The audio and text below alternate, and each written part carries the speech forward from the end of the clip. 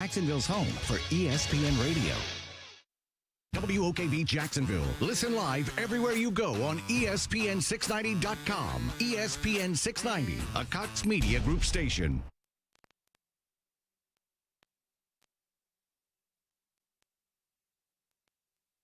This is Sports Center. I'm Doug Brown. NBA playoff coverage starts tonight at 7 Eastern here on ESPN Radio and TV with Game 6 for the Celtics and Bucks. Milwaukee looking for a series-clinching win. Also on ESPN TV tonight, Game 6 for the Warriors and Grizzlies. Golden State leads the series 3-2, but is coming off an embarrassing loss in Game 5. ESPN's Kendra Andrews. Several Warriors players and coaches said we have to flush Game 5 out of our mental. Now, that doesn't mean forget what happened because there's a lot for them to learn from that game, but they said we have to flush that demoralizing feeling from our brain. Kendra Andrews, Game 6 times 3 in the Stanley Cup playoffs tonight. Penguins captain Sidney Crosby out against the Rangers in Pittsburgh with an upper body injury. ESPN's Emily Kaplan reports Crosby has a concussion. The Pens lead that series 3-2. The Panthers and Flames have a chance to wrap up first-round series on the road tonight against the Capitals and Stars. Dodgers lefty Clayton Kershaw goes on the injured list with inflammation in his lower back. Keyshawn, J. Will, and Max. Doc Rivers, because he's been there the longest between him and James Harden. But that's okay, because I'm sure Doc will get another job. Careful, Key. Be nice to him. He's heading your way. Get more from the guys Monday morning at 6 Eastern on ESPN Radio and on ESPN2. Broadcasting live from the ESPN 690 Anajar and Levine studios. This is Action Sports Jax on ESPN 690 with Brent Martineau and Austin Lane. Here we go on a Friday, Action Sports Jax on ESPN 690. Casey Kurtz, Brent Martineau along in a second. He was down at rookie minicamp today. He's on the way to location, so we'll talk to him here in a minute when he gets all set up. But a lot going on today on a Friday when the NFL season is not even really going on. Yes, we have rookie minicamp, but I'm not going to count that as the NFL season going along. Casey Kurtz with you as well. Rocking with you all night until 7 p.m. when we hand off to Jumbo Shrimp Baseball. Me and Brent for the next 3 hours, then me and Brian Middleton on overtime for another hour. But not going to bury the lead. We do have rookie minicamp, and that is exciting, obviously, getting to see the number one pick on the field, Devin Lloyd, Chad Muma on the field as well. So we will talk about that as we go along. But we got a schedule. We now know when and where the Jacksonville Jaguars will play and who they will play against. Yesterday, we didn't know the schedule. We knew the teams, didn't know the dates. Me and Brent predicted the record of the team. Surprisingly, both 7-10 for both of us. But nonetheless, we'll do it again today. We'll repick how we see this going now that we know the schedule, knowing how these games are going to shake up. And yesterday, news came down during OT. Me and Brian, if you were listening to that, sorry if I blew out your eardrums because I just started screaming and yelling because I thought Commanders, Colts, week 1, week 2. I might have said the Jags are going to start 2-0. I still do believe that. I think on paper the Jags are a better team than Washington. I don't care that you have to go to Washington, by the way.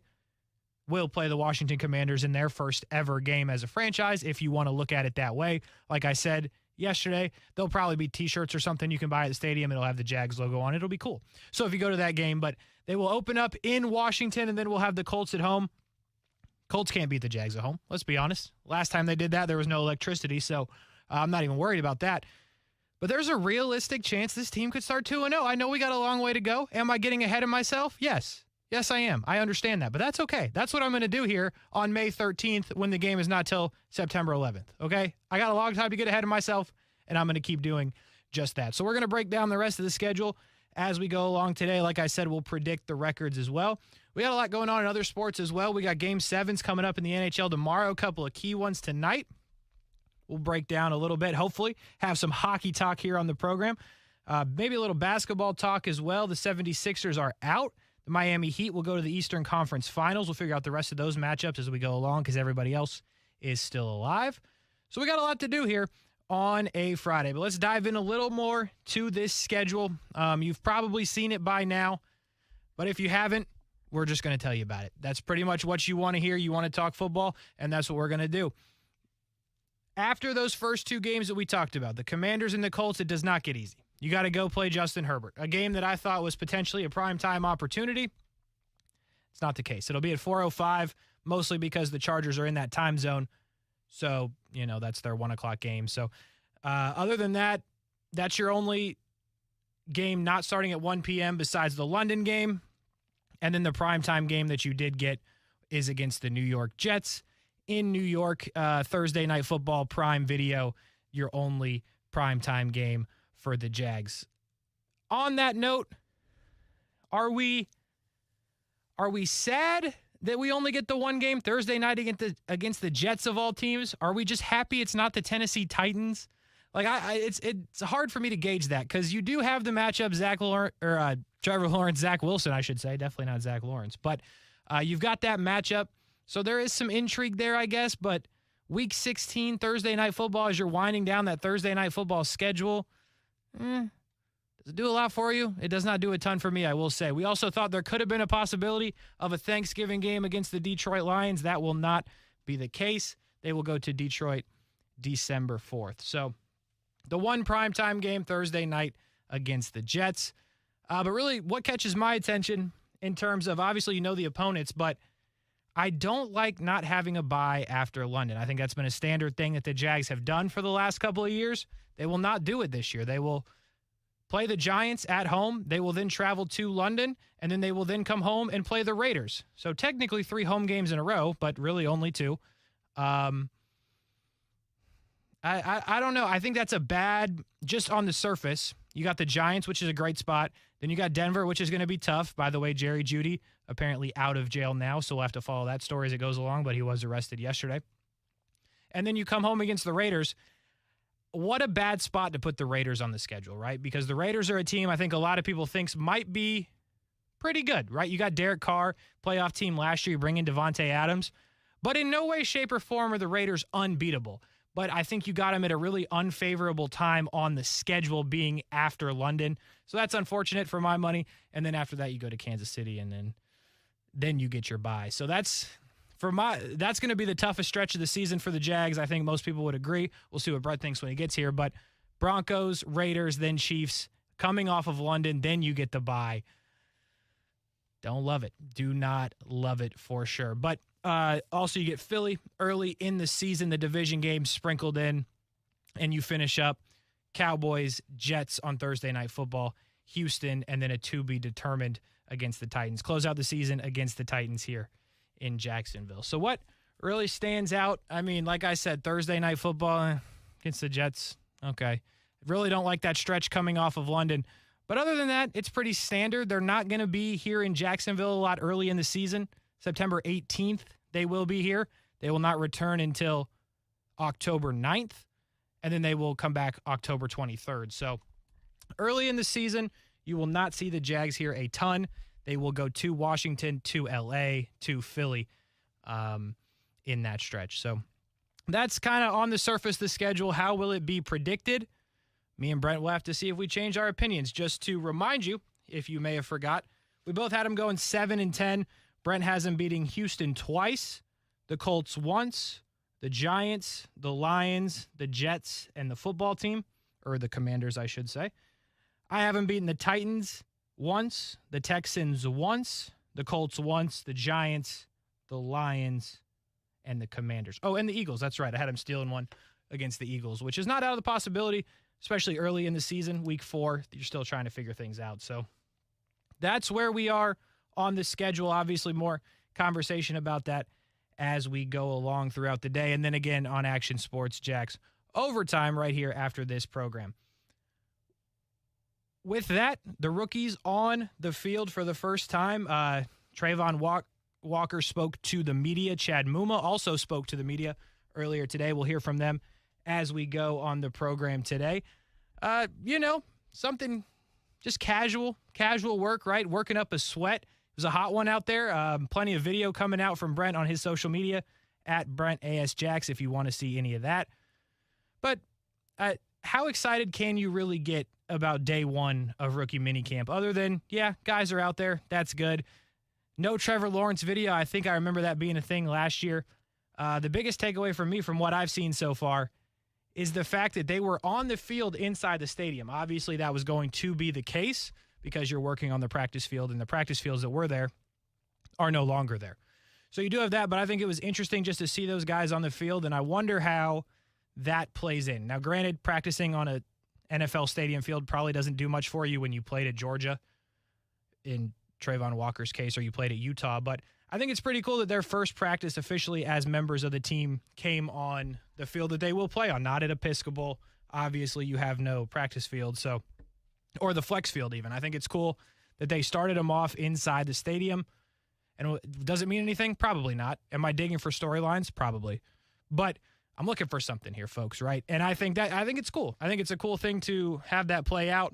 So we'll hear from those guys a little bit as we go along throughout the day here on Action Sports Jax on ESPN 690. I think we'll hear from Brent here in just a minute. It looks like he's getting fired up at his location for the day, Bartram Trail High School. Plenty of local action going on.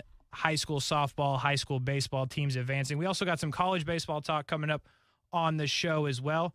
Maybe even talk some memorabilia. You know, that's my game. I think Martin Buckley's scheduled to join us in a little bit. So plenty of topics going on today in sports. I promise you we're going to talk hockey, folks. I'm not sure how much you love hockey talk. I know Brent doesn't love hockey talk a lot, but I promise you we're going to get some of it in with the Game 7. Sidney Crosby as well out for Game 6 tonight. For the Penguins. So plenty more to do on a Friday. Action Sports Jax on ESPN 690. Casey Kurtz, Brent Martineau along in just a minute. And we will go back into the schedule, break that down a little bit more, see what predictions we will have, hear from the players that talked after practice today.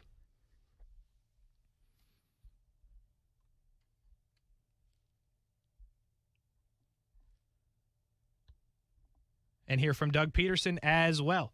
We will hear from him throughout the day as well. He talked to the media. We'll get some sound coming out of that as soon as we can. So we'll work on that for you.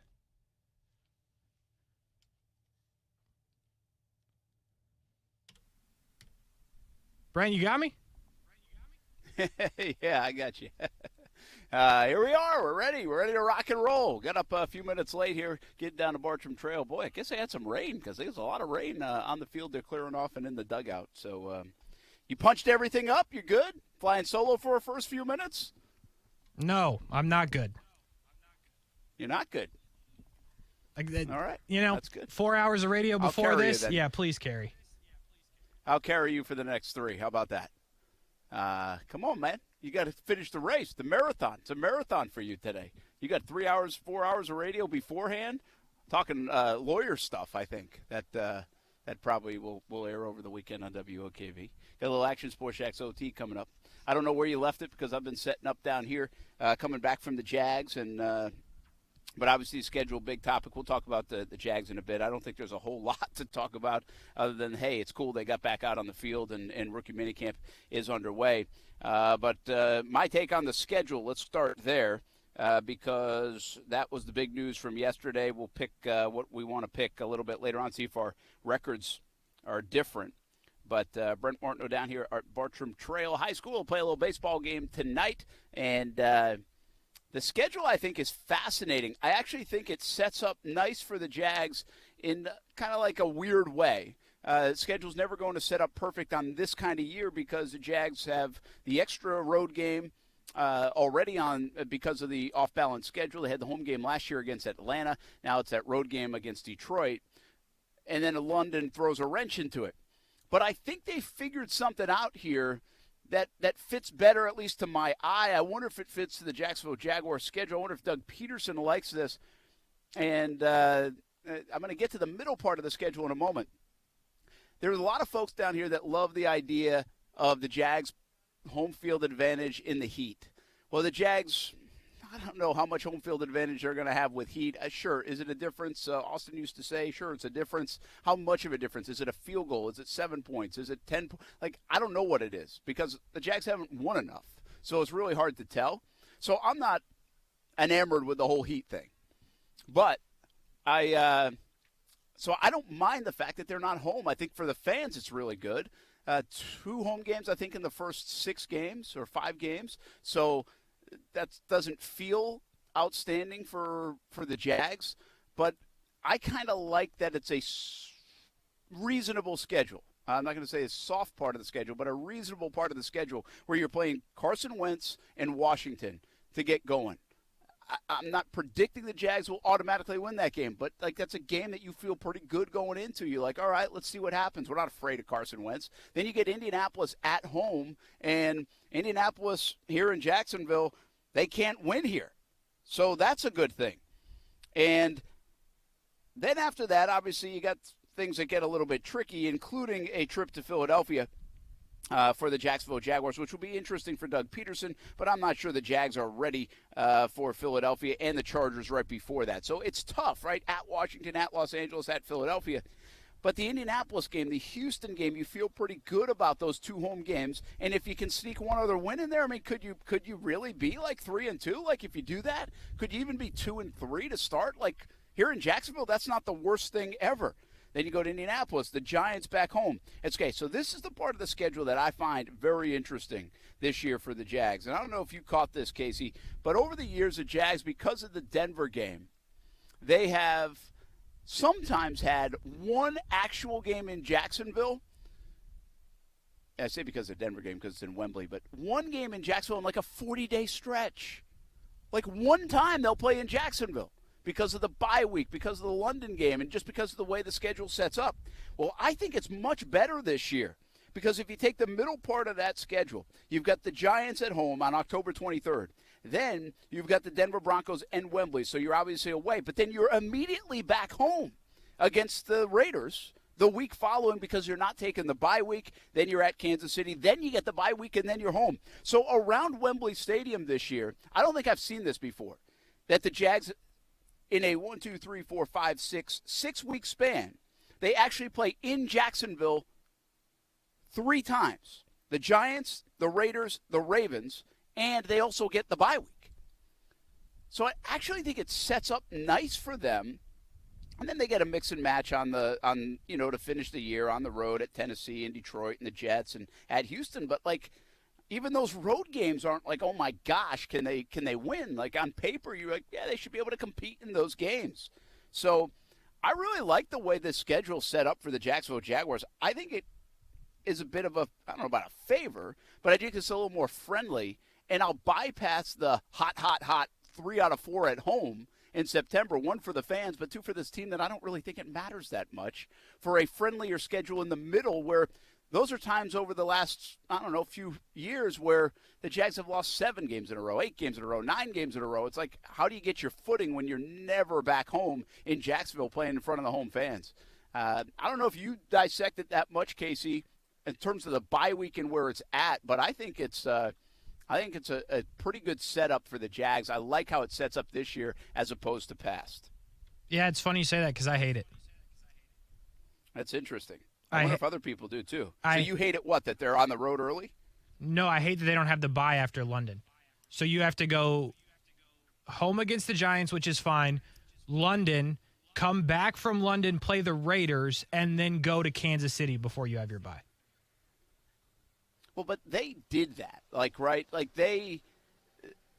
You can put your bye week right after, or they are like, hey, let's get it a little deeper into the year. And I think in part, now you're not you take away that 1 week, and now you're not putting that home game or 1 home game or 2 home games in like this 40-day stretch. So I think it favors them to be home and playing, and the season is longer now. So instead of a November 6th bye week, what is it, on the 20th? Like those 2 weeks might make a difference in terms of healing and the stretch run of the season and winning some more football games. And by the way, we're talking about maybe not getting into playoffs or anything, but momentum for the following year and building this thing for Doug Peterson. That's interesting you don't like it. I don't know what I don't have a feel for it right now from the fans, but I kind of dig it. How about the first part of the year, Casey? Do you mind just the 2 home games out of the first 5? No, not really. I think I'd rather play the away games and get them out of the way. And obviously not all of them, but when you can play 3 of them and they're not Washington, but Chargers will be a tough trip, and the Eagles will be a tough trip. You can get them out of the way within the first 4 weeks of the season. All right. Well, I disagree with you. I think it's really, again, we have seen it a bunch of different ways for the Jags. The London game throws a wrench in it. The 17th game that's on the road throws a wrench in things.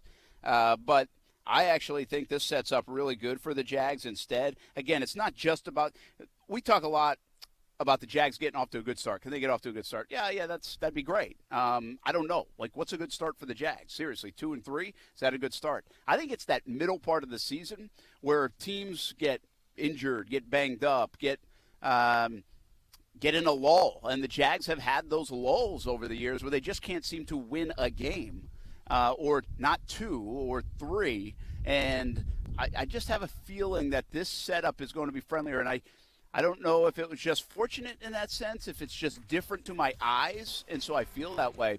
But I think it's going to be pretty good for the Jags. 2 home games in the first handful. All right, it'll be hot against Indianapolis. It'll be hot against Houston. Maybe you get a little bit of an advantage. Washington's not that tough. The next 2 road games are tough. The Chargers, of course, and what's the other one I'm missing? What's the 4th game? Philly. Oh, the Eagles. That'll be tough.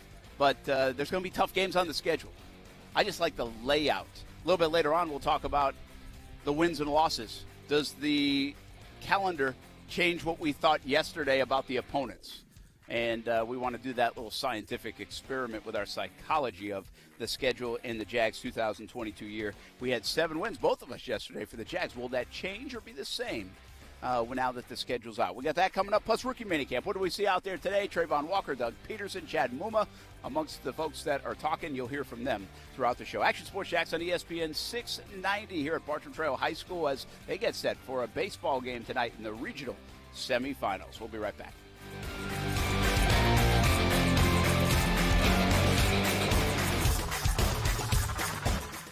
Now, the First Alert forecast on ESPN 690.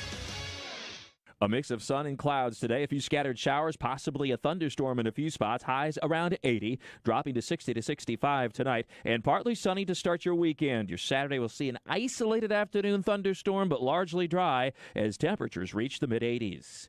I'm Action News Jax Chief Meteorologist Mike Burrish. Join me today beginning at 5 p.m. on CBS 47 and Fox 30 Action News Jax. The Weather Center is brought to you by Beards Diamonds. Beards has higher quality diamonds for less money than any other store.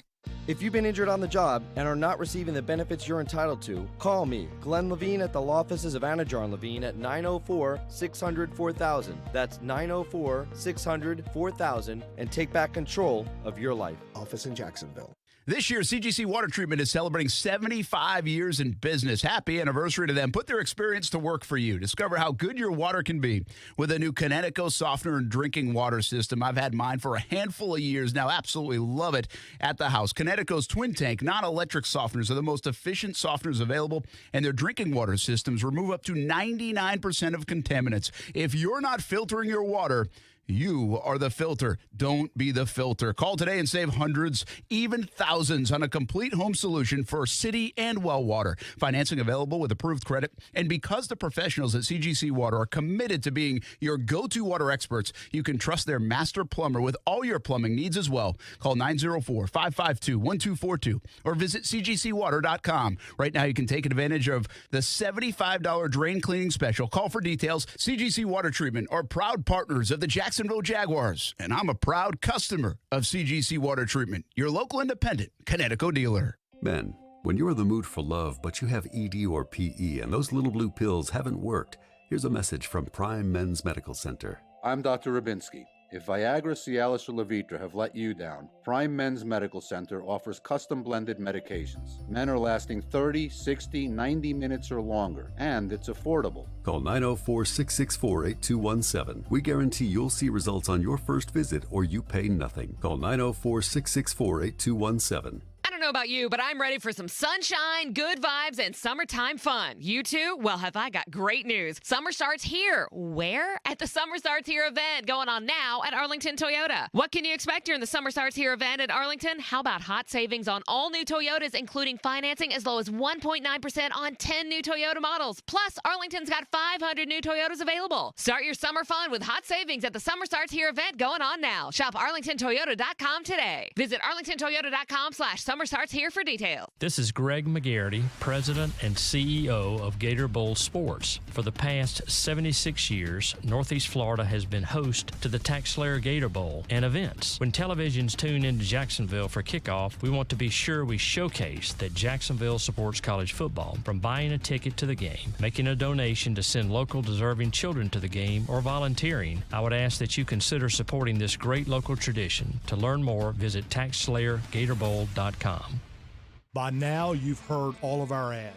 America's largest injury law firm. It means that when you hire us, you get a legal army. When it comes to law, size matters. Morgan & Morgan. Visit forthepeople.com for an office near you. Though no longer little, teens still need a lot of love. Yet teens in foster care have a harder time finding it, as 82% of foster families are home to kids 12 or younger. You can positively impact a teen's life as a foster parent. With help from Family Support Services of North Florida, you provide patience, love, and understanding, and Family Support Services will offer specialized training, resources, and a community of support. Take the next step at foster-now.org. That's foster-now.org. You've got bugs. What's your move? A rattly can? Or a simple spritz? Bugs near your kids and pet? Will it be ingredients you can't pronounce? Ew. Or essential oils?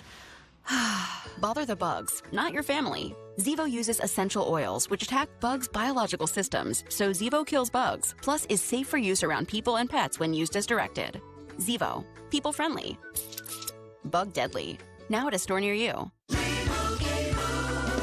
And Doug. Chances are you're jamming in your car right now. And since Liberty Mutual customizes car insurance so you only pay for what you need, Limu and I are going to show you some safe car dance moves. Hit it. Everybody, check your blind spots real quick. Now hands on the wheel. Put them 10 in 2 and move your head like a bird do.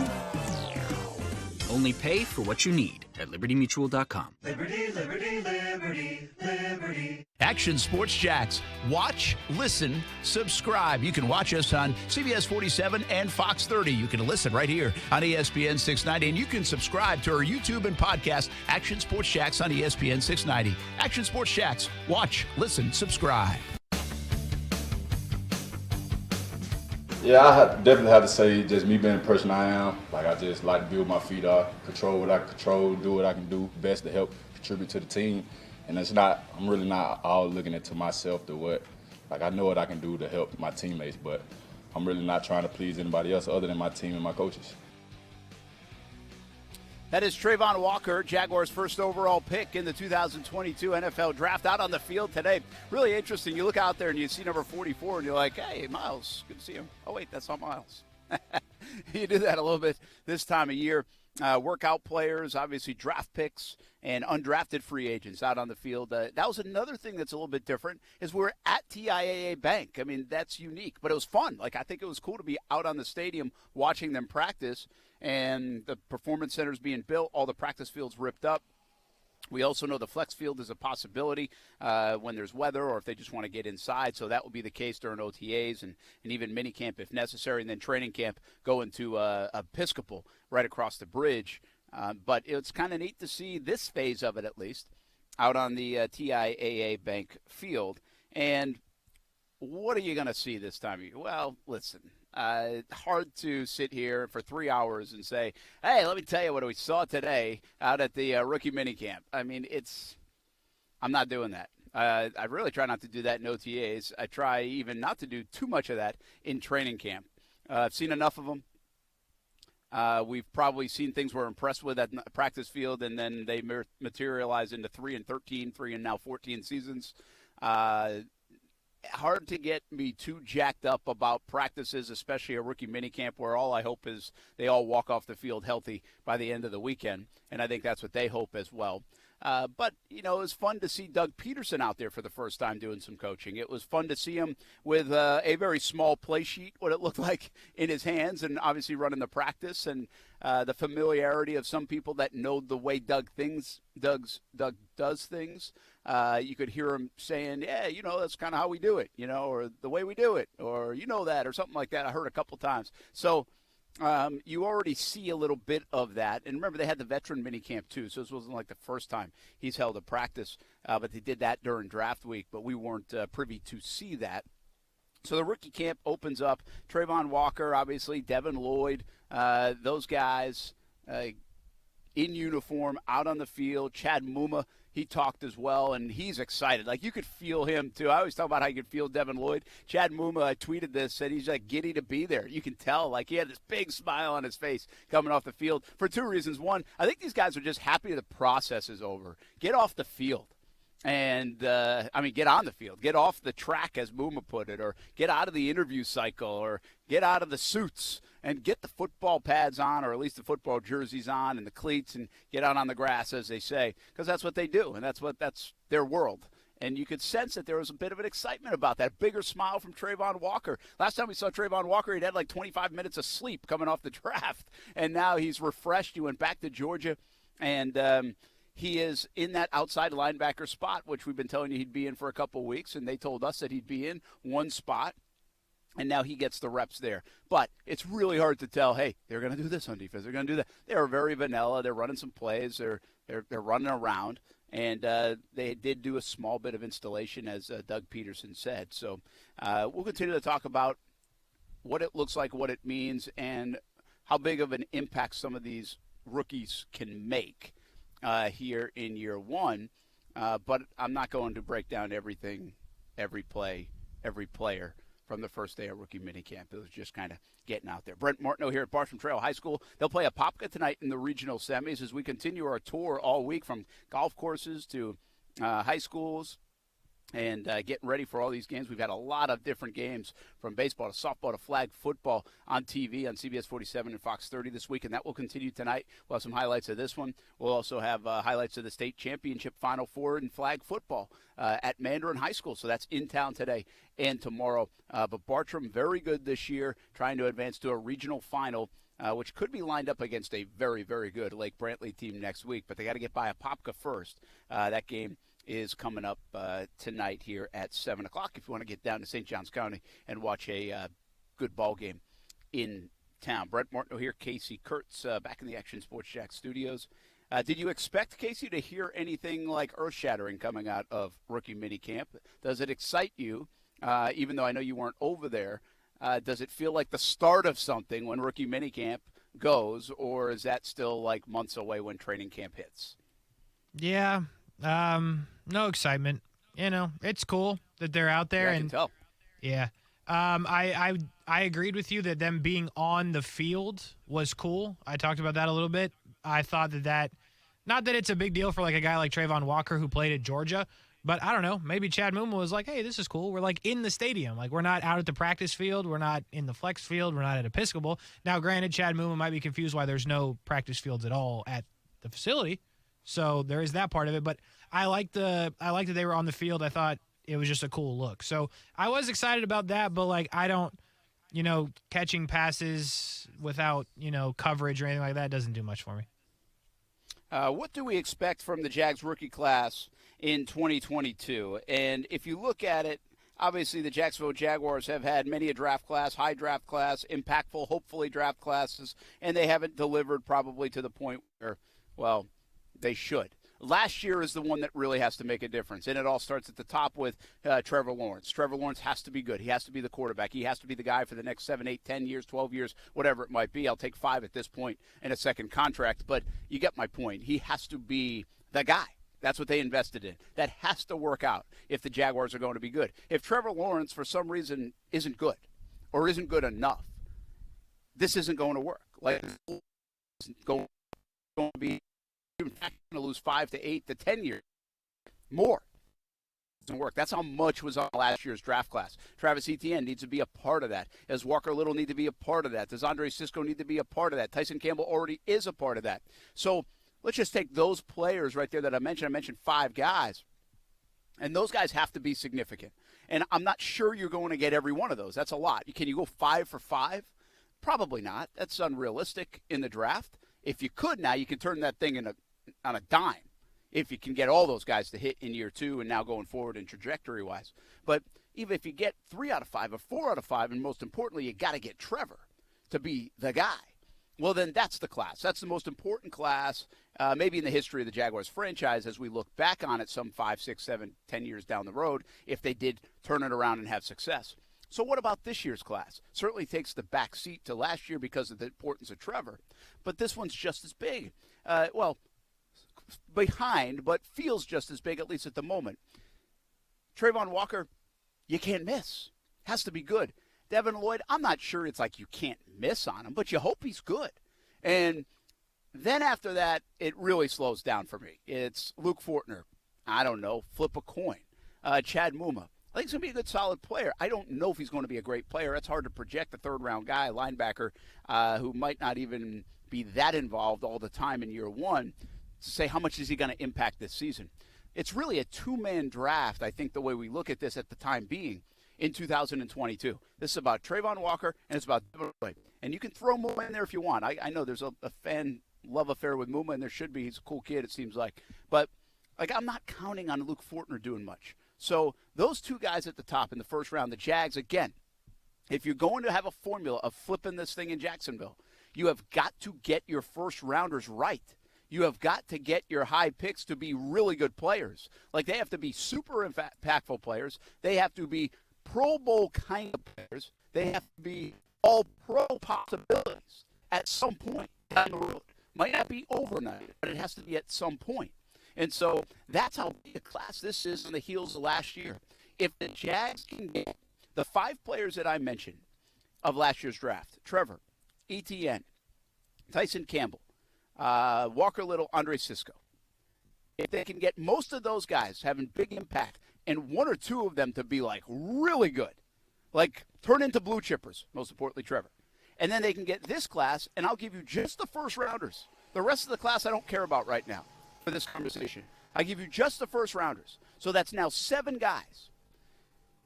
Can you find 3 blue chippers? Can you find 2 really good players? And can you find 2 more contributors in some way, shape, or form? Again, you're not going 7 for 7. The trend doesn't say that here in Jacksonville, but it doesn't say that anywhere in the league. You're not doing that. So we need 3 blue chippers. We need Trevor, Trayvon Walker, and call it Andre Sisco to be blue chip kind of players. We need Etienne, and we need Devin Lloyd to be really good players. We need Walker Little. And who am I missing? Tyson Campbell, to be good contributors. And again, I could probably misplace that. I probably would have Tyson Campbell maybe as the blue chipper and Sisco as a contributor. But you get my point. So, you need to at least – you can't have busts there. You can't go over, but you're probably not going 7-0 on those picks in terms of stars and great players.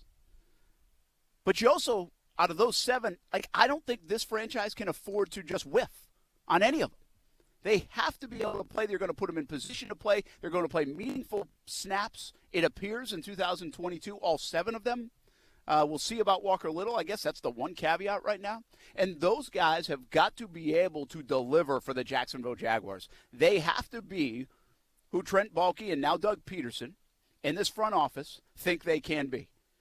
If they are not, and if you can't get some semblance of blue chippers, very good players, and contributors out of those 7, then you're not going to flip it.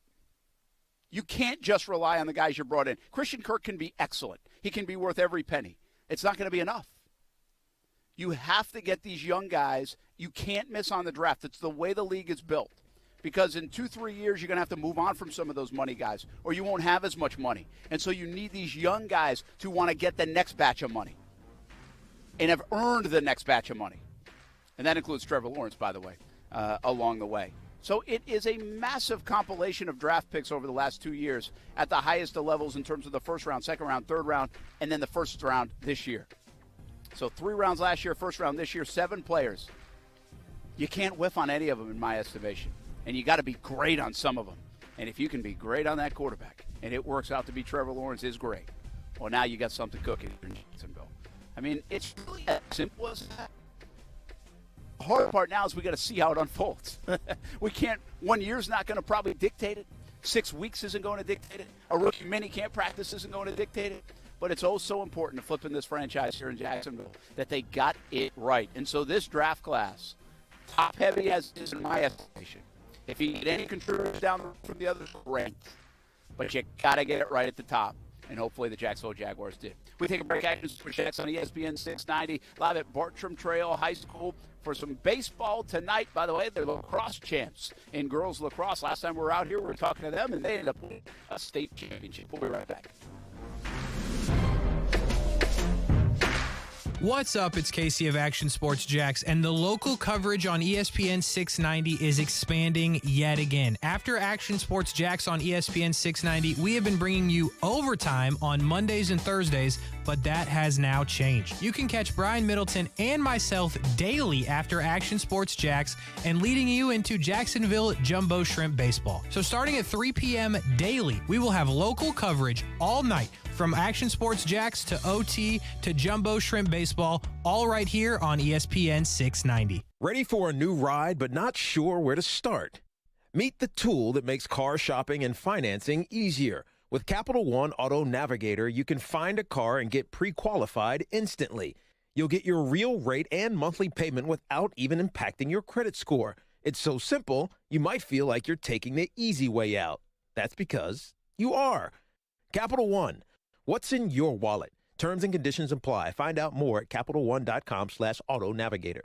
Anywhere fans go to cheer on their team, there are behind-the-scenes MVPs ensuring everything is game day ready. We see you, Joe, fixing seats so every fan can enjoy every game. And Allie, who keeps her stadium running smoothly from the moment the first game starts to the last play of the season. At Grainger, you're our MVPs, and we're always here for you with supplies and solutions for every industry and 24/7 customer support. Call, click Grainger.com, or just stop by. Grainger, for the ones who get it done.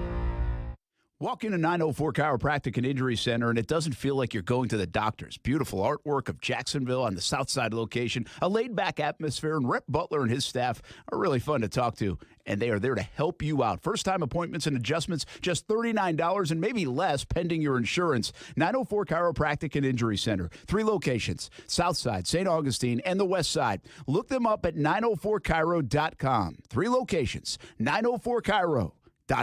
Man, did you know that over half of all males suffer from ED or PE? Ladies, your man should talk to the specialists at Prime Men's Medical Center. If Viagra, Cialis, or Levitra have let you down, Men are now lasting 30, 60, 90 minutes or longer, and it's affordable. For a private consultation at Prime Men's Medical Center, call 904-664-8217. See results on your first visit, guaranteed, or pay nothing. Call 904-664-8217.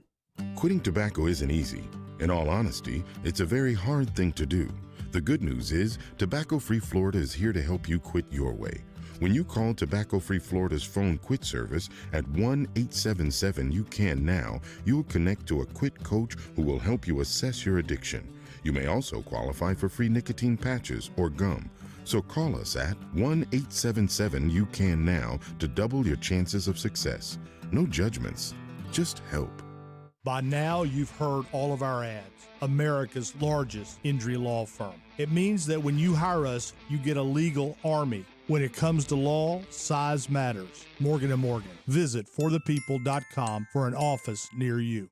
Your local radio stations are here for you. No subscriptions or monthly fees necessary. We're here to give you the news, weather, and traffic you need and the music you love. But if the foreign-owned record labels get their way, it could stop the music. They want Congress to force radio stations to pay them more money simply to play their music. Don't let radio go silent. Text LOCAL to 52886 and tell Congress to protect local radio stations. This message furnished by the National Association of Broadcasters.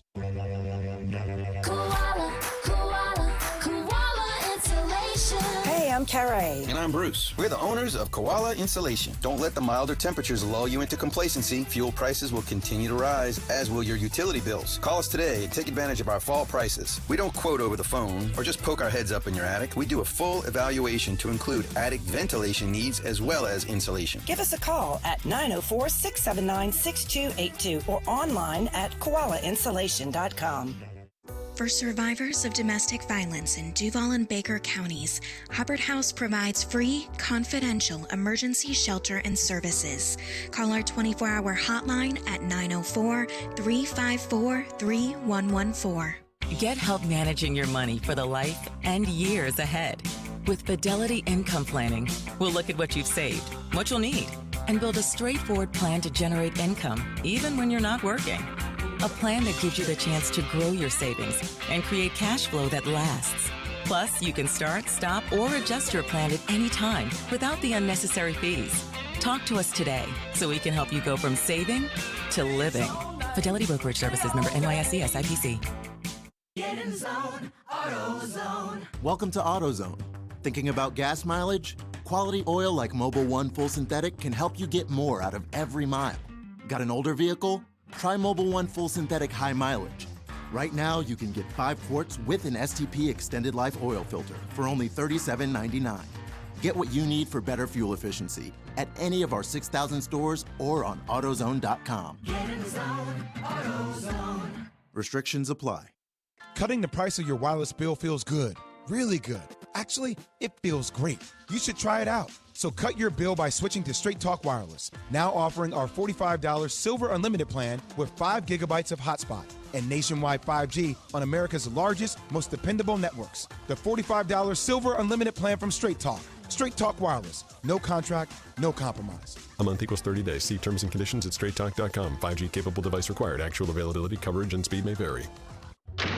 Boss, it came! Ah, now. What'd you spend money on now? Well, you know all the houses with safe touch security systems out there that have video surveillance? Yeah? Well, what better way to not be seen on video? Behold, camouflage jumpsuits!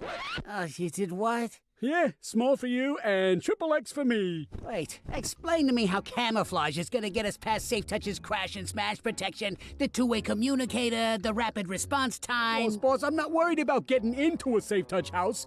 This is just in case we have to pass one on our way to another house. Oh, well, that makes sense. Because, we gotta stick to the Crooks R Us golden rule. Stay away from Safe Touch houses. Yeah. I look good in green.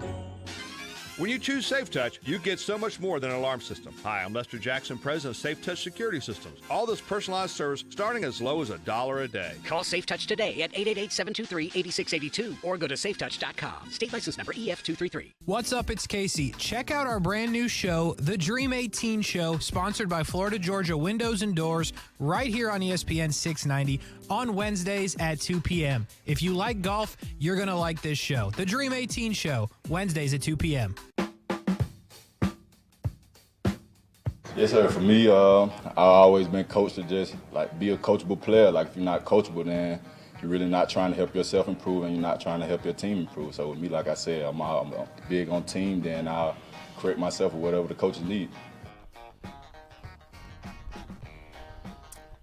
That right there is Trayvon Walker, the Jaguars' first overall pick in the 2022 NFL draft. I guess we're having a little bit of a connection issue here down at Bartram Trail. That sometimes does happen. We've been down here before. The last time it was beautiful, so just have to move 20 feet to the right. So if we have that, Casey may jump in, and I'll try to maneuver and move a little bit, as we might even get some rain coming in here at Bartram Trail High School in St. James County as the Bears take on Apopka in the regional semis. First Coast also in action tonight as well. Many teams in action tomorrow night on the baseball diamond, still alive in a quest for a state championship in different classifications. Brent Martineau, Casey Kurtz here on a Friday. Hope your week's going well. We really had a fun week with all the local sports going on and all the action from flag football to baseball to softball and the different levels, including UNF softball is in action right now, playing against Liberty in the ASUN tournament. We were out there earlier in the week, too, and I hope you get ready for a good weekend as well, whatever you are up to here in the middle of May. Right now, we are welcoming in for the first time to Action Sports Jax on ESPN 690. The FSCJ baseball coach. His name is Brad Frick, and I think he might be on a bus. So speaking of connections, hopefully this one hangs true. Coach, where are you at right now as you guys are heading, to some regional action and closer to maybe a World Series appearance? We are somewhere outside of middle of South Carolina, getting closer to North Carolina, though. It's getting hillier for sure. Okay, tell us about the story now. That's a good indication of it. Tell us, you guys, what are you doing on this bus ride, by the way? You have fun, or is you guys kind of chilling out, or what's the story? They got this Mafia game that they've been playing most of the trip, but we fed them cookout, and now they're crashing from their cookout highs there, I guess. Cookout. That's a good stop, by the way. We'll give them a free plug, but something you can get up in that area if you're ever up there. You guys are having a really nice season. Give us some context of this season for you guys who are 28-18. You finished second in the Sun Lakes Conference and won the Division II Region 8 in the NJAA a couple weeks ago, and you're headed to the South Atlantic District Championship. What is that in terms of where you've been and how good of a year are you guys having? I think the guys have done a really good job just kind of coming together as a whole and playing as a team. For the first time, they got a good group, good core guys that came back. Got a couple COVID guys that stuck around that have helped really blend and mold this team to what it is. And once they started learning how to win, they kind of started rolling, and it's really been kind of fun to watch and just sit back and enjoy the games more so than anything else. They've been truly a fun group to be around and to watch play the game. They do a little bit of everything. They'll hit some home runs, play some small ball. I think the best part is we don't walk a whole lot of people, and we play really good defense, and that's kind of put us in the position we are in right now. Well, that certainly will make a coach happy, right? If you walk a lot of people and play good defense, you can start there and compete with anybody any day of the week. So the South Atlantic District Championship for a trip to the World Series, what's the format? What do you guys have to accomplish this weekend? It's kind of set up like a super regional, so it'll be best 2 out of 3. So two games away to get to the next step. What do you know about your opponent? You a lot of confidence going in here, I would think, even though you probably haven't played now in a couple of weeks. What have you been doing during the layoff? We've been doing keeping them busy, keeping them active, having BP and taking ground balls and just kind of keeping the mojo around more so than anything else. About Catawba Valley, obviously to get into this position, they're playing some pretty good baseball, so I'm sure we'll see some pretty good arms and some good bats. I think we're all about equal once you get to this point, and it's just who comes out on top or who gets hot at the right time and when you get into these things. Well, we live in the high school baseball scene right now, given the where I am in my life, and I'm actually at Bartram Trail High School. My kids don't go here, but obviously they're very good. You guys have done a really nice job of recruiting this local area. How much have you tapped into it, and how much will you continue to do that with all the local talent? Well, I think the first thing I'll have to say is the kudos goes out to my recruiting coordinator, Scotty Bateman. He has done a really good job helping get that connection back, and it's been fun to get more local kids here. We're at about over half of our team is currently local. To keep them here and wanting them to stay home and put FSCJ back on the map like it was back in the early 90s, early 2000s. It's fun to keep some generations around, too, because you're seeing some fathers that have played here, and now their sons are coming up through it. It's been very fun to watch and see that kind of process take fold. Yeah, I think actually did Rick Wilkins, right? Who, if you're listening out there, played for the Cubs, of course, and lives in town. And I think you got his son coming in, don't you? We got his son, and we got Jeff Gitcomb, who pitched here and then went to Florida. We got his son, Jack, currently on the team right now as well. That's very cool. There's so much local talent around here for sure. And a couple wins away from a World Series appearance. What would it mean to the program? How much does something like that elevate, like people wanting to be a part of it? The first thing I can tell you is it's been fun to see the school get behind us because there hasn't been much of that going around in not just baseball but in the athletic department. So to see the school start coming around and showing support, I think is a good move. And in the community, you're starting to see more people, the text messages, the push forward of, hey, keep up the good work. It's fun having you guys, seeing you play baseball at that level. It helps move forward in getting to the World Series, I think, not just for the community or the school, but for these guys and the hard work that they've put in. It's something special to see, and I would love for it to happen for them. You've been around this thing for a while. You know, it's interesting to me when I come down to – I've been here 15 years now, I guess, but junior college baseball is just so good in the state of Florida. I mean, do you find that people don't really get that and understand that, just how good it is? Everybody thinks like Division I and Division II and Division III and NAIA, but junior college baseball in the state of Florida is like off the charts good, isn't it? I think it's very good. I was just at our state coaches meeting Wednesday, and we had played Daytona State, I think, 4 years ago, and they got two arms off that team that's pitching in the big leagues right now. So the talent's definitely there, and I'm going to be biased because I played JUCO in the state of Florida. It's very talented, and some of these guys, some of these teams are depth-wise right up there with a lot of the other teams that are in the state as well. Brad Frick, head coach of FSCJ Baseball, on their way to play in the district championship and hopefully a berth in the World Series. Best of luck. I know you gave a shout-out to Scotty Bateman for the recruiting stuff, but also you should give a shout-out to him for social media as well. So he's doing a good job on that front, too. He's done a great job for us this year. All right, man, good luck. Thanks for jumping in for a few minutes, and have a safe trip. Thank you very much, and thanks for having us on. You bet. It's Brad Frick, the head coach of FSCJ, as they get a chance to go play in that South Atlantic District Championship coming up this weekend. So it's a 2-of-3 format, and hopefully a trip to the World Series awaits. I know, actually, I think a couple of the Bartram kids are headed to FSCJ next year as well. So good JUCO baseball all around the state, all around this area, too. I mean, if you go about two hours away, you're looking at a lot of good programs in a 2-hour radius. So good luck to FSCJ on the baseball diamond this weekend. We take a break. Action Sports Jax on ESPN 690. I might have to move locations if you're watching us on Facebook, YouTube, Twitter, or Twitch, because the storm clouds are rolling in here on a Friday afternoon in St. Johns County. We're live at Bartram Trail High School.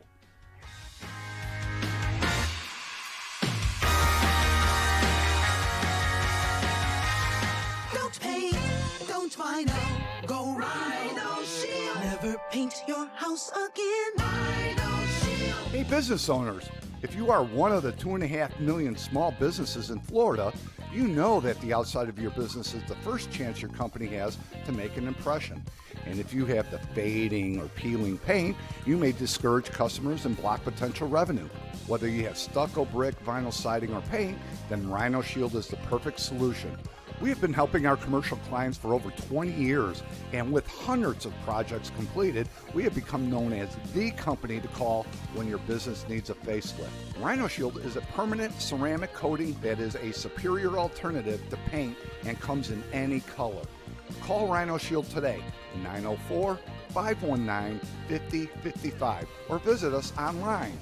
The bottom line with Rhino Shield, you'll never have to paint again. If you know me, I play a lot of golf, and what happens when you play a lot of golf? You can feel it after the 18 or maybe a couple of 18s. Got chronic joint pain because of golf or because of the workplace or just because, and you're not having success with steroids, but you're trying to avoid surgery? Thankfully, there's a better way, and it's now available from the medical professionals at QC Kinetics. Hey, everybody, it's Brent Martineau. I'm talking about new therapies, advanced all-natural regenerative treatments, and not only just give you relief, but also can restore and repair damaged tissue for long-lasting relief. If you've got joint pain due to arthritis, knee pain, hip pain, shoulder pain, don't just think the old ways of dealing with pain are the only ways. You need to learn more about these new biologic therapy solutions. QC Kinetics. Get a free consultation, 904-274-5522, 904-274-5522. Remarkable new treatments that increase mobility, decrease pain, and help restore tissues. Restorative, regenerative, and revolutionary alternatives. Don't wait. Call today. QC Kinetics, 904-274-5522. This is Greg McGarity, President and CEO of Gator Bowl Sports. For the past 76 years, Northeast Florida has been host to the Tax Slayer Gator Bowl and events. When televisions tune into Jacksonville for kickoff, we want to be sure we showcase that Jacksonville supports college football. From buying a ticket to the game, making a donation to send local deserving children to the game, or volunteering, I would ask that you consider supporting this great local tradition. To learn more, visit TaxSlayerGatorBowl.com.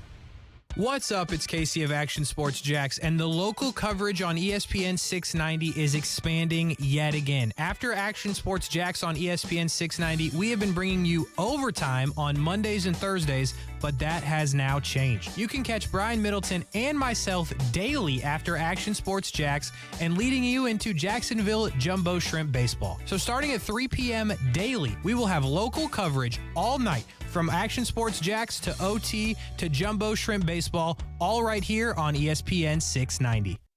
Broadcasting live from the ESPN 690 Anajar and Levine studios. Anajar and Levine Accident Attorneys. Call 904-600-4000. That's 904-600-4000. ESPN 690. Jacksonville's home for ESPN Radio.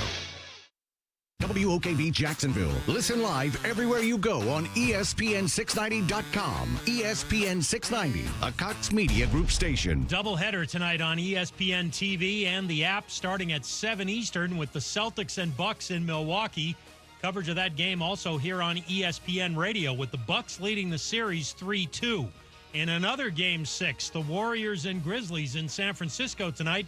Golden State leading 3-2. But ESPN's Kendrick Perkins believes Memphis is still in this. Now they're starting to play with a little bit more IQ. They're playing with a little bit of sense of urgency. And I'm looking at the Golden State Warriors, and people keep saying, oh, they got the championship pedigree. They know how to turn it on. No, that was the old Golden State Warriors. Kendrick Perkins on First Take. Broncos wideout Jerry Jeudy appeared in a Colorado courtroom this morning and was released on bond. Jeudy is charged with criminal tampering after a non-physical incident with the mother of his one-year-old daughter. ESPN's Field Yates reports Ravens tight end Nick Boyle agrees to a restructured contract that will create almost $3 million in cap space for the team. Keyshawn, J. Will, and Max. Doc Rivers, because he's been there the longest between him and James Harden. But that's okay, because I'm sure Doc will get another job. Careful, Key. Be nice to him. He's heading your way. Get more from the guys Monday morning at 6 Eastern on ESPN Radio and on ESPN2. Broadcasting live from the ESPN 690 Anajar and Levine studios. This is Action Sports Jax on ESPN 690 with Brent Martineau and Austin Lane. Do you think you'll get a lot of speed of the game questions coming from Wyoming, your position into the NFL? I mean, just by the nature of it, did you during the draft process? Just the increase the speed of the game? I mean, there wasn't too many questions. I think, there's definitely going to be a difference, with guys moving a little bit quicker, but I don't think that's going to be anything too, stressful for me. That is Chad Muma, the Jaguars linebacker out of Wyoming, talking today. And I tell you, he was really excited to be out there. You could tell. Nice kid. I think everybody has said that. And it should be a lot of fun to watch him play and grow and where he fits in. He was asked the question, like, hey, when you got drafted by the Jags, were you like, what are they doing? They just picked Devin Lloyd. And he even said that. He's like, yeah, I kind of did. But now that he's been here and he sees where his role could be, well, it makes more sense to him. So we'll see what happens with Chad Muma, how they use him, how much he's on the field, special teams for sure. But I think everybody's fascinated in the Mike Caldwell defense. Like, I'm not sure I remember a time where we're anticipating for the defense and what it's going to look like so much. Maybe when Gus first got here in 2013, but even then I think people knew what it looked like because they're like, can you bring the Seattle defense? Well, with the roster they had, you couldn't. But I think they knew what it looked like in Seattle and they knew what was coming over. I think we know what the Tampa defense looked like, but the evolution of the Tampa defense, the maybe what Mike Caldwell will try to do, what Todd Bowles has done, like all of that factors in to, I think, carry a lot of intrigue into this season. And And I'll say this about the Jags. They've been pretty quiet on it. It's like they don't want to tell everybody what they're doing right now. I don't know if that's just part of it, if there are some trade secrets. We even had Shaq Griffin on, I remember, during our draft coverage, and it, too, was like, yeah, we got some things in here that you'll see, and I think we're going to like, and hopefully you're going to like, too. And so there's a little mystery around the Jacksonville Jaguars and what they're doing on defense. And, Casey, I think that's usually more reserved for offense, right? I mean, we went into last year, and we're like, okay, what's Urban Meyer's offense going to look like? What are they going to do? Well, they never figured the damn thing out, quite frankly. But I still don't know what the Urban Meyer offense was supposed to look like. But isn't that where we usually see, like, hey, I wonder what this is going to be instead of the defense? Yeah, no, I agree with that. But I think to the point you were making, there's obviously intrigue with the defense. So I guess it's cool to see that that's what they're going to be doing for this rookie minicamp. Most of it's going to be on the defensive side of the ball. So we'll just have to wait and see how that plays out. All right, let's bring in Martin Buckley from Palm Beach Autographs right now. He joins us on the phone, probably fresh off the golf course. Beat the rain, of course. What'd you shoot today at Southampton? You know what, man? Today was just a grind session, Brent. We were just out there. This is one of those days you pin your nose down and you just work on some things, buddy. We were on the back range and had a little showers come through, but they got a tournament out here. So we didn't play today, but we just hit the range and did some chipping and putting, and that's about it. Oh, okay. Yeah, I was going to go live over at Southampton and maybe announce our Dream 18 date, which we figured out, but I'll probably wait till next week for our tournament and announce that now that the Jags schedule's out. And I heard there was a tournament going on. So then I came down here to Bartram Trail just down the road instead. And, well, here we are for a little baseball game tonight. Maybe you should come out and watch some baseball. There you go. Yeah, they've got like the Green Beret tournament out here. So we're hitting golf balls on the range, and all of a sudden paratroopers come flying in, and they're firing off guns and stuff. I was about to run for cover. We got you in here and talk a little bit about Dale Murphy coming in this weekend, right? You guys had that monster signing about a month ago with Tyson and Pete Rose and Ric Flair. And Dale Murphy, always a favorite here in Northeast Florida and, of course, the Southeast in general part of the country. Absolutely. The Braves are one of our best sellers for our location here in Jacksonville. Dale's obviously a legend. A lot of people, myself included, I'm interested to hear what you have to say, but I think there's a pretty clear argument for him being a Hall of Famer. Yeah, I think there always has been a good argument. I think people would love to see him get in. I mean, the numbers are silly with the amount of years that he played, right? Yep. But he's a 2,000 hit guy, though. 2,100 hit guy. I just pulled it up that quick, by the way. What did we do before Google that I could get that quickly? We just argued. It's true, we did. And by the way, when we did that, nobody else could tell whether you were wrong or right because they couldn't just go to Google. Unless you could go home and run to your Encyclopedia Britannica. Yes, very good. I will say this. I wonder how much this hurts him, okay? Looks like 1990 to 93, his last 3-4 years in the league, he didn't really do as much. And he played in like less than 100 games, less than 60 games, less than 30 games, less than 20 games. Had the 1 year in 91 where it was 153. But I wonder how much – actually, you know what? 90 he played with 2 different teams, so he actually did play 2 full seasons.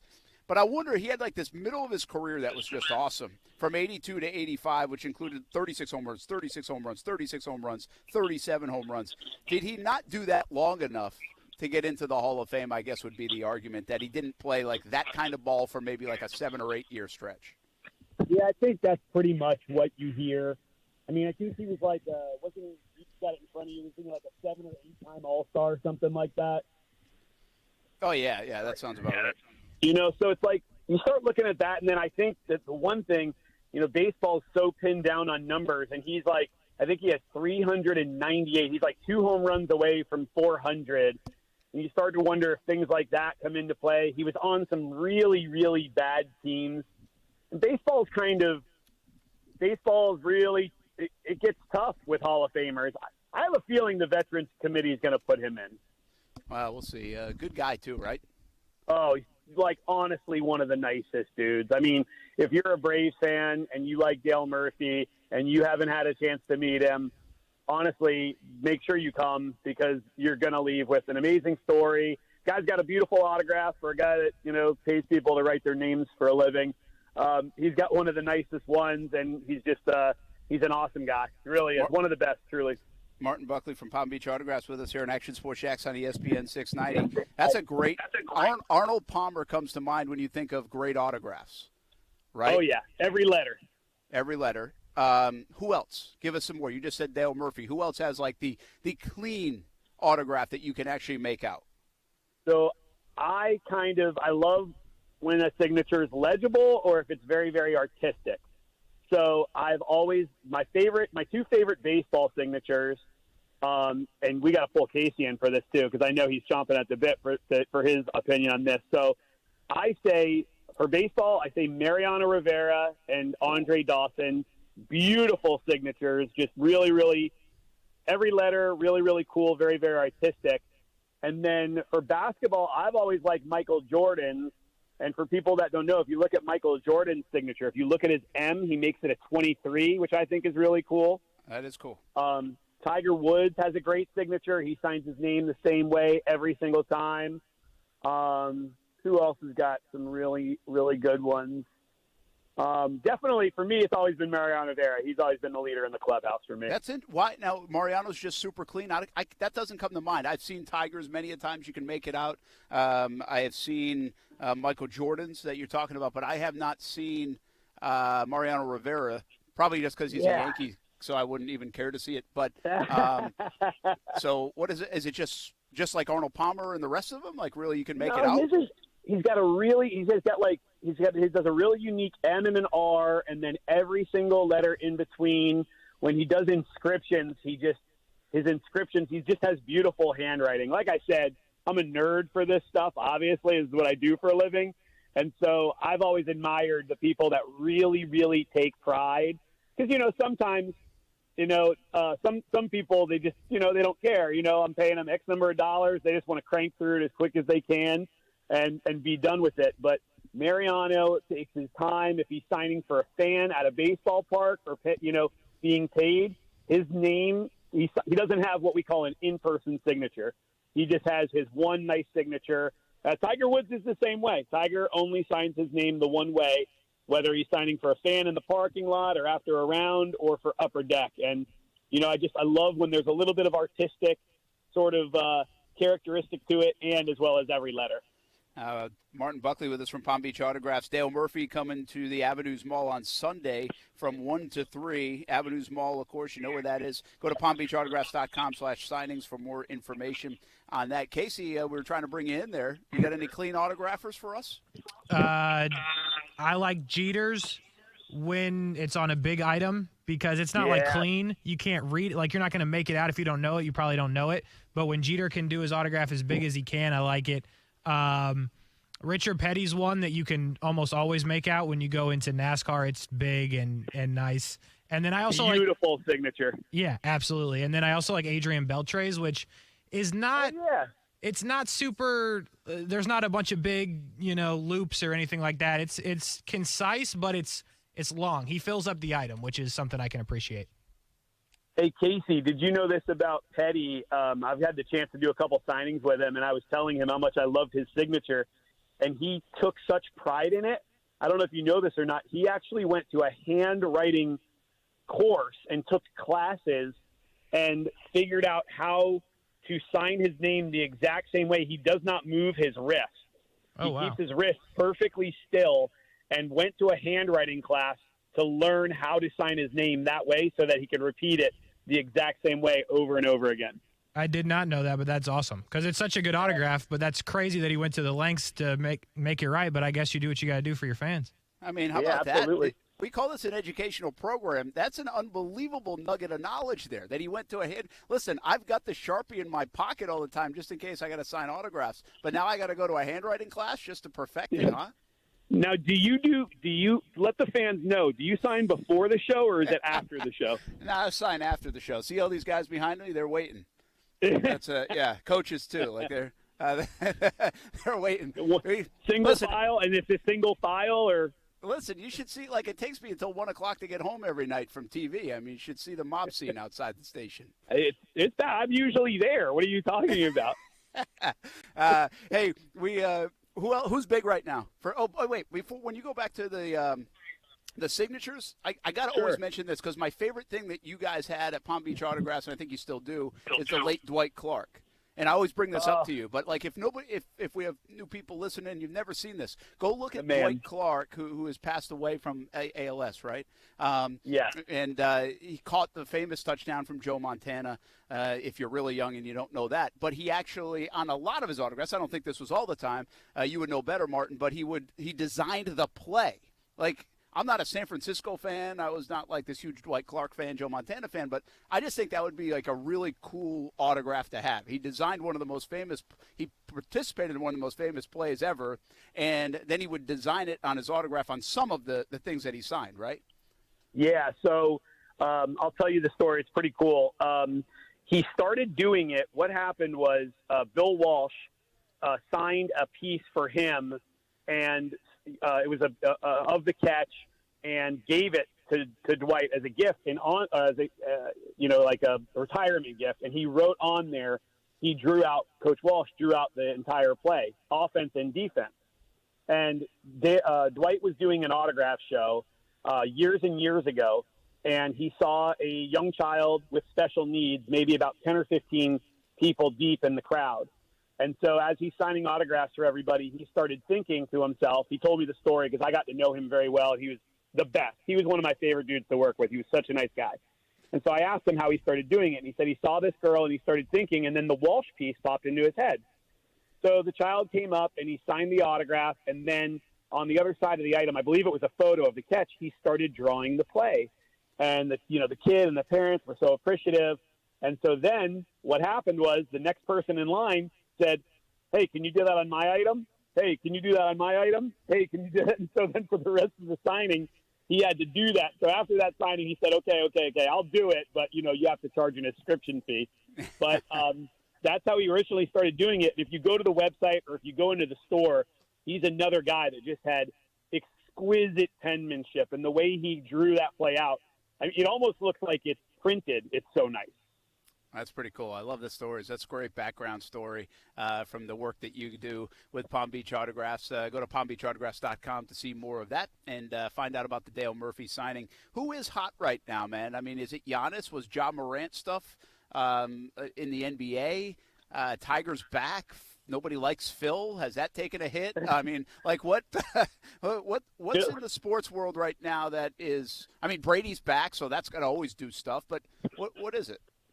You're on top of it, dude. Phil's taken a huge hit. Has he? Phil's taken a huge hit.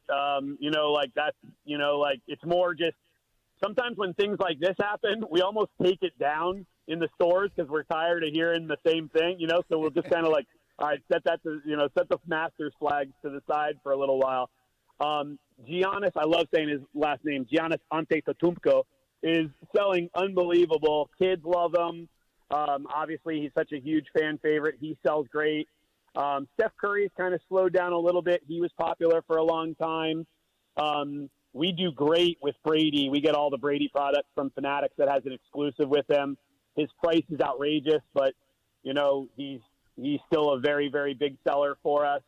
The Braves right now, coming off the World Series win, all the Braves players are selling really well. So trying to think who else. Tiger, with him being back and playing again, is selling very well. I've got one for you. How about Ohtani? Yeah. How did Ohtani do over the last year? He's obviously,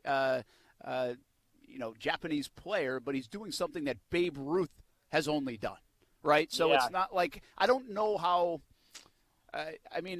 are there a lot of fans in America of Shohei Ohtani? Like, I think there's a phenomenon about Ohtani, but I don't know. Are they going to stores and like Palm Beach Autographs and buying his autograph or memorabilia? I don't have a good feel for that. Yeah, he's starting to heat up. It's a lot of the kids really, really like him. He's like a kid fan favorite. We sell Trout and he both very well. Trout does a couple of signings a year. Ohtani, I believe, is with Fanatics exclusively now. So we've been getting our product from them. He's just expensive. What happens with these guys is there's, if you pay a guy a couple of $100 million to play baseball, you have to pay a lot more money to get their attention for them to do signings, which obviously drives the price up. So we don't move a ton of volume, but we get a lot of comments about him. We probably sell more Trout, but he's definitely been heating up, and we get a lot of questions about him. Yeah, that makes a lot of sense. All right, Dale Murphy coming to the Avenues Mall. You got to work a Sunday, I guess. Martin. I know. Can you believe this? This is crazy. Do I get time and a half? Yeah, it's up to you. Over at Palm Beach Autographs in the Avenues Mall. I will ask you that. How does it go in? Is it just scheduling on Murphy's part, or do you pick a certain day because it might do better? Yeah, so the way we kind of, different guys we work with, there's a guy named Mead Chasky, who if people are in the industry, they might know Mead. He's been around since the 80s, and I've gotten to know Mead, and he sets up all the events with Dale. So what we'll do is I'll say, if there's somebody that he works with, I'll say, hey, I want to do a signing with Dale, and then usually what we do is we send out about 3 or 4 dates and try to find some, weekends are always really good. People have off later in the afternoon. Once you get in the football season, you have to consider, do you want to contend with NFL games or college games? So then maybe you go to Friday evenings when people have flexibility. Because the reason why we do these public signings, we could just do all private signings and be totally fine with it and have all the items that we need for our stores and our website.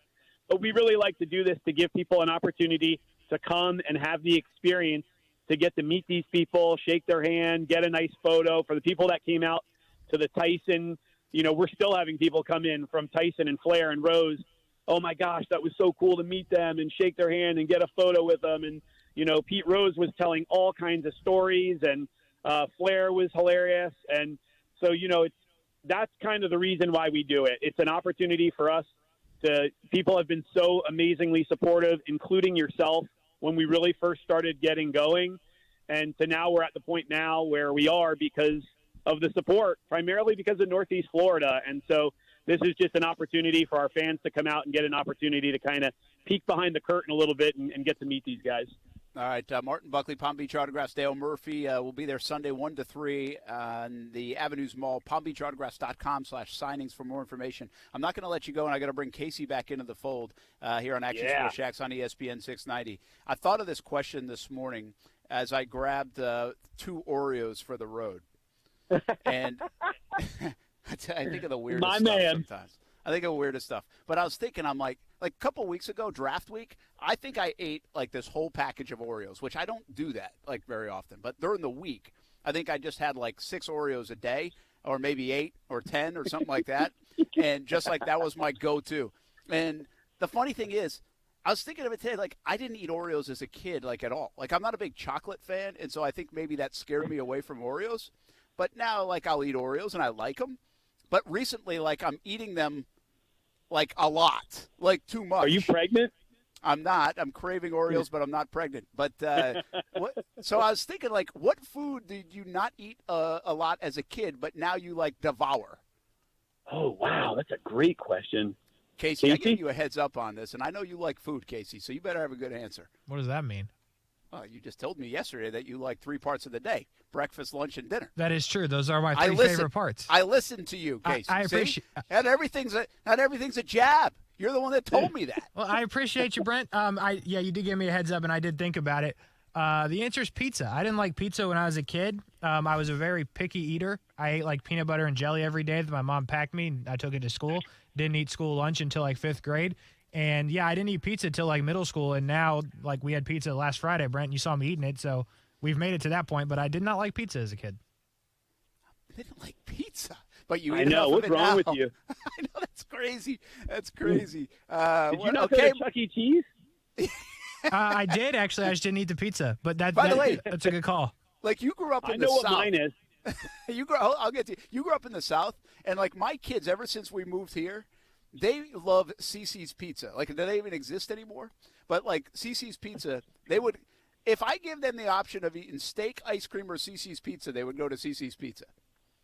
So, like, I'm surprised you didn't go there as a kid, Casey, because they probably had them. Well, That's all-you-can-eat place, right?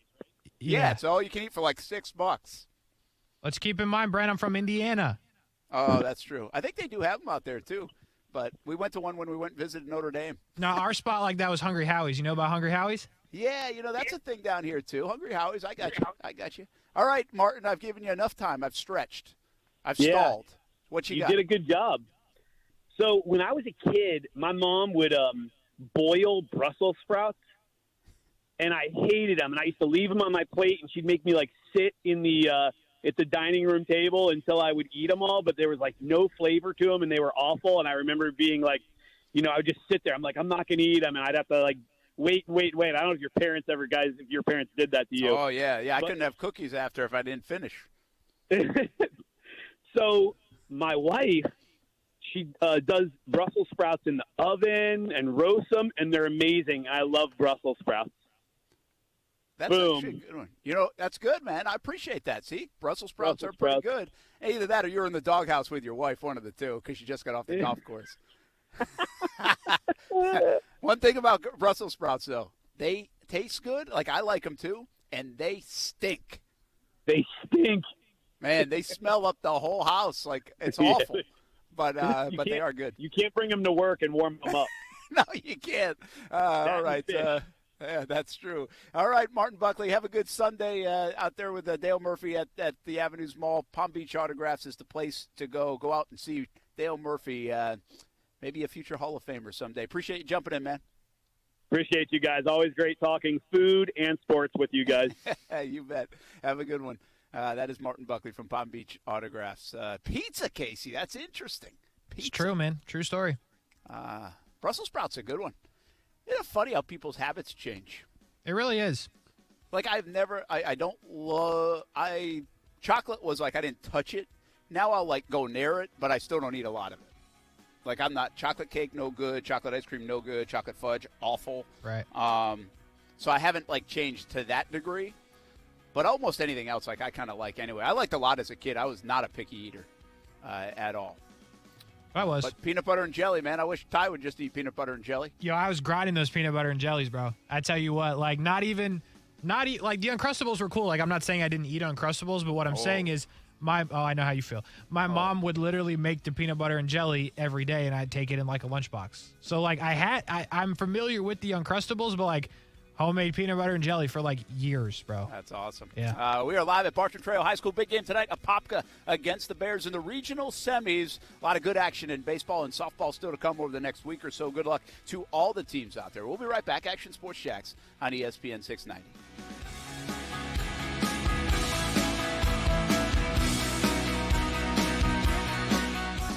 Now, the First Alert forecast on ESPN 690. A mix of sun and clouds today. A few scattered showers, possibly a thunderstorm in a few spots. Highs around 80, dropping to 60 to 65 tonight. And partly sunny to start your weekend. Your Saturday will see an isolated afternoon thunderstorm, but largely dry as temperatures reach the mid-80s.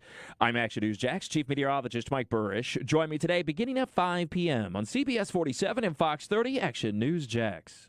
The Weather Center is brought to you by Beards Diamonds. Beards Diamonds cuts out the middleman, so you are getting tremendous value.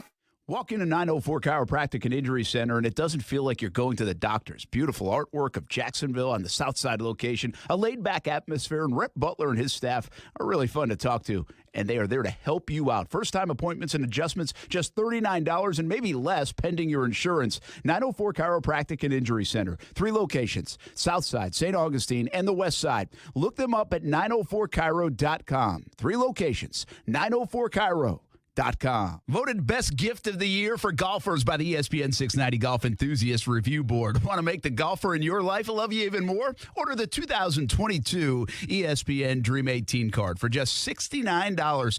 Big discounts on golf all year. Golf courses are raising their rates with the recent boom. The Dream 18 card has even more value now. For less than dinner for 2 at your favorite upscale restaurant, you will receive tremendously discounted rounds at some of the area's best golf courses. Golf Club at Southampton, St. John's Golf and Country Club, Hidden Hills, Osprey Cove, the Yards added this year, Amelia River Golf Club, Eagle Landing, Fleming Island Golf Club, and Queens Harbor Yacht and Country Club. Plus, you'll receive a free smoothie from Smoothie King, a free hat from Dome Hats, a free shirt at Baker's Sports, and discount on a purchase at Palm Beach Autographs. Play 2 rounds of golf, and the card pays for itself. $69, that's it. Some of the proceeds go to the Dream 18 charity as well. Buy the card at Action Sports Jax, Dream18.com. Supplies are limited. Go to Action Sports Jax, Dream18.com. Boss, it came! Oh, no. What'd you spend money on now? Well, you know all the houses with safe touch security systems out there that have video surveillance? Yeah?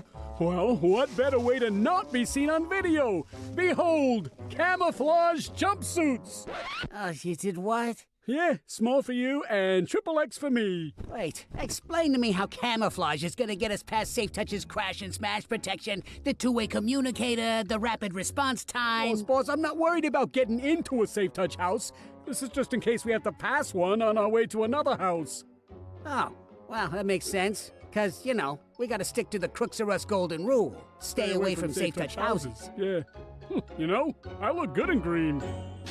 When you choose Safe Touch, you get so much more than an alarm system. Hi, I'm Lester Jackson, president of Safe Touch Security Systems. Our family of skilled operators is always there for you and your family. Call Safe Touch today at 888-723-8682 or go to safetouch.com. State license number EF233.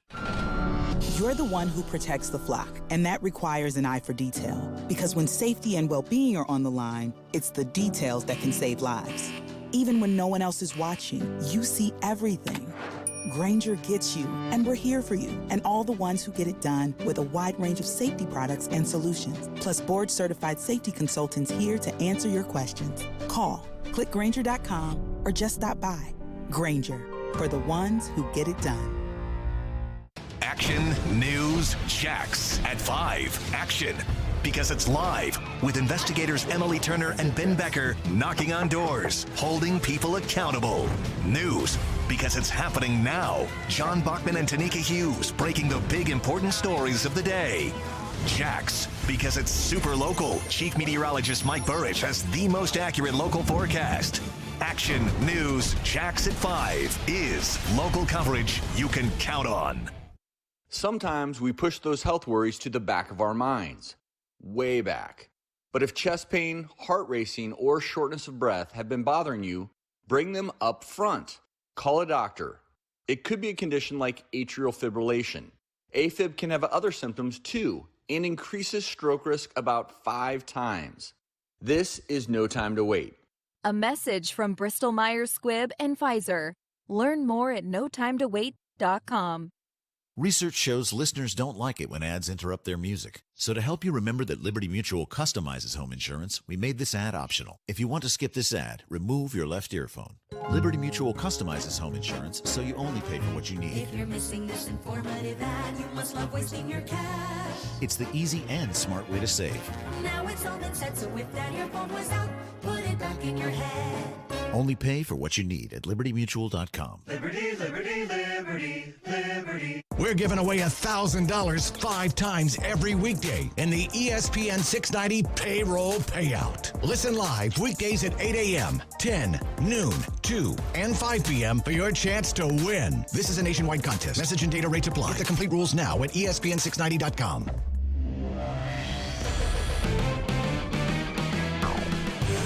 It's been great to work with. He's picking things up well. I think the guys really respect him. One, because he is picking it up well. Does a good job in the huddle, does a good job in the classroom. Just a guy that wants to be really good and is trying everything he can do to be the best he can. Head coach of the New York Football Giants, Brian Daboll, talking about his quarterback, Daniel Jones, otherwise known as Brent Martineau's favorite player in the league, Daniel Jones. Not going to lie to you, I understand it's a new coaching staff, a new regime, all of those things, but shouldn't he be picking it up? Like, he's been on the team for 3 years, I think, 3, or this could potentially be 4, but nonetheless, shouldn't we expect that of him to be able to pick up the offense, even though he's been on the team for a little bit? I certainly expect that from him, so, thought it was an interesting thing for Brian Daboll to say. He's doing well, but, we'll have to see going forward. Brent, you just missed Brian Daboll talking about Daniel Jones. Oh, Daniel Jones. So what do you think that marriage is going to be like? Can he get the most out of Daniel Jones? Everybody's given up on Daniel Jones. I think I'm not a big give-up guy. I think Daniel Jones could be put in better situations. He certainly hasn't been put in a great position to succeed. I'm not even convinced Drew Lock can't be better than he is. I don't think he's going to be great, but you're not a big Drew Lock fan. You were over the top about Sam Darnold last year. I wasn't off Sam Darnold. I thought the situation might not be great. Turns out it wasn't so great in Carolina either, so now probably off the train. It's a little bit like, I don't know, can Rivera get more out of Carson Wentz, and can Tomlin get more out of Trubisky? So I think these guys have again, I don't really ever believe they're going to be upper echelon guys. I think they've already made that bet. But I also think they can win in the NFL, and they can be better than they have been. It's so situational. I mean, how many games has Drew Lock played in his career? Do you know that? Or maybe you can look it up. I can look it up. It doesn't feel like a ton. Daniel Jones now has quite a bit of games under his belt. But, again, they've been bad, man. Like, they've been a bad team. I mean, their roster still is just okay. 24. So 24 games. I mean, that's a season and a half. And we know? Yeah. And, I mean, maybe not to your point. I'll go with you. But when he's been out there, I mean, there's been nothing that tells you it's not going to be bad, I mean, I understand first-round pick, you get some more opportunities than if you were drafted in the third or fourth round. But, see Baker Mayfield. Yeah. Look up, if you can, since you got a Baker Mayfield, like, what's his career record and how many games he's played? Now, he's played a bit. Like, he's played for 4 years. I don't know how many games he's missed in that stretch. Yeah, he's played in 60 career games with a 29-30 record. Yeah, I mean, again, the Browns suffered through a lot of bad stuff, right? And then he had the nice season and then middle-of-the-road season last year. So I guess that's not surprising. And the 60-game sample is that's a lot. My point being is, nobody in their right mind thought Blake Bortles would ever reach an AFC Championship game with the Jacksonville Jaguars. 14 was not good. 15 had some good numbers, but still had a lot of turnovers. 16 was not good. And 17, he found a groove. He got some consistency with his offensive coordinator, and he played his best football. And now you look years later, he's out of the league. So I'm not saying the people that thought that he wasn't that great were wrong, but those people never dreamed that he could play to the degree that he played to help them get to the AFC Championship game. I think these guys still have, like, that potential in football in them. Either that or they're just, like, grossly misdiagnosed coming out of college, and that's certainly plausible. But I really think it's hard to tell on a guy like Drew Lock. I mean, Denver's been a little all over the place on offense and as a team over the last couple of years. In 24 games, is that enough? Like, I just don't buy that that's enough of a sample. And maybe the change of scenery, maybe something different in Seattle could help. They're not unbelievable in Seattle either. I'm not saying he's in the best situation, but he's not in a bad situation. At least he gets a change of scenery. It didn't work for Sam Darnold. Could it work for Mitchell Trubisky? Could it work for Drew Lock? Do you think either of them have a chance? Trubisky more so than Drew Lock. Trubisky, I think, is in a good situation. Obviously, we'll see what happens with Kenny Pickett. But, the Steelers are an organization that teams want to play for. And Trubisky obviously probably learned something behind Josh Allen last year. So if those two are my options, I would lean towards Trubisky. Look, the Drew Lock, I understand the argument you're making, change of scenery, all that. But and Seattle, like, you got two receivers, but I don't know. I don't think it's a great situation to be in. So out of those two, I'm definitely going Mitch Trubisky, if he does indeed win the job, of course. Yeah, and I think part of that, it's interesting that you think that way. One, because the Steelers are better, but don't you think that way, two, because of Tomlin and the Steelers? Yet we don't think that way about Seattle. I mean, they got DK Metcalf and Lockett, and they have Pete Carroll, who's won, in an organization who's won. So they're both actually in these situations surrounded by, well, pretty proven coaches. And they have some weapons around them. Obviously, they just built the wide receiving core again in Pittsburgh. They've got a solid team, a better team than Seattle, I would say, front to back. But again, a lot of quarterbacks in the league wouldn't mind throwing a Lockett and Metcalf. Agreed. Yeah, no, I hear what you're saying, but I think if you're looking strictly at weapons, I agree with you. Metcalf and Lockett are them boys, but what can they do in Pittsburgh that they have not done in Seattle consistently since Marshawn Lynch left? Spoiler alert, it's run the football. Najee Harris is going to run the football when you need be. Seattle, yeah, Chris Carson's been okay at best, but there's not been a consistent running game in Seattle, in my opinion, that you can lean back on. Chris Carson now, we don't know what his situation is. Rashad Penny is listed as their number one on their depth chart, so will they really be able to run the football? we'll see. But if you have a guy like Drew Lock and you can't consistently run the ball, I think they're going to struggle, where in Seattle, I think Najee Harris is going to run the ball well. Shift focus real quick. A lot of Game 7s in the NHL. We'll see some in the NBA, perhaps. We had this conversation a little bit on the phone, Casey. I think the way this playoffs are shaping up, it looks pretty good because we love Game 7s. Mm-hmm. I think there are 3 series tied at least in hockey at 3-3. Yep. So we love Game 7s. But the weird part about it is game by game, I'm not sure this has been the most exciting postseason in NHL history.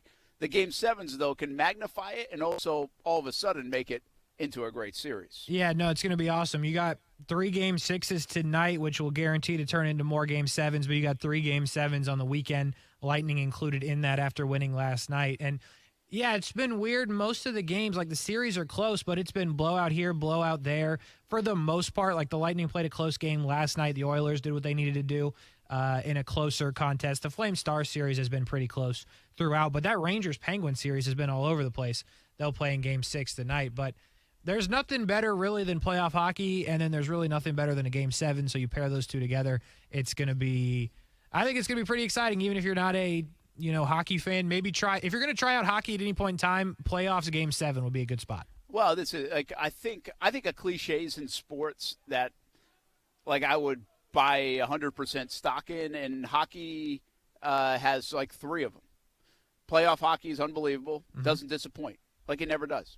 Game 7, you're right, ratchets it up even another notch. And hockey lines after a series is actually one of the great things to watch. Yeah. Like you could keep me glued for 2, 3, 4 minutes as long as that takes, and I'll watch it. I think it's a fascinating watch to watch the hockey line after a playoff series as they shake hands. I don't know why, but all 3 of those things about hockey, a sport that has taken a backseat in the American culture, I think quite a bit.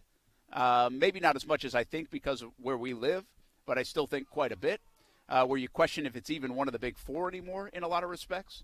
But those 3 things, like, are true. They are fact. They are cliche that you can buy into and deliver. Like, you can tell whoever, to your point, has never seen a hockey game, those 3 things, and they are guaranteed to like all 3 things I just said. Yeah. No, it's honestly the best. It might even be better if you don't have a rooting interest. Like, obviously in that Maple Leafs Lightning game, I have a rooting interest, but these, like the Kings Oilers, that's going to be fantastic. And I think it might be better if you don't have an interest in it, because then you can just watch it as just an overall fan, watching both teams and watching competitors compete. And I think it'll be fascinating. And just on that note, if the Oilers don't win, holy yikes. Holy yikes. It's literally Mike Trout. Like, they have the best player in the sport in Connor McDavid, and they cannot win in the playoffs. Mike Trout can't even get there. Connor McDavid can't win in the playoffs because for some reason or another his team lets him down. Now, he put the team on his back last night, but holy yikes if they lose. Well, we'll see. I have no idea that would have been a holy yikes, to be honest. That's okay. The Lightning win was a heroic effort. They almost blew it, and then they win it. Yeah, it's second straight game. They're up 2-0 in the first period. They blew it the other night, and then last night they tried to blow it as hard as they could, go into overtime, and then Braden Point comes through in the clutch. And I said it on OT. I said, don't let it go to Game 7 if you're Toronto, because then the pressure is solely on you. You had a chance to knock out the 2-time defending, reigning Stanley Cup champions, and you don't do it. Now you got to go back to Game 7. You got a goaltender in Jack Campbell that it doesn't matter what anybody says, he's rattled, right? That's been the problem with Jack Campbell all season long, and he has games where he gives up 6 goals, and he has games where you cannot beat him. But it's in his head now that he can't put him away. So I think it's a horrible situation for Toronto. I absolutely love it because I don't like Toronto and they're playing the Lightning. So I think it would be fascinating for the sport if Toronto blows it on their home ice to the Lightning. Only time will tell, but can't wait for that game. Well, I would like to see, by the way, if the Lightning can win. We got a Tampa trip maybe planned around Memorial Day weekend. If they can keep going, maybe I can catch a Lightning game for the first time ever. Yeah, standing room only. It's a hard ticket to get. I'm not going to lie to you, Brent. I hope you can get one, but it's a tough ticket. What do you mean, come on? There's like 150 straight sellouts. I'll sell the outdoor fire pit if I have to. Oh, yeah, you can get in then. We'll get in there. Do they have like a place, by the way, where everybody kind of like the Deer District thing? Like, where is that? It's right outside the arena. They have they've named it a bunch of different things, but I like to remember it as Thunder Alley. And they put up a couple of big screens. And outside the Forum is in front of the stadium. It's big. Like, it's a big area. They used to do concerts out there. But they pretty much put these giant screens up on a parking garage. They put out chairs and stuff, and they can fit a lot of people. Because I've been down there for games many a time in the playoffs just outside the arena, and it's pretty awesome. So, yeah, they do have a little spot. Even if you can't get in, you can slide by, and it'll be packed, I'm sure. All right, we take a break. Action Sports Jax on ESPN 690. By the way, we got football at 5 coming up in a little bit, and I want to go through the schedule. We'll get back to the schedule talk because will our win-loss record change now that the calendar is out versus what we did and said yesterday? I haven't even done homework on this. We're just doing it off the cuff, just so we don't plan it. And we had 7-10 records, both of us in a different way yesterday on the show. Will that change now that the actual calendar has been laid out instead of just doing it by opponent? That's coming up, football at 5. And more on the way, including a gas station question I have for you. Oh, boy.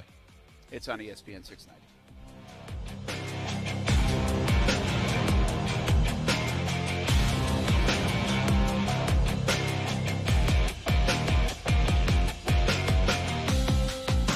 Now is the time to get an estimate on replacement windows. American Window Products of Jacksonville is a high-volume dealer offering a huge selection of products to keep your costs low. New windows from American Window Products can lower your energy costs and increase your curb appeal and security, all without breaking the bank. Call American Window Products for a free estimate at 904-667-0873 or visit AmericanWindowProducts.com. People often ask me, how much money do I have to pay you up front to be my personal lawyer? The answer is nothing. It's free unless we win. What about a slip and fall or car crash case? Free unless we win. Morgan & Morgan. Visit forthepeople.com for an office near you. Visit your First Coast Acura dealers for jaw-dropping deals on new and pre-owned Acura models. Get insanely low lease payments and huge financing deals on award-winning luxury sedans and SUVs. Now's the time. Shop FirstCoastAcuraDealers.com.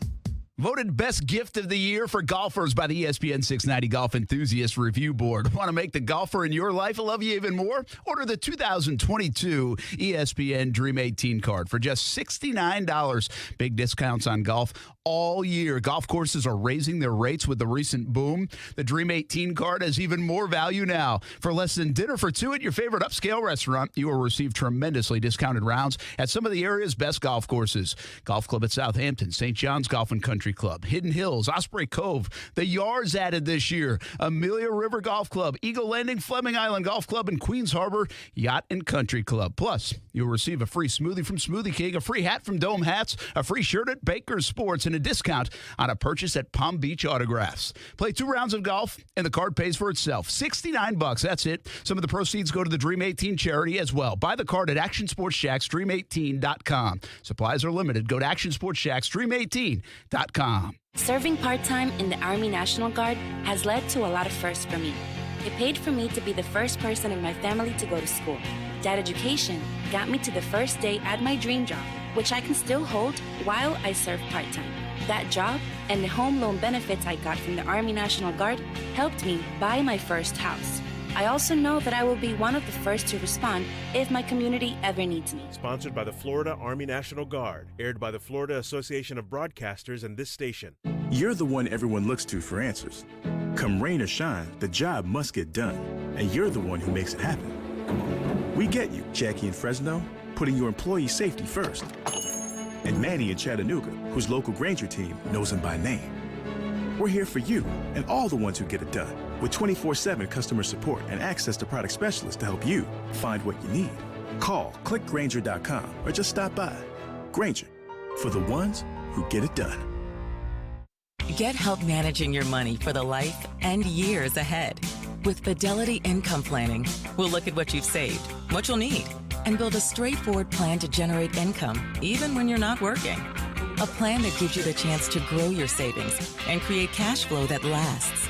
Plus, you can start, stop, or adjust your plan at any time without the unnecessary fees. Talk to us today so we can help you go from saving to living. Fidelity Brokerage Services, member NYSE SIPC. Trade pros. Whether you specialize in service or new construction, Ferguson knows firsthand how much work goes into a long day on the job, which is why we're committed to offering the products and solutions to get every job done right. With over 1,000 locations, an unmatched selection of specialty products, tools, and supplies, our pro pickup and same or next day delivery, you can trust that doing business with Ferguson will be the easiest part of your hard day's work. Visit Ferguson.com to find a counter location near you. Welcome to Total Wine and More. I'm firing up the grill for burgers and want to impress the neighbors. You'll love this Cabernet with your burgers. Wow, great price. Find what you love what you find. At Total Wine and More. Drink responsibly, B21. Welcome to Total Wine and More. I'm on cooler duty this weekend. Fill it up with seltzers and canned cocktails. Oh, wow, great prices. Find what you love what you find. At Total Wine and More. Drink responsibly, B21. Hey everybody, it's Brent Martineau from Action Sports Jax. There's a good chance you have a smart speaker, so use it with ESPN 690. Stay up to date on the Jags and all things sports by telling Alexa or Google to play ESPN 690. It's as easy as that. Make sure you listen weekdays 3 until 6 p.m. on ESPN 690. You know, obviously we want to get out healthy, no injuries. You know, we make a point of emphasis of that. We're trying to really also see what these guys can do. You know, we want to challenge them in the classroom and then obviously take it to the practice field, you know, and let them really kind of showcase their talent. And, you know, let them play fast, you know, protect each other out there on the, you know, and just learn how we do things here are all things that I'm looking for these next 3 days. That is Doug Peterson, of course. Brent Martineau back here at Bartram Trail High School. Skirting some storms. I mean, so far, knock on wood. We've got an hour to go, and then I got some TV. I'll be here down for that. We also got A-Sun softball in action. We've got other highlights like flag football, state championships at Mandarin, and, of course, Jags rookie camp. So that's coming up on the TV side, CBS 47, Fox 30. And then we got a big weekend of Action Sports Jax primetime, 10:30 on Fox 30, 11:30 on CBS 47, both Saturday and Sunday. Brent Martineau here, Casey Kurtz back in the Action Sports Jax studio, and he has coming up, Action Sports Jax OT with Brian Middleton, and that will lead right into the Jacksonville Jumbo Shrimp. Hopefully weather will hold for the Shrimp. Max Meyer got beat up a little bit last night, Casey, it looks like, or at least the Shrimp did. Yeah, when Max Meyer pitches, you don't expect to lose by 9, let alone just 1. So, yeah, not great for the Shrimp, but the Sounds have pretty good bats. The Brewers organization is – honestly, there's a couple guys on the team that probably should be on the Brewers or have been on the Brewers and struggled a bit. So you do have major leaguers in that lineup.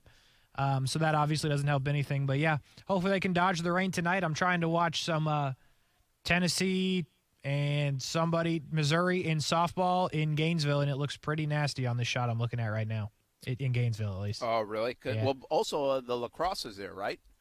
Is that what you were just saying? No, you were saying softball. Yeah. Lacrosse 2:30, I think, was supposed to be. I don't know what the latest with JU playing Stanford. So I got to check on that as well. So we got stuff happening all over the place. Want to tell you a bit about iCryo down here in St. Johns County. Been telling you for a few weeks. I've been open, almost a month now. If you're looking to do something this weekend, you want to take care of your body, maybe you have an athlete in the home, whether it's you or your kid, it's a great place to recover.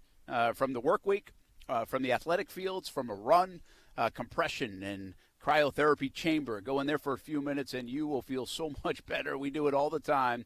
It's a chilly 3 minutes, but it's certainly worth it at the end of the day. They've got the sauna and the red light therapy now as well. IV infusions, body sculpting, a little bit of everything down there at iCryo in St. Johns County Pavilion at Durbin Park. Check it out. Download the iCryo app. And we will see you there. I can guarantee you after Kaylee pitched last night, she'll be there probably either today or this weekend and recovering. And you might see the Martineaus at iCryo, so stop on by and say hello.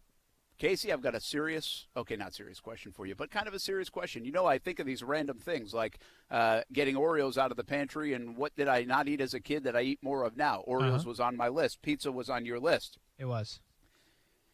Well, today I stopped. I needed to get gas on the way down here, part of the reason why I was late coming out of the Jags camp. And I stopped at the gas station. I grab a soda. Okay. Which I haven't done in a while, but I grab a big soda. And I'm thinking, I'm like, all right, I can get Coke, because I'm always wondering, I'm a Diet Coke guy more than a Diet Pepsi guy. I'm like, okay, I can get the Diet Coke. And then it hit me, when I go to gas stations, most of them have Diet Coke and Diet Pepsi. Yeah. Like if you go to mostly. Gate or Speedway or whatever, you name your gas station. Dailies, I think. Well, not Wawa, but go on.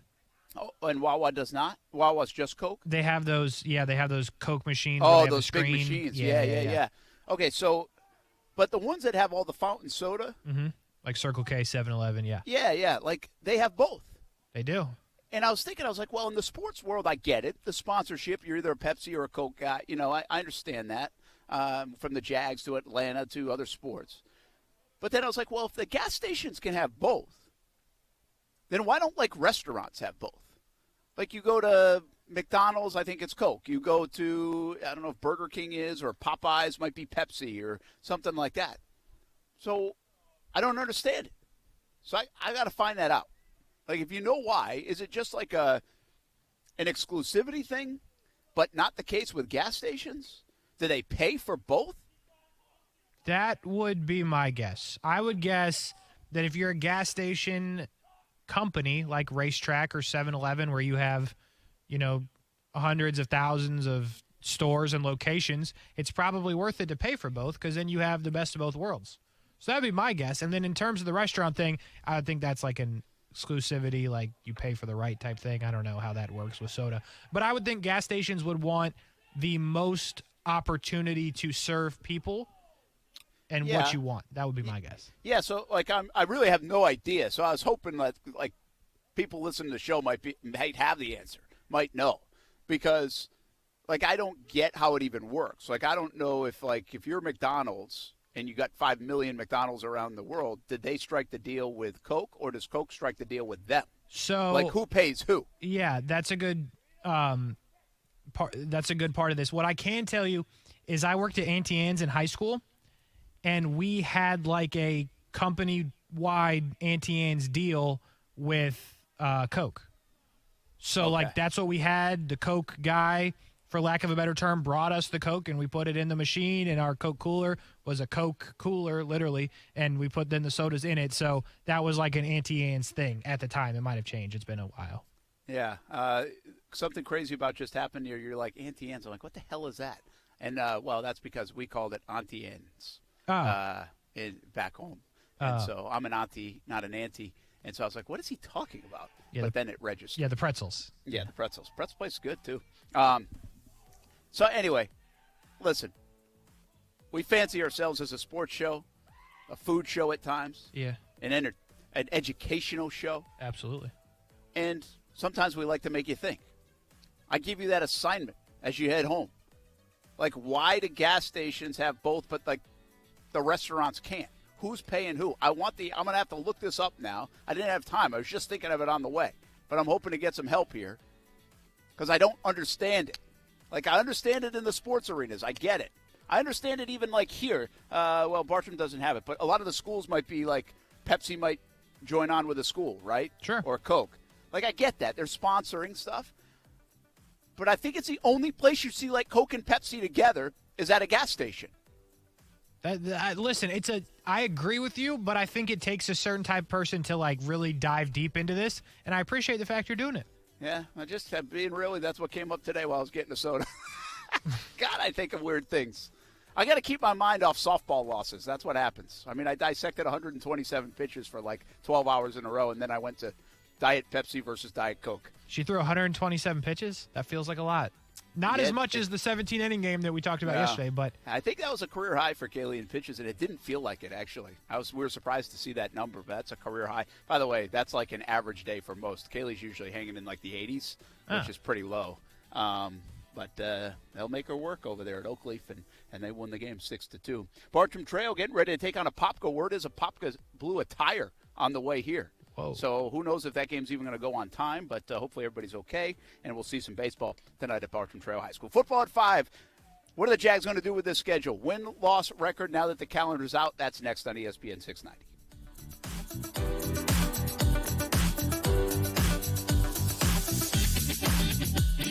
If you're involved in a legal dispute, call me, Glenn Levine, a board-certified civil trial lawyer at the law offices of Anajar and Levine at 904-600-4000. That's 904-600-4000, and take back control of your life. Office in Jacksonville. Want to introduce yourself?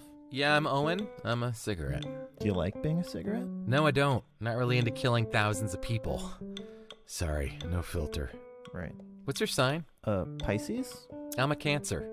Cigarette joke. But seriously, I do cause cancer. And heart disease. And strokes. I could go on forever. Unlike the people who smoke me. The average smoker lives 10 years less than non-smokers. Quit today. Find out how at tobaccofreeflorida.com. Hi, I'm Mike Holmes, professional contractor and TV host. I love helping people, but when it came to improving the water in my own home, I needed help and turned to the water experts at Connecticut to make it right. My water was causing visible problems throughout my home, and it got me thinking about the problems I couldn't see. Protecting my water-using appliances and pipes, preventing stains and hardness buildup, and having clean, great-tasting drinking water are all important to me.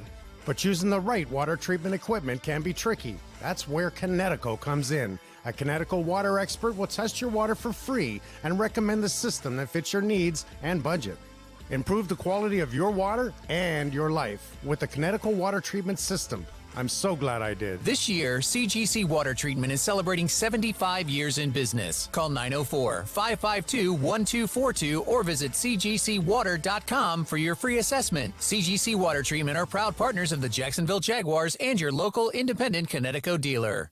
We were ready to sell, but I got so overwhelmed with everything that needed to be done. Accepting the guaranteed offer from Mark Spain Real Estate shortened my to-do list. Hi, this is Mark Spain. With the guaranteed offer from Mark Spain Real Estate, you can sell your home stress-free and receive the strongest cash offer in the industry. With our guaranteed offer, there are no showings, no open houses, and no stress. And the value of getting all of my time back that I would have spent on home repairs, priceless. Go to markspain.com to receive a guaranteed offer on your home today and start packing. Certain restrictions apply. It's the Summer Starts Here event with hot savings even on used, and it's going on now at Arlington Toyota Pre-Owned. With over 400 used on the lot, all makes and models, you're going to start your summer off right with Arlington. Plus, Arlington's 30-day exchange program comes with your purchase. That's 30 days to love your purchase or exchange it. Start your summer with a great car, truck, SUV, or a minivan for that family vacation. It's the Summer Starts Here event going on now at Arlington Toyota Pre-Owned. Shop arlingtontoyota.com today.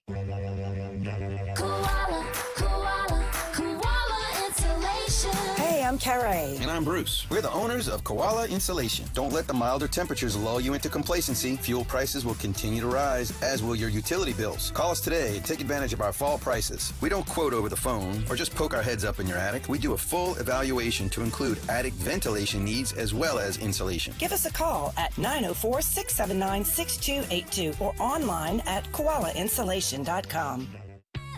At Community First, our mortgage champions offer you low rates, quick closings, and no origination fees. Apply now at justbeyourself.com. Community First Credit Union, federally insured by NCUA. Equal housing opportunity. Cutting the price of your wireless bill feels good. Really good. Actually, it feels great. You should try it out. So cut your bill by switching to Straight Talk Wireless. Now offering our $45 Silver Unlimited plan with 5 gigabytes of hotspot and nationwide 5G on America's largest, most dependable networks. The $45 Silver Unlimited plan from Straight Talk. Straight Talk Wireless. No contract, no compromise. A month equals 30 days. See terms and conditions at straighttalk.com. 5G capable device required. Actual availability, coverage, and speed may vary. Trade pros. Whether you specialize in service or new construction, Ferguson knows firsthand how much work goes into a long day on the job, which is why we're committed to offering the products and solutions to get every job done right. With over 1,000 locations, an unmatched selection of specialty products, tools, and supplies, our pro pickup and same or next day delivery, you can trust that doing business with Ferguson will be the easiest part of your hard day's work. Visit Ferguson.com to find a counter location near you.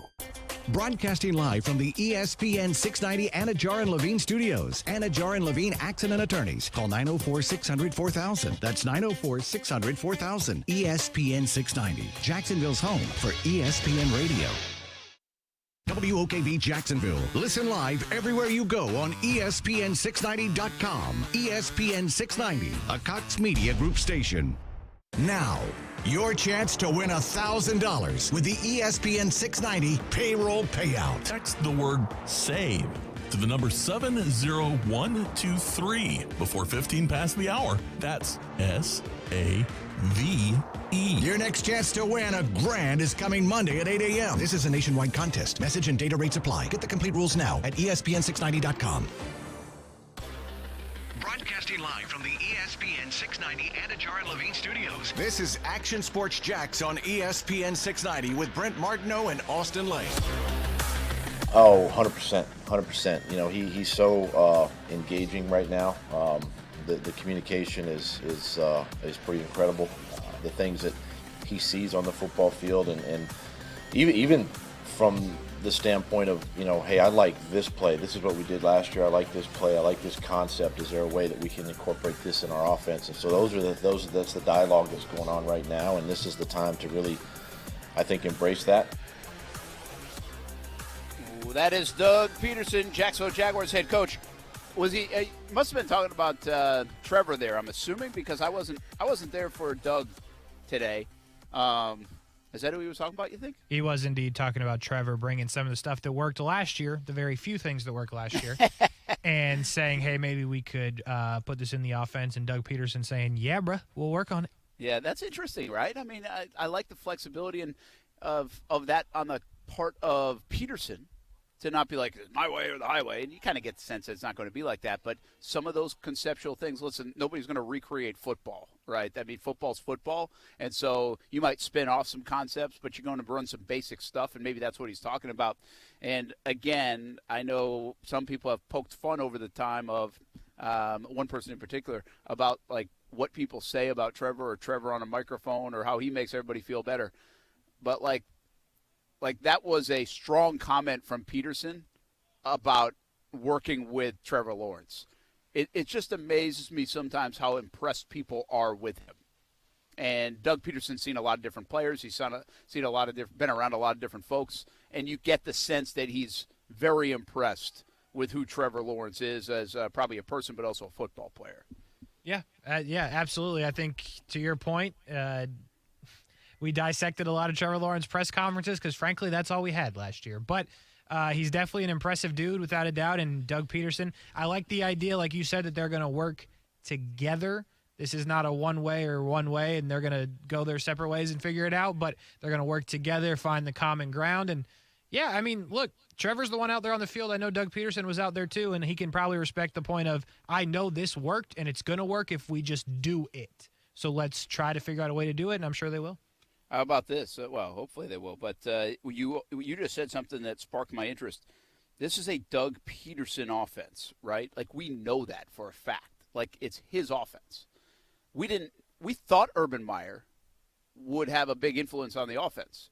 We don't know if he ever did. Right. Like, it looked more like a Darrell Bevel offense than it did an Urban Meyer offense. And so I like that for two reasons. One, obviously Peterson's done. He's been successful. But it's nice when you know who to blame, too, or at least hold accountable. Blame sounds strong. I'm not saying we're going to all hammer Doug every time, but, yeah, I'm sure the offensive staff has contributed, but this has his name on it. I think Urban Meyer was unwilling at times last year to put his name on the offense. I agree with that. Yeah, because, I mean, it took us how long to figure out who benched James Robinson or if he was actually benched. So, well, that's it, right? Yeah, I mean, he wouldn't kind of own up to it, so he wouldn't own it, Brett, believe it or not. But, yeah, I think we do know now this is Doug Peterson's thing. Obviously, Press Taylor's involved for sure, but this is Doug Peterson. And for better or worse, we're going to know who to blame if it all goes very poorly. Yeah, well, or gives it credit to, you know? No, for sure. I felt like the Urban Meyer experiment, like Urban at times was going to get, I'm sure there's some level of blame regardless, but he was going to get credit if it had gone well, and probably shy away from the blame if it didn't. And he shied away from the blame and passed the buck and did all the things you just mentioned. I think Doug Peterson, again, he's coming in here with accountability attached to him and his name, and he has success that's attached to that too. So I think we're going to know who to give credit to or not. And by the way, like I said before, he's done it at this level. He knows it. And Trevor Lawrence has a lot of tools that he can work with. I still think one of the dynamics about this offense that's going to be interesting, and this is what we asked about in Urban Meyer one too, is how will they use Travis Etienne? And therefore, how are they going to use the running backs versus how they're going to use the tight ends because of the history in Philadelphia? And then how are they going to use these receivers? Like a lot of conversation, I think Clay Harbor brought this up on social media about Christian Kirk playing out of the slot and the success out of the slot. Like he has to play the slot. He's going to play the slot. Is he? I mean, is he going to get paid $17 million a year to play the slot? Somebody's got to play outside. Like, somebody has to. Yeah, or are we putting a little too much emphasis on that anyway? Who cares? Just run them out there and let them run. Well, that is true, too. I mean, just go catch passes and catch touchdowns and make the offense work, and maybe we don't care.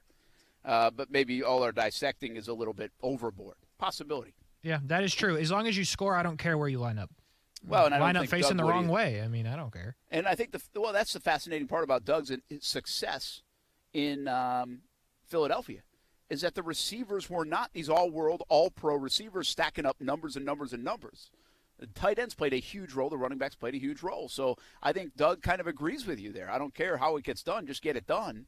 And I think that's the nature of his offense. It's kind of built that way, or it was. We'll see if it is and can be in Jacksonville, which is part of the curiosity going into 2022. All right, schedule came out yesterday. Everybody's seen it by now. There's the one primetime game. Well, if you count the Hall of Fame game, there's another one. At least it's not the Titans, right? Pretty intriguing. We didn't talk about that yet today, Casey.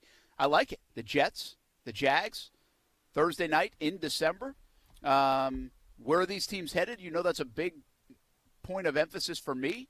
I think there's a parallel between these two organizations, and I think the Jags have to take the lead. They can't take a backseat like they did to the Titans and the Rams and the Raiders when we've done this experiment before. They need to start taking the lead now over Houston, now over the Jets, over the Lions, people that are in their similar situations. It's time for the Jags to pass them by, and I think that Thursday night game, Trevor Lawrence, Zach Wilson on display, is a nice one for the network, but it will be a big one, I think, for Trevor and the Jags to show that we're going in a better direction, in a faster direction than maybe even the Jets, who I also think could be headed in a good direction. Yeah, I agree with what you're saying, but we did this last year. You got to win. It's a good game to put in prime time. It's better than the Titans. Agree with that statement that you put forward there.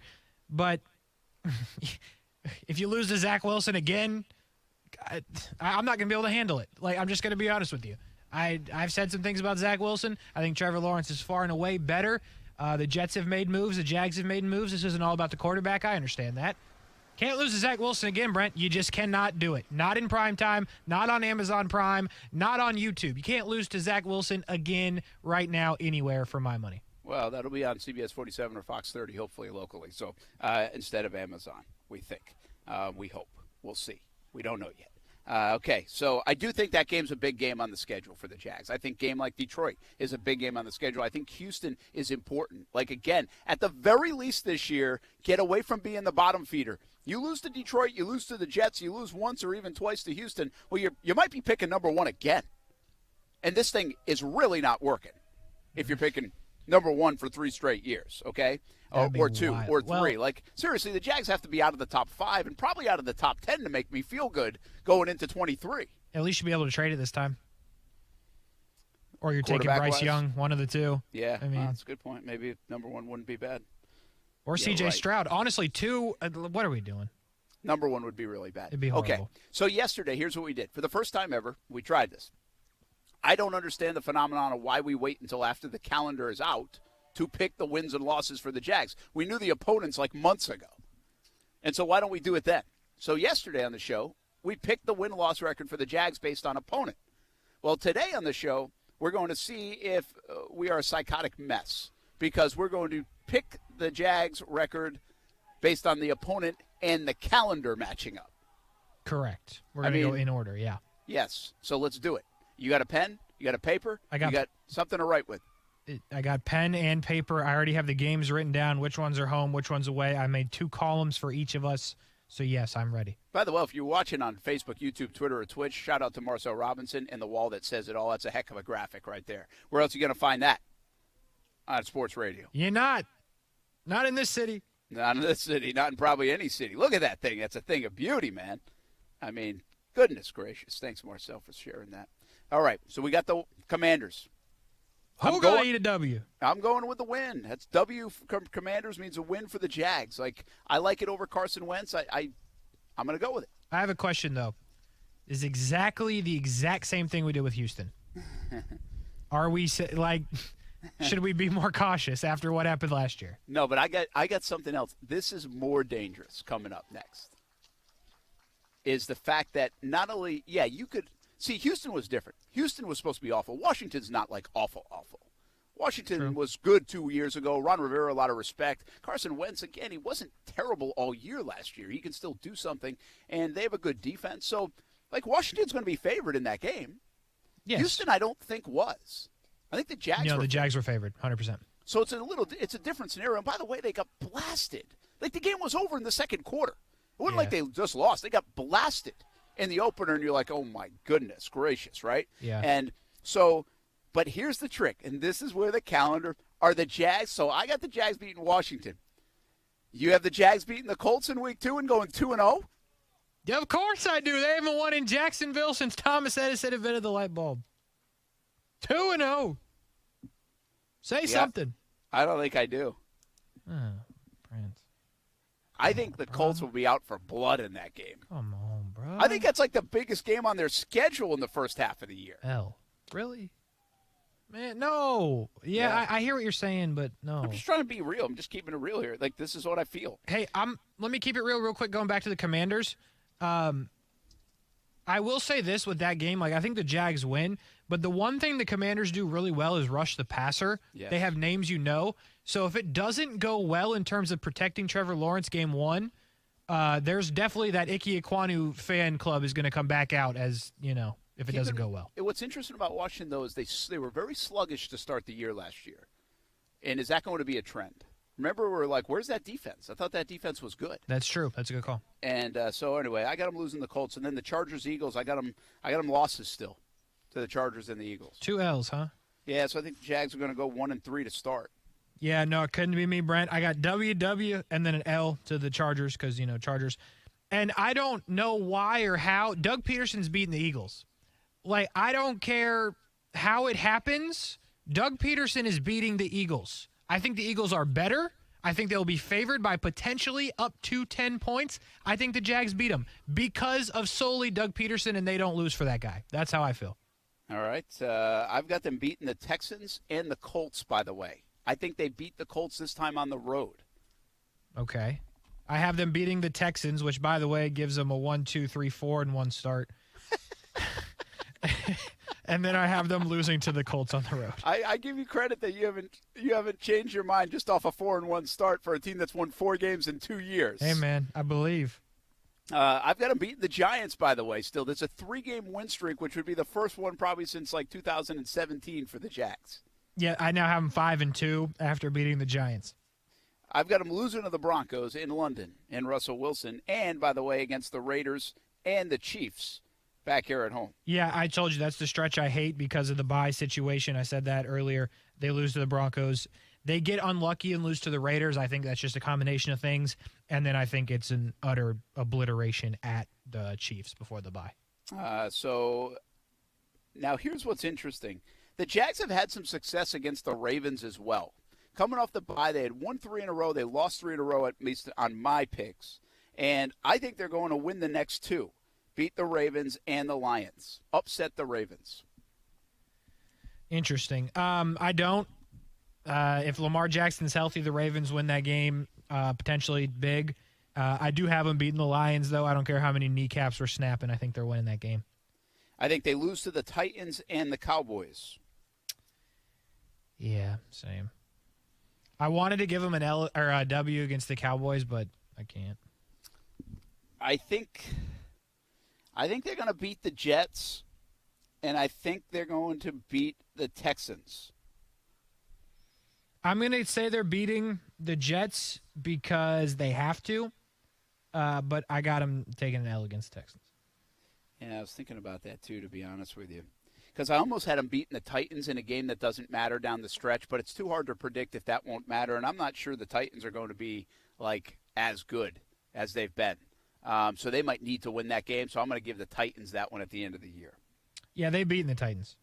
They ain't beating the Titans? No, they though, are. is that- They is. They is beating the Titans. This is like a hell of an English segment right now. It really is. So, yeah, that's how it wraps up. So what do I have? I don't honestly. I have no idea what I just predicted. Like how many wins did I get? 8. I got them for 8. Texans, Jets, Lions, Ravens, Giants, Colts, Texans, Commanders. Is that 8? Feels like it. Yeah, I think so. Yeah, you got them for 8. So I got them going 8 and 9 on this. Yesterday I had them 7 and 10. Yeah, correct. I told you it's a weird thing, isn't it? Yeah. And I could have gone a lot of different ways. Like the calendar does actually make it feel different. Yeah, what a disaster, because I also have them winning 8 games, so I also changed mine. It's crazy. Like, it's really crazy. And I almost wanted to, I almost picked them to beat the Raiders. And almost picked them to beat the Colts early, but lose to the Colts, so still split. And then, I could have them beating the Raiders, but losing to the Ravens. I could see that happening. And I would still end up at 8 that way. I don't even know, what did I give them extra? I think I got them the Ravens. It must be the Ravens. Yeah, you gave them the Ravens because you had them losing to the Ravens yesterday. Yeah, so what about – and this time I got them coming off the bye in a 3-game losing streak. And Doug Peterson, this time of year – I really like Doug and the way he coaches in late November and December, and I think he's going to get them right a little bit for the stretch run. And so I feel good about them beating, upsetting Baltimore at that moment. And by the way, things change. Who knows who's healthy for even the Ravens, and the Jags have matured a little bit by then, so why not beat a team that's decent? I don't see them beating the Cowboys in that respect. So who did you have the Jags as your extra W? The Titans. I guess I didn't have them beating the Titans at all yesterday. And now I have them winning that last game of the year against Tennessee. Well, there you go. Crazy. It is. I'm looking at it confused, but it's true. It's not hard to do math when you can count on your fingers. But well, listen, here's the wild part of it. If you don't show me the schedule or the teams that I'm playing or they're playing, and the Jags – the way they're built with a new coach and a younger team and a lot of players that are never have played in the NFL, probably getting significant playing time and snaps, I feel like they probably will start off slow. Let's just say the first half of the year, but then they can come on strong at the second half of the year. That happened in Gus's first year, by the way. They won 4 out of 5 at one time in November and December somehow, even with a terrible roster, but. I could see that happen. That's the way I would say it's happening. More likely than, maybe you win the first game just because nobody knows that's where all the crazy stuff happens in week 1. But then I would think, yeah, you probably get a little sluggish and slow, and you're not as, mature of a team, and you're still trying to figure out your offense and your defense and everything else and acclimate to the NFL for a lot of these guys. So you lose early and you struggle out of the gates, but then you kind of rescue it at the end of the year when it still means something to you, to get wins and build momentum. I could see the season shaping up. What's interesting is, on the schedule as it sits right now, I could see the Jags starting 2-0. But can we really see the Jags starting 2-0? You have them 4-1 after the first 5 games. I can't get there in my mind. I can't do that. I think if the Jags won 3 games, it would be an unbelievable thing in the first 5 games. They would match their win total. You have them exceeding their win total in the first month and a half. Yeah, I do. 4-1, 5-2. Gotta believe, folks. As negative of a guy you can be sometimes. I'm a little surprised at your positivity about the record for the Jacksonville Jaguars. Listen, man, I appreciate that. I call it as I see it, right? They're not beating the Chargers, and I think Doug Peterson wills them to a win against the Eagles. That's really the only crazy thing I did. Because, Texans, Commanders, Colts, Eagles. And Giants. Those are the first 5 W's I gave them. If Doug Peterson can will them to a win against the Eagles, I feel good about it. Yeah, the Eagles is for you, the Eagles is your big win probably. For me, it's the Ravens. The Titans, I know you have them beating them, but at the same time, the Titans, it's a divisional opponent. It can go either way, and probably hasn't, but probably. So, anyway, it's fascinating. That's why we wanted to do this. 7 wins if you just look at opponents. 8 wins once you get the calendar set. That's so weird. We're psychotic. We really are. What a disaster. It's weird. Yeah. It's just bizarre. Yeah. Let's take a break. Action Sports Jax on ESPN 690. I got to think of the bet that we can make. Because even though I don't think either of us picked them to beat an AFC West team, no, I'm willing to lay down a bet of some kind that the Jags beat someone from the AFC West. Is this like the table bet? Nah, probably not. Listen, I got discouraged from the table bet because, Tony Khan even was like, don't do that. What does he know? I asked him for, tips. I was how there, am I supposed to go crashing in the table? You were there, right? Yes, and I was on the phone as well. And he's like, don't do it. I mean, did he say don't do it, or did he say tuck your head, He did kind of say that, yeah, right? Didn't he? But he said also, didn't he say something like you can't, don't stiffen up, right? You got to stay, loose. Yeah, he definitely recommended that you probably don't. But then he said if you do, stay loose, tuck your head. Yeah. In which that's what I needed to hear. Stay loose, tuck your head. Straightforward, Brent. I mean, that's the real reason why everybody keeps asking me why Austin left the show. It's because I didn't go through the table. It really is. Yeah. It took this long for it to come out, but it's because Brent wouldn't pay up on the table bet. If I would just go through the table, Austin would be back. Yeah, so start a petition if you hear that, folks. Go get a little signing, whatever those things are called, mypetition.com. Brent, go through the table. Change.org. Yeah, that's it. All right, we'll take a break. Back at Bartram Trail High School. Doing some yard work out here at Bartram Trail, getting ready for a big game tonight at 7 against Apopka in the regional semifinals. We'll be right back on ESPN 690.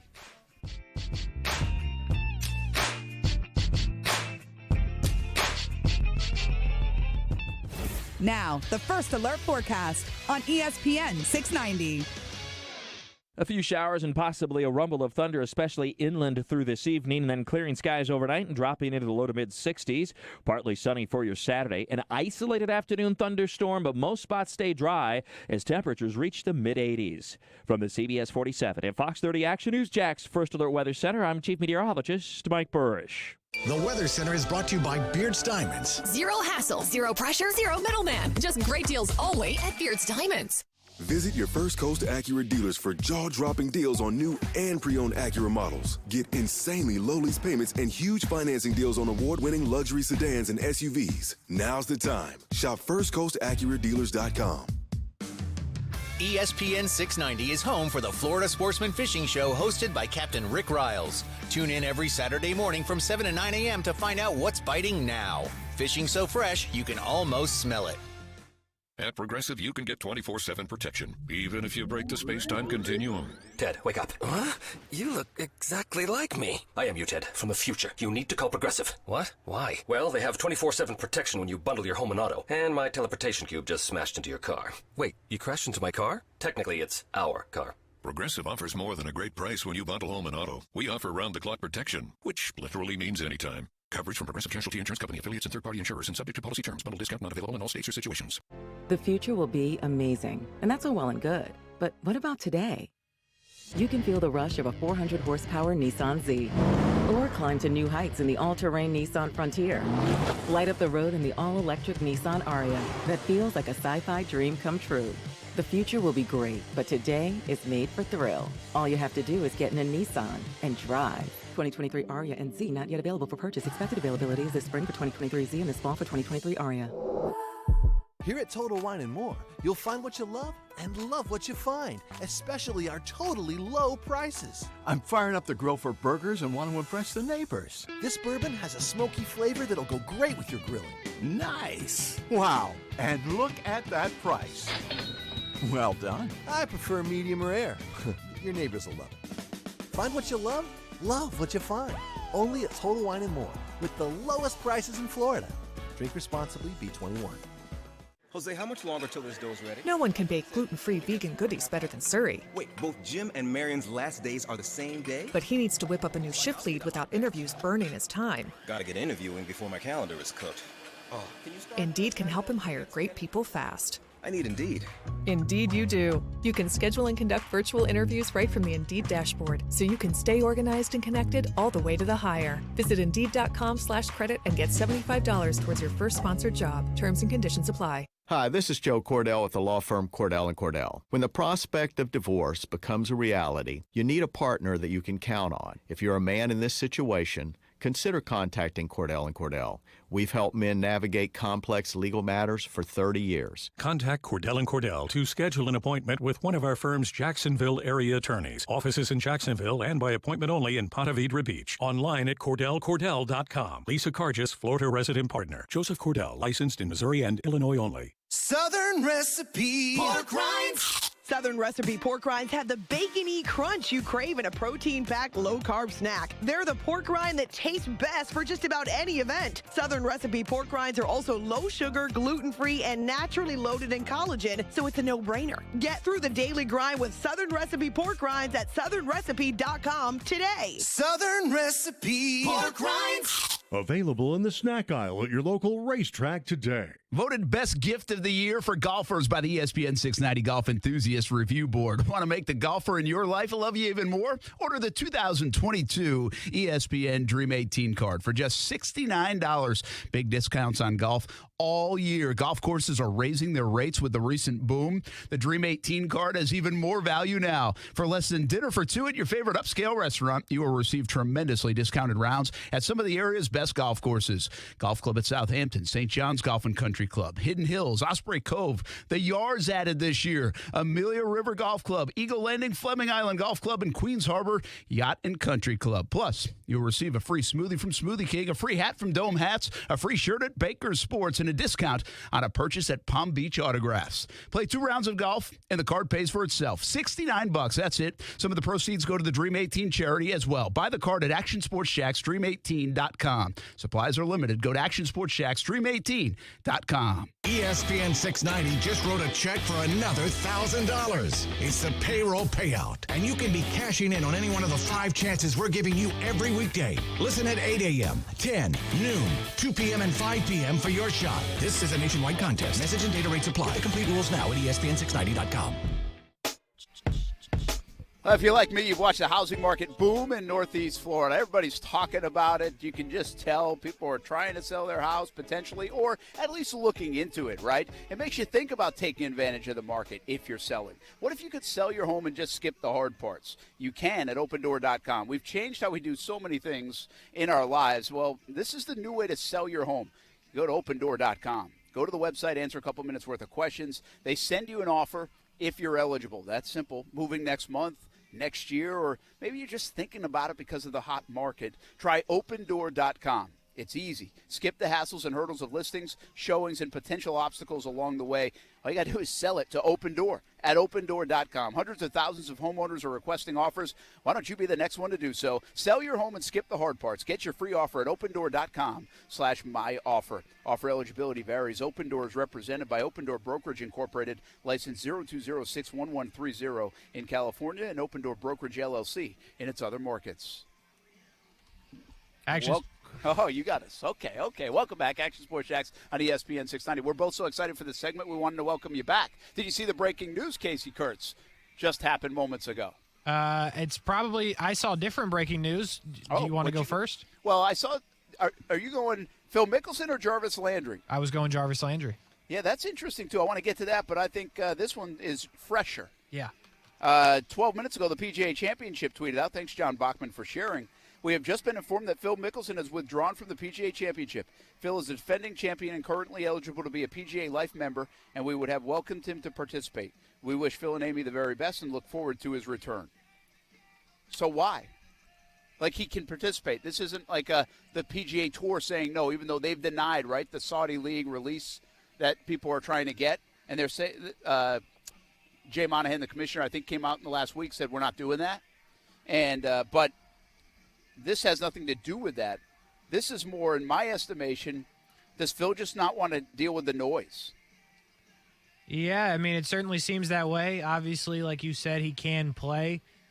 Defending your PGA Championship is definitely something that you would think Phil would want to do. So, yeah, this might be just a simple case of I just don't want to deal with it. Or I have a hard time believing, like, he's not ready to play. Like, I know he hasn't played in a while on the PGA Tour, but you have to imagine he's in – fine shape in terms of his game, or if he's got an injury or something. So, yeah, you would have to assume, unless something crazy has happened in the last 24 hours that we don't know about, you just don't want to deal with it yet. Yeah, and listen, we don't know about his game, right? And he might not know about his game. We can talk all we want about, hey, you do good at the range, blah, blah, blah. But Tiger just found that out, too. Like, tournament golf's different. When you get that putter going, is it going to work? Are you going to get in some trouble? And the way Phil plays anyway, I mean, that can happen even when he's playing good golf. So, where is his game? And does he want to tack on all the noise on top of coming back and making his, debut, I think, of 2022? Correct. In a major event and defending.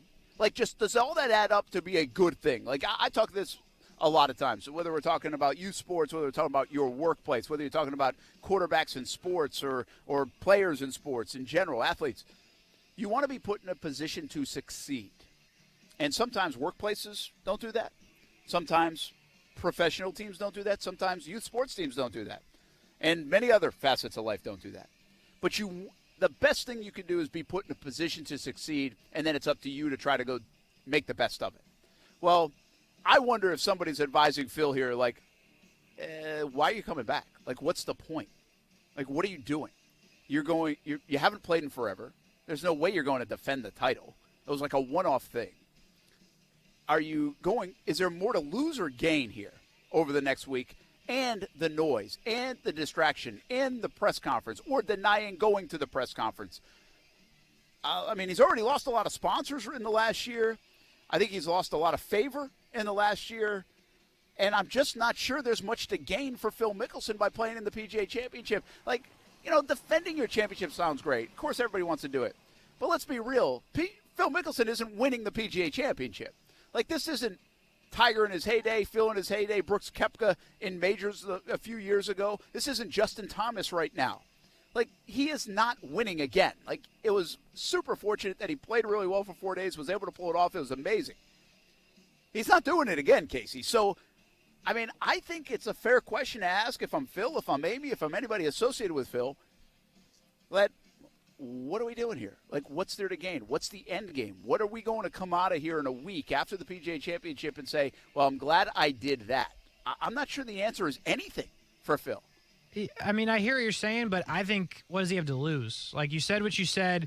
You're kind of in that spot. I understand, but, what? You're not going to say anything that's going to make it worse. In my opinion, for Phil, if you're not injured, you've shot 15 over before. We've seen it. Nobody's going to be upset if you miss the cut, right? So I don't think he has anything to lose with this game, even if it's horrible, because we've kind of grown accustomed to that with Phil. So I think, to be honest with you, I think him going up there to a press conference and just trying to say, hey, I'm sorry, I made a mistake, whatever, and let's get back to golf. I think the only thing he can do is really help himself in that situation. So I know that that's not how you see it, but I don't know how Phil could really put himself in a worse situation by not playing. To me, the withdrawal is he's not ready to face it.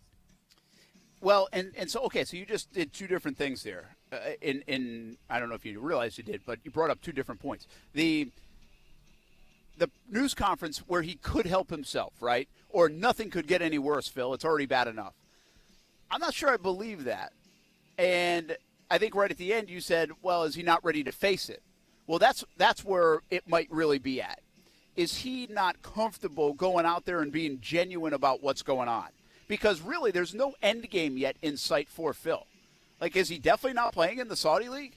Is he ever playing again on the PGA Tour? Is he going to play halftime on either one? We don't know any of the answers to that. Well, we know halftime isn't because the PGA Tour says they're not going to allow it. So, right. If he doesn't have those answers, now going to that news conference, is he going to say anything that's going to resonate? Or is he going to get himself in more trouble because it's all open-ended? And see, I think that might be the thing. I think the fear of Phil Mickelson right now, playing this week, is the news conference. And there's no good way to do it. Because if you don't speak to the media, well, you're going to get hammered for not speaking to the media. If you do speak to the media, I do disagree with you here. I don't know how many things he can say that's going to help him. Because I don't think he has answers. Heck, I'm not sure the whole golf world has answers about this right now. So I genuinely think that's it. Now, listen, we've been talking about it for 10 minutes now, and there might have been something else come out. Why? I don't know. Maybe there is something that comes out why. Maybe he's hurt. Maybe his golf game isn't in great shape. But I would think, me reading this news that just came out in the last 15 minutes, I think Phil Mickelson's not playing because I don't think he's ready to face the noise and what that could be and could end up looking like. It's not predictable at the moment. And I almost wonder if someone's advised him to, hey, wait a little longer here if you can. We're not going to wait any longer to get to the Florida Sportsman Fishing Report. Let's bring in Captain Rick Riles here on a Friday where I think he was hoping for better weather by the weekend. Are we going to get it, Captain Rick? Yeah, it'll be big boat weather. It's not going to be small boat weather, but the big boats got back out today. The Jody Lynn 2 is steaming on the way home right now. They've got 4 or 5 big mahi, a couple of tunas, a nice wahoo, and a pretty good box of bottom fish. So people wanted bottom fish too. So we did real well on the trigger fish. I think the mahi fishing got good this afternoon. A couple of the other big boats that were out there at the time seemed to do well as the day got later. But certainly the weather is improving. I don't think tomorrow's going to be a little boat day. But I think by Sunday, the toughest of us will be able to handle it. And the good news is it looks like we're going into a week of really, really good weather. So we're finally going to have a calm ocean for a few days in a row. We'll see just how many mahi there are out there. The river was tough today. Boy, I tell you, all this wind has pushed a whole lot of water in the river. The river's unusually high at high tide, and it's made fishing difficult. Fishing for bull reds under the Wonderwood Bridge has probably been the best thing going. There's a few back in the flats, but, boy, not very many. We're just going to have to hope that this wind continues to back off. I think it will. We'll have an update on it in the morning, and then again on Monday with another fishing report brought to you by CSS Landscaping and Workman's Quick Fix Plumbing. Thank you, Brent. Thanks, Captain Rick. Have a good weekend, man, and look forward to the show in the morning, 7 a.m. on ESPN at 690. Brent Martineau, Casey Kurtz. All right, the Phil Mickelson news just breaking in the last 15 minutes. About a half hour ago or so, Jarvis Landry to the New Orleans Saints to rejoin with Tyrann Mathieu and his old LSU teammate. Some pretty big news from the receiving world. The Saints are adding a couple big pieces in the last couple of weeks, which is an odd time after the draft to add significant, at least name power at this time of year, Casey. But Jarvis Landry, gosh, I kind of lost track of Jarvis Landry over the last month or so with the whole Cleveland Browns situation, with the Baker Mayfield situation, and where he was going to end up. Are you a little surprised it took Jarvis Landry this long to get on a team, and it's going to be the Saints? Yeah, I'm surprised because I think there's still a lot left. I think this is going to be the Odell Beckham situation where he goes there, and if Jameis Winston can get him the football, I think he's going to excel.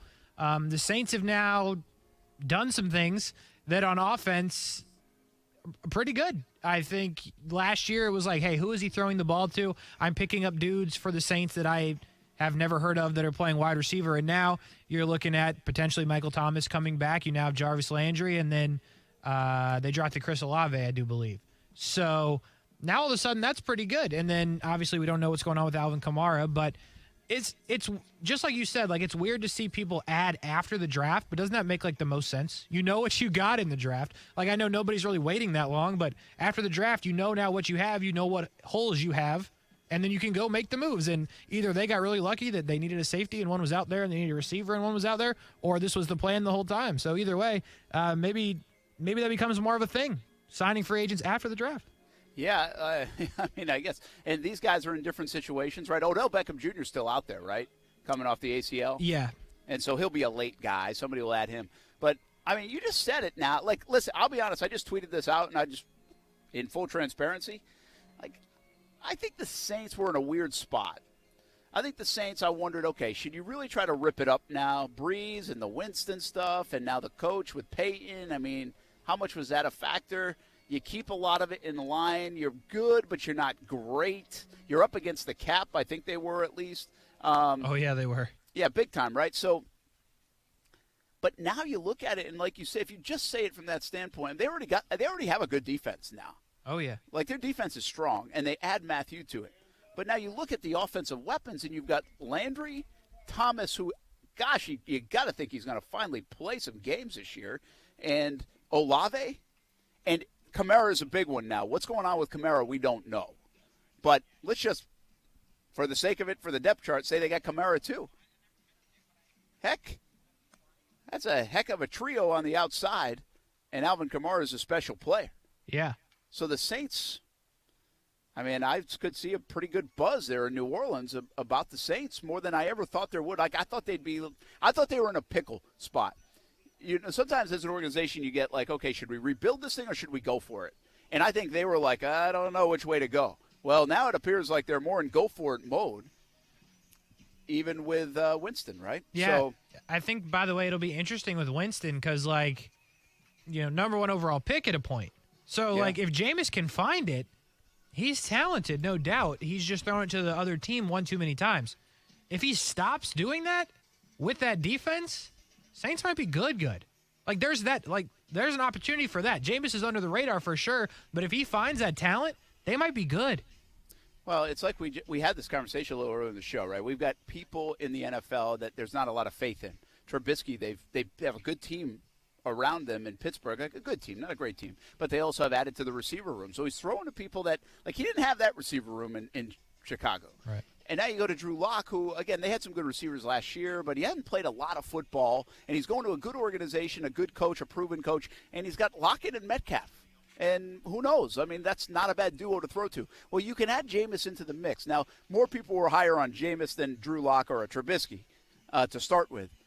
But you're right. Like, if Jameis can, like, figure it out and the light goes on and the turnovers stop, well, hey, Tom Brady and the Bucs, they might give you a run for the money there in that division. Yeah, and Tom Brady can't beat the Saints for whatever reason. Well, that's a good point, too. They've had their number. Like, they're not afraid of Tampa. Not at all. A lot of people are, but they're not. And the other two teams in that division are, for lack of a better term, not any good. Yeah, like Carolina, what are they, right? And obviously Atlanta's kind of in a weird mode at quarterback, and they don't scare you. So that's fascinating, man. I mean, you talk about a couple of post-draft moves that really change at least the way I feel about the Saints. Maybe other people thought this way all along. I didn't.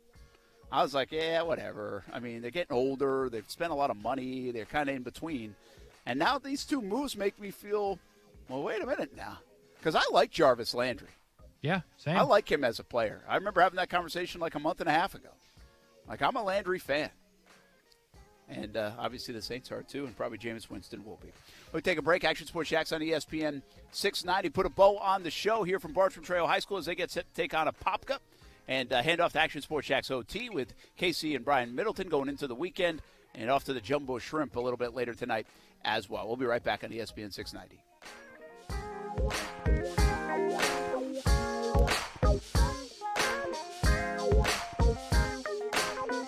What's up? This is Brian, and if you haven't checked out Action Sports Jax Overtime yet, starting at 6 p.m., you're missing out on moments just like this. The Jags not drafting Kayvon Thibodeau will be the worst mistake this franchise has ever made, in my opinion. This guy is a game wrecker. This guy is going to be a problem for a long time in this league.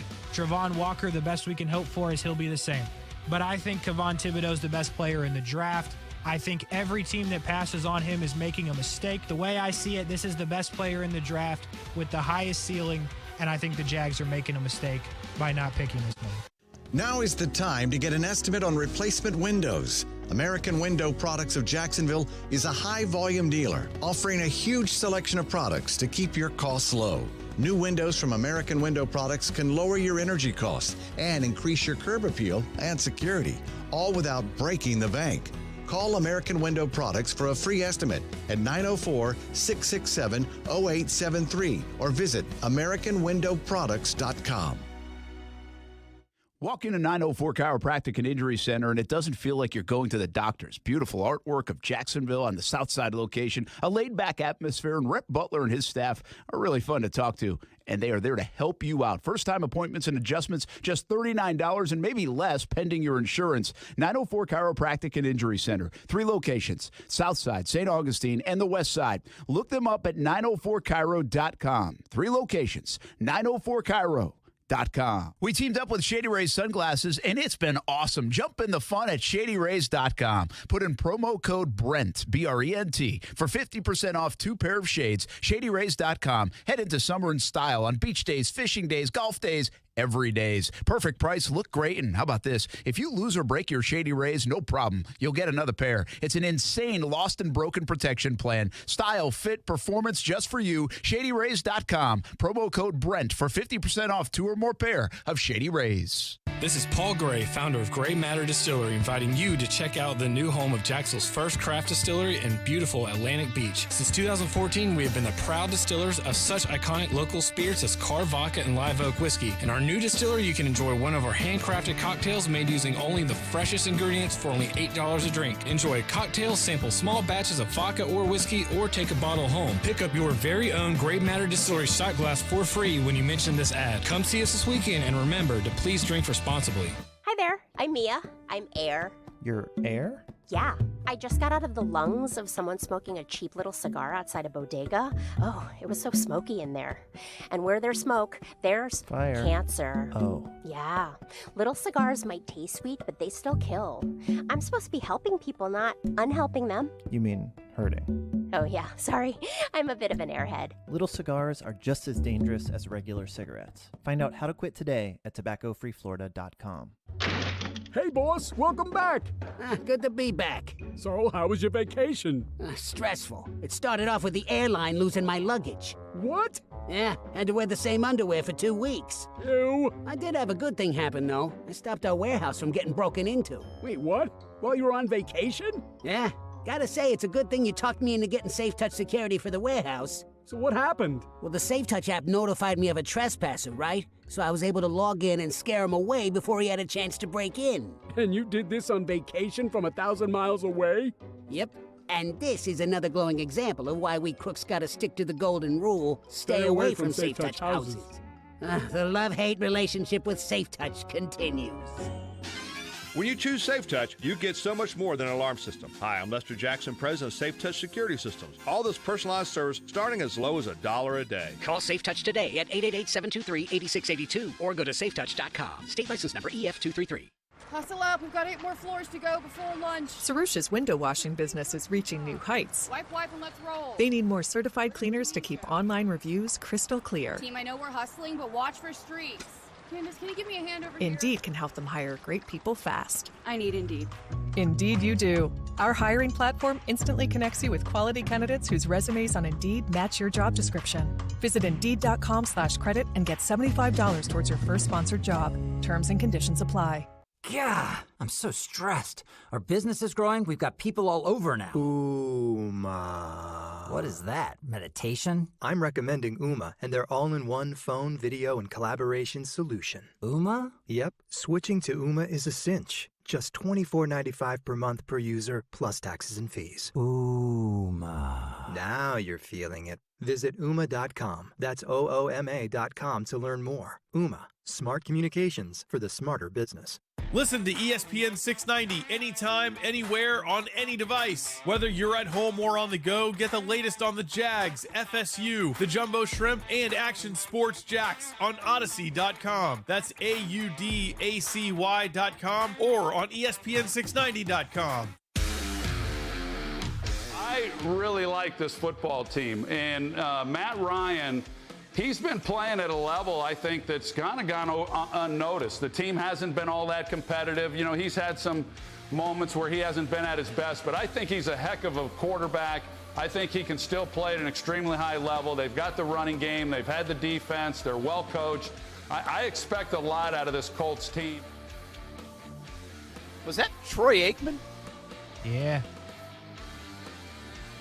It sounded like him at times, but not at others. I agree with that. I don't know what the heck was going on there, but like when it first started, I was like, this ain't him. And then I was like, oh, this is him. And then I was like, this ain't him. Yeah, it was a weird thing. But we can get Troy Aikman sound now, like in the ESPN database. Because, oh, that's right. Yeah. How do we get Aikman and Buck on if I put the request in? We haven't even got Dan Key of the City Orlowski yet. That's a good point. Are the requests actually getting in, Brent? Nah, well, I think I might have requested Orlowski at one time. Uh-oh. But it might have been during the draft time. So, yeah. Those guys are good. I got to stay on them. It's on me. I set you up for failure there for sure. You had to put somebody on blast. It was either you or ESPN, so you made the right call. I was going to blast Austin like he vetoed it or something. Oh, that works too. But now that he's like on the now that he's not here, we can get Dan Orlowski on. As many times as we want. Heck, weekly. I might need him. Well, that is true. Might need him. Cut the check. Brent Martineau, Casey Kurtz. We're at Bartram Trail High School as the Bears, who are a very good team, and are trying to prove me right. I had many people in town when I tweeted about Bartram Trail, because I know a lot of the kids and talent here that they have, I tweeted before the season, they have 17 commits on their roster. Jeez. 17. And now some people are like, oh, well, this guy's not committed D1 and whatever. Like, I think some of the guys going to, like, the smaller schools are what make this team really deep and good. Same with, like, a team like St. John's Country Day. They're very good. They're top-heavy. They have, like, 2 potential draft picks. But there's, like, a kid like Cody Denault, who nobody will talk about or even know of probably, who's not committed, who is having an unbelievable year for them. Guys like Justin Mann and Ethan Galimo here, 2 seniors that got overlooked. Like, they're really good players and help the depth of teams. And Bartram is really good. Like, they're just really talented. They have a lot of young talent, too. So there's a difference between having mature veteran talent and young talent. But they have a chance tonight to go on to the regional final. And the one thing that's different here, too, like, Bartram's they got a schedule to get through. Not only in town and in district play, which is tough. Sandalwood was very good this year. But, like, even the other night, they won 3-2 on a walk-off. Like, the teams in 7A are really strong. Apopka tonight, and then whoever gets by tonight's got to face Lake Brantley next week. And Lake Brantley is one of the best teams in the state. And then after that, you get a team like Stoneman Douglas, and you've been around baseball in the state of Florida. And Stoneman Douglas is like, I don't know, maybe like a top 3 team in the country? Yeah, they're a factory down there. Yeah, so, I mean, it's just like, sometimes it's cyclical. I was talking to people about this, and other times it's like, yeah, you get a little, like St. John's Country Day has an easier path. Let's just say that. It's not easy. Nothing's easy this time of year, but they have an easier path than, say, a Bartram Trail to get to a state championship, just based on who they could potentially play. Now, again, it's not an easy path. Like, they got to play Trinity tomorrow, and Trinity's good. And so it's not automatic. It's baseball. But anyway, Bartram's really good. They play tonight against Apopka, who has made it here despite a blown tire, I think, on their bus. So at least good to see that they got here. Looks like the weather's holding off, so should have a good ball game here at 7 o'clock tonight. I'll be live on TV. We'll have some highlights later on tonight on CBS 47 and Fox 30 as well. Hey, I know we're getting out of here. Are you going to miss Good Morning Football? The crew? Sort of, I guess. It's definitely a quality program. It's one of the better morning shows in terms of sports, in my opinion. So, yeah, I mean, you'll miss it, but I guess smile because it happened. Is it one of those cases, Brent? Yeah, I think here's what I would say, and I love the business side. I give a ton of credit to Good Morning Football for 2 things. They found a really good mesh of talent, especially when they started off with people like Kay Adams and also who's my receiver? Help me out. Nate Burleson. Nate Burleson. I love Nate. I'm sorry, I just blanked on his name. And I also think, and the other guys are good too. The whole crew is really good. But it was a perfect mesh. And Burleson's a rock star, and Kay Adams is a rock star. And so they hit a home run. So you got to hire right. The next thing is I think their producers did a great job as that show launched and as it's gone through the years. Like, they come up with really good ideas, fun ideas to match their personalities. Well, now they have to do a good job hiring because they got to replace some. But they've really established themselves as a good morning show and a good NFL show on the NFL Network. And so hats off to them for doing that. And now you got to try to do it again. It's not easy to replace, but we'll see if they can. From an industry thing, though, I think it's really cool what Good Morning Football did over the last however many years with that show. All right, that's going to do it. We're going to try to keep this show rolling on. We'll go with Action Sports Jax OT right after this. It's Brian Middleton. It's Casey Kurtz. Hope you have a good weekend. We'll see you on TV all weekend long. Brent Martineau on ESPN 690. We'll be back at it on Monday at 3 o'clock. Trade pros. Whether you specialize in service or new construction, Ferguson knows firsthand how much work goes into a long day on the job, which is why we're committed to offering the products and solutions to get every job done right. With over 1,000 locations, an unmatched selection of specialty products, tools, and supplies, our pro pickup and same or next day delivery, you can trust that doing business with Ferguson will be the easiest part of your hard day's work. Visit Ferguson.com to find a counter location near you. Hello, this is Joe Cordell. Cordell & Cordell is a firm that practices family law exclusively. We focus on only one area of the law to maximize our strength and effectiveness as advocates for clients that have everything on the line: their homes, savings, and most importantly, their children. We're the partner our clients count on. Schedule an appointment with one of Cordell & Cordell's Jacksonville area attorneys. Offices in Jacksonville and by appointment only in Ponte Vedra Beach. Lisa Cargis, Florida resident partner. Joseph Cordell, licensed in Missouri and Illinois only. CordellCordell.com. You know what's great about getting older? The toys are way cooler. Spring is here, and it's playtime. Yeah! And One-to-One Financial, Jacksonville's hometown credit union, has slash loan rates across the board on all the toys. Motorcycles, jet skis, boats, RVs, ATVs, even golf carts. And it's fun and potentially dangerous. One-to-One Financial has the perfect loan to help you finance it. Check out our rock-bottom rates and apply now at one-to-one-fcu.org. Come out and play. Federally insured by NCUA. It's where I take my family to play golf, and you can take yours as well. The Golf Club at Southampton. It's the home of the Action Sports Jax Dream 18, and it can be your golf destination. Enjoy your golf experience by calling 287-PLAY, 287-PLAY. Play some golf or maybe practice some golf at one of the newest facilities in the area. Grab some lunch or dinner, too. Southampton has it all. 287-PLAY for tee times and more. The Golf Club at Southampton, the home of the Dream 18. My home course. Make it your home course, too. I was advised by the guys on the show that I needed more swag. They didn't like my gas station sunglasses, and I'm not spending hundreds of dollars on sunglasses. Then I found Shady Rays. Fit, style, and performance without the big brand price tag and plenty of swag. How about this? If you lose or break your pair of Shady Rays, they send you a brand new pair. No worries on the golf course, fishing, or even on the beach. Every set of sunglasses bought means 10 meals to fight hunger in America as well. Make an impact with your purchase. Go to ShadyRays.com right now. Use the code BRENT for 50% off 2 or more pair of Shady Rays sunglasses. Visit your First Coast Acura dealers for jaw-dropping deals on new and pre-owned Acura models. Get insanely low lease payments and huge financing deals on award-winning luxury sedans and SUVs. Now's the time. Shop FirstCoastAcuraDealers.com. At Community First, you're an owner, so you get better banking rates, fewer fees, and free digital tools. Own it at JustBeYourself.com. Community First Credit Union, federally insured by NCUA.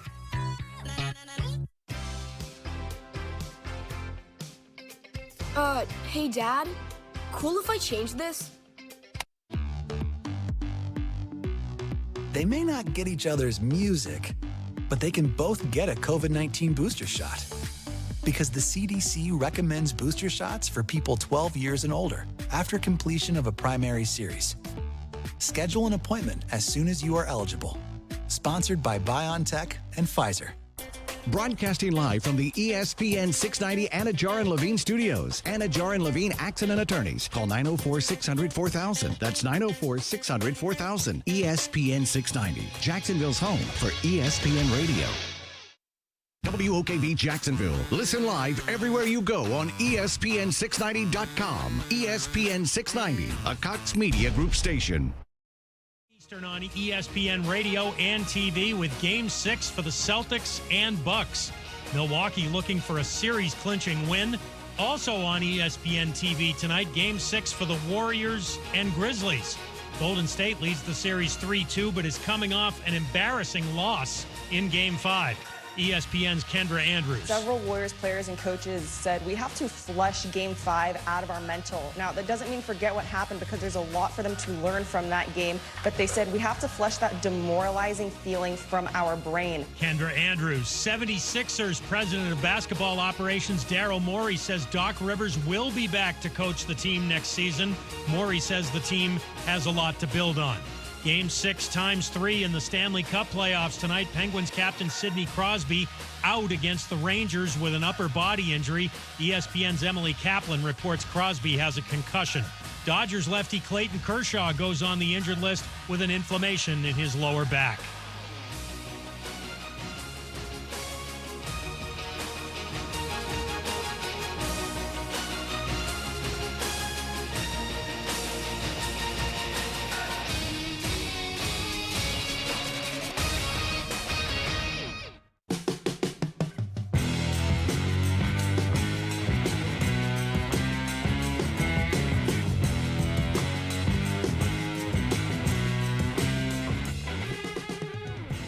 Friday, Action Sports Jax Overtime, ESPN 690. We are just 49 minutes away from the weekend, depending on who you ask. If you ask me, 49 minutes away from the weekend. If you ask Brian Middleton, so far away from the weekend, that he can't even begin to see it right now. I believe it's Tuesday for Brian Middleton. Brant Martineau, I don't even think he ever has a weekend, to be honest with you. But he's usually just happy all the time. But me, 48 minutes away from the weekend, could not be happier. Welcome in, Action Sports Jax, Overtime, ESPN 690. Brian Middleton on the ones and twos. Casey Kurtz with you as well. Brian, what up with you, man? You know what, Casey? Oh, boy. First of all, it's my Tuesday, boy. Wednesday. Oh, that's right. But I'm doing well. I'm glad. You got the energy. That's the answer to your question. You know, as I tend to do when I come to the actual station, I'll turn on ESPN 690. Yeah. On AM because I want the old school effect. Yeah, I want to hear the crackles and the pops. We it's appreciate kind of everybody. thunderstorm and lightning right now. I want to hear the other stations kind of feeding in on it. It's like, hold on, man, I gotta listen. Wow, you're like playing us out, you know? No. Actually, the signal is really strong. I haven't had that issue a good signal, man. ever. So, anyway, I listened to the last couple of minutes, and I just want to say Brant Martineau said some very, very solid foundational things that are key to success. Like what? When he was talking about Good Morning Football. Oh, yeah. He talked about hiring the right people. Oh, boy. And I was like, you know what? I feel like Cox Media, ESPN 690, is following the Good Morning Football game plan, blueprint, right? Uh-huh. You know, they got you. They got you, Casey K. Adams Kurtz. You feel what I'm saying? Yeah. They got me, Brian Nate Burleson, Middleton out here. I feel like this right here is going to be the start of something much bigger. Now, granted, you know, I know you, Casey. I like you. But I know you'll turn your back on me, this show and the station as soon as you get your next contract. Whoa. And you know, more power to you. You know what I mean? You're already close to 6 figures, so when they finally bump you up, multiple year deal, you get a James Harden, not a max deal yet, but a lot of money. Respect to you. But I think these are the origins of the same thing that happened with that show there. So, you know, just wanted to bring that up. I thought that was really cool. It was nice to hear that while I was on Beach Boulevard because, Beach Boulevard drivers, I'm convinced at this point, especially when there's any type of weather, like rain or something like that they're out to make everybody's lives miserable. So I won't even go down that route. But, you know. I'm going to be honest with you now. If you're in the chat, let us know. Why is it so difficult to drive in the rain? Right? I've never understood it. Like, we got windshield wipers. We got Rain-X. Like, I don't mind driving in the rain. We got eyes. We got eyes. That's a good one. Like, I've never had a problem driving in the rain. Like, and I'm not even trying to be mean, right? Because I know it probably is going to come off that way. Because, like, I understand if you're, like, skeptical about driving in the rain. Like, driving is a dangerous thing if you really think about it, and we just do it all the time, every day. So, like, if you're, like, a little nervous to drive in the rain, I understand, but I just want you to tell me why. Like, can you give me a little insight on it? And most importantly, though, if you are concerned about driving in the rain, please get over to the right lane, right? Not the middle, not the left, not just the right. Just go to the right lane if you want to go slow. Also, since it's raining, we have to bring this up. You see any blinker drivers while you were on the way in on Beach Boulevard drive with their blinkers on because it's raining? No, not yet. It wasn't quite that heavy. It was just a light mist that seems like it's fine if you don't run your wipers, but if you let it go for like 5 seconds, then you can't see a thing. It's like that kind of rain, but no, nothing with the blinkers at all. So I'm be honest with you. If you drive with your blinkers on in the rain, I want to know. Like, I want to know who you are, right? So if you have enough confidence to tell me. Sounds a bit ominous, but okay. In the chat. Like, I just want to know and be like, oh, okay. You drive with your blinkers on in the rain. Like, you're that guy. You're that type of person. You're that person. Yeah. That's what's coming behind that, by the way, if you out yourself. But the respect I will have for you if you put in the chat, like, hey, just so you know, I do drive with my blinkers on in the rain. But you know what? I respect you a lot for, like, telling your truth. I'm then probably going to say some things about it, but I do respect the fact that you will at least come forward. So I do appreciate that. But so if you do and you want to throw it in the chat, go ahead. If not, that's okay as well. And if you're listening in your car and have your blinkers on, just turn them off. If you're not on the side of the road, right? And if you're going like under the speed limit in the left lane, just get over. That's it feels like daily update on the driving in the left lane, mostly on Beach Boulevard, but all around Jacksonville. Really? Yeah. Beltway, South Side, Atlantic, Bay Meadows. I'm not on Bay Meadows a lot. I quit going down Bay Meadows. I usually don't go that way. They probably built up all types of stuff. I quit going down Bay Meadows in 2020. Jeez. And no one was driving then. The pandemic, everybody was in the house. I was like, nah, you fooled me once. Never again, not at 5. Yeah, that's a good point. That's a good point. By the way, with the driving, we're going to have to get bicycles. You seen the price of gas? Right out here at the Wawa, where I was parking when the geese were attacking? You seen that? Yeah. I'm going to need a bike, bro, for real. Yeah, man. I'm a pedal. It's pumping up. Can't deal with that. I cannot deal with that. If you can get to Kingsland, Georgia, it's like 50 cents cheaper, 60 cents cheaper. But that's a drive to get there. I can get to Kingsland, Georgia. Like, I have the ability to do so. Like, how? Oh, okay. Well, then it's like 50 or 60 cents cheaper. I'll be honest with you. Like, I don't know where that is. But, like, I have a car and I have a GPS. So, like, I could get there. Is it far? No, it's not far. I'll let you GPS it. Oh, I'm looking at it right now. Right now? Yeah, Google Maps. Okay. I got a computer in here. Here we go. Yeah, it's not that far. But anyway, enough of the car talk and driving talk, but just in serious, we're hoping to make better drivers on the program. That's what we're hoping for. And we're hoping you're entertained while you drive home because sports. And because sports, schedule release. Remember yesterday when we were yelling and screaming about the Colts and the Guardians? Yes. Yeah, well, they're not playing the Lions week 3. They're playing the Chargers. Yeah. Yeah, that's unfortunate. Yeah. In terms of the rest of the schedule, Brent disagreed with me, so I'll get your take on this. And for the Jags, they usually, I feel like it's usually, like Brent kind of argued with me, but I guess he would know. I feel like more times than not, the bye is after London. So that's not the case this year. And I don't like this stretch. They go Giants, which you have to win, in my opinion. You go Giants at home. You go Denver in London. No bye. You go into the Raiders the next Sunday, and then you go to Kansas City to play the Chiefs. I feel like that's I feel like that's the worst stretch of the season. And then you come back with the Ravens the next week after the bye. Well, you get the bye, right? So you get the bye. Yeah, no, it's not good, right? If there's no bye there, that's horrible. But I think the Raiders are a game. They are like a candidate game for a game you could have stole, right? Mm-hmm. But I think coming off what the Broncos might do to them in London, I think that totally eliminates your chance to win that game against the Raiders. And then I think you go to Kansas City and just get boat raced. So for me, that's the toughest stretch of the schedule for the Jags. Agree or disagree? Oh, man, I wish I was listening earlier to see what Brent said. I mean, I'm seeing later on you have Titans and Cowboys, but that's, a back-to-back game. Mm-hmm. You have the Thursday in there somewhere as well. Right? That's not going to be, as much as I roast the Cowboys, they won 12 games last season. Like they're not going to be a bad team, I think, this year, even with some of the losses that they had personnel wise. The Titans, you got to think that they're going to be back at it as long as they don't.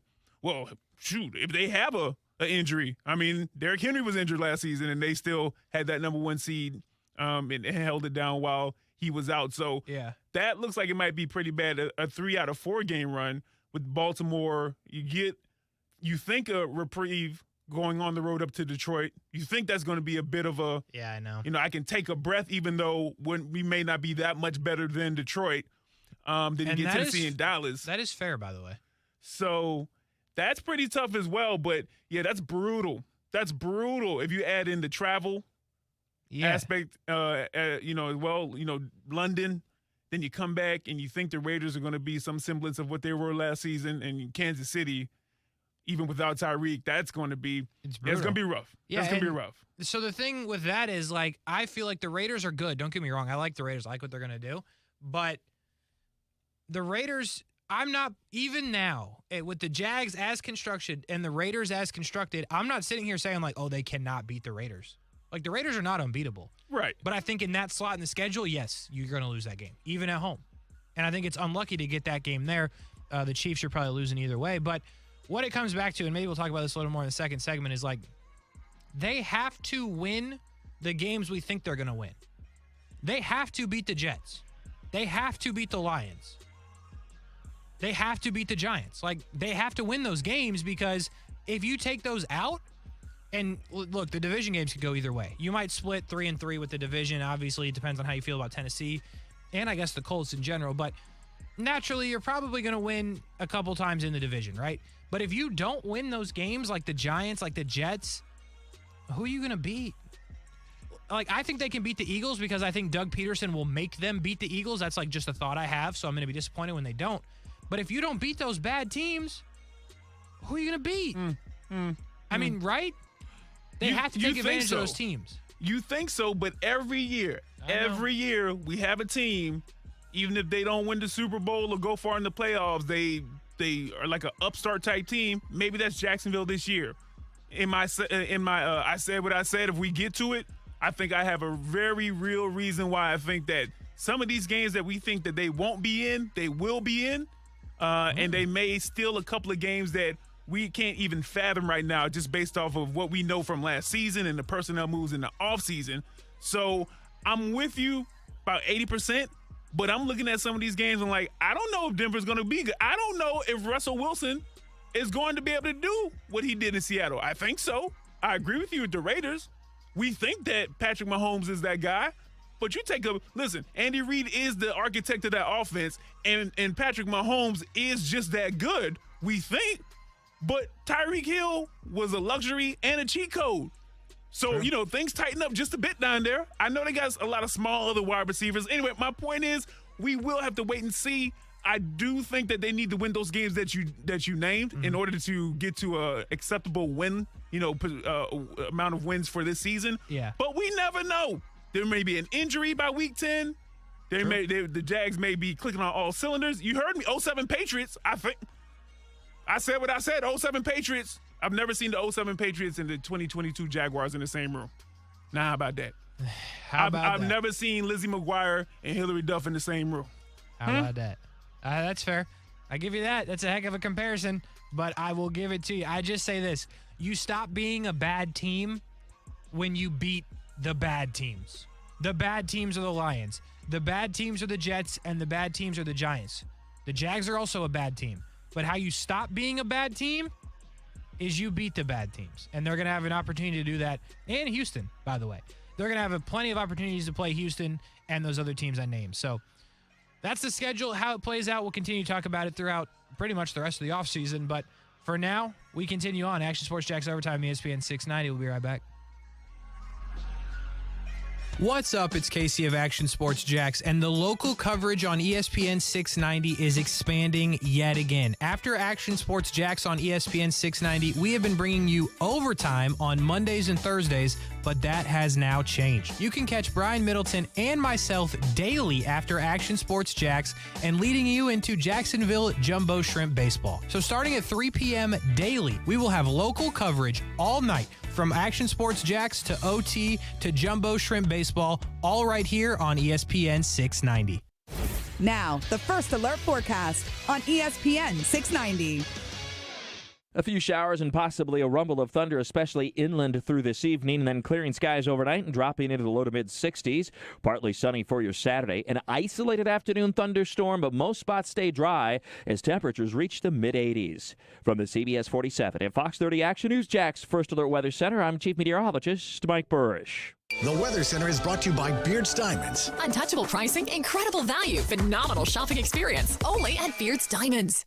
Millions of people use Zoom Phone, the innovative and feature-rich cloud phone system for businesses of any size. Zoom Phone is simple to use, whether you're on a mobile device, desktop, laptop, or desk phone. And because every call is important to your business, Zoom Phone was built with reliability in mind, using geographic redundancy to keep your communications online. Empower your workforce with Zoom Phone. Visit zoom.com/phone system. Zoom. How the world connects. At CDW, we get how to achieve calm amidst the chaos of a hybrid workforce. Before I check our security updates, I unwind in my desk massage chair. So I hear. But with Google Chrome OS orchestrated by CDW, you get built-in security with no reported ransomware attacks ever and simplified management so you can stay relaxed. Sounds good, but I'm keeping the chair. For proactive security, trust Chrome OS and IT orchestration by CDW. People who get it. Find out more at cdw.com/Chrome OS. When it comes to pellet grilling, the true heroes of the hopper savor the process as much as they savor the result. Kingsford 100% hardwood pellets can be used on any pellet grill and add bold, smoky wood flavor to any meal. No preservatives or artificial flavors. Kingsford hardwood pellets keep the temperature consistent for an even heat, so you can cook as low and slow as you want. Kingsford 100% hardwood pellets. Kingsford.com. Whether you're in business or in school, Staples has your tech. How about wireless headphones so I'm not tied to my desk? Staples has your tech. A tablet for when I travel by train? The latest laptop for a soon-to-be summa cum laude? Staples offers tech solutions and accessories for learners, small business, and remote workers, too. From the latest laptops to networking solutions. And now, Apple AirPods Pro are just $199. You save $50. The latest tech solutions are at Staples, the working and learning store. Ends 5/14, limit 2 while supplies last. Do you know what it takes to be a successful business owner? If so, share your advice with someone who is eager to learn from your experience. As the nation's premier organization supporting small businesses, SCORE is always looking for people willing to offer their time and expertise to mentor current or aspiring entrepreneurs. We need volunteers from all areas of business, including accounting, finance, human resources, sales and marketing, as well as legal. If you're interested in joining our team, click on the volunteer tab at jacksonville.score.org. Hey, it's Brent Martineau from Action Sports Jax. Did you know you can watch our radio show? Yeah, video of a radio show. Just search ESPN 690 Jax on Facebook, YouTube, and Twitter. Or follow me on Twitter at Brent A.S. Jax. Watch the show live weekdays from 3 p.m. until 6 p.m. or listen on ESPN 690.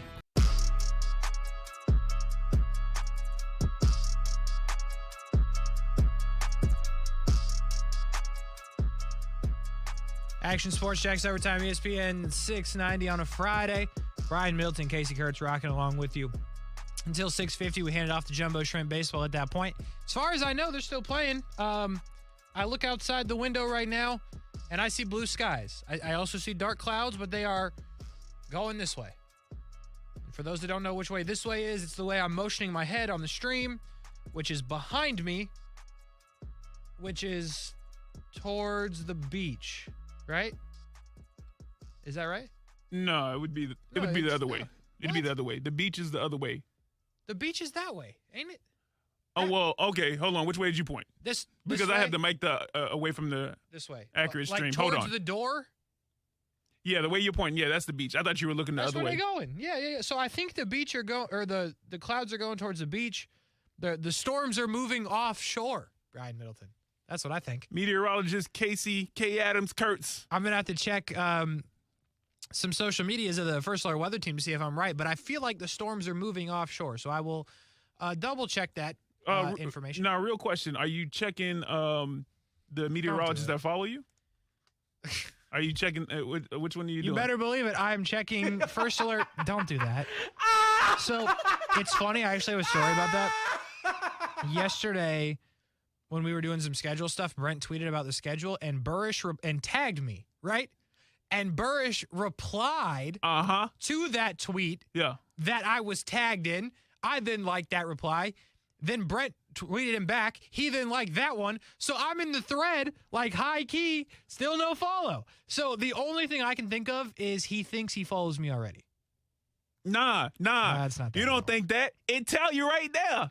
If you follow somebody, it tell you. Yeah. So follows you. You follow the following. That's true.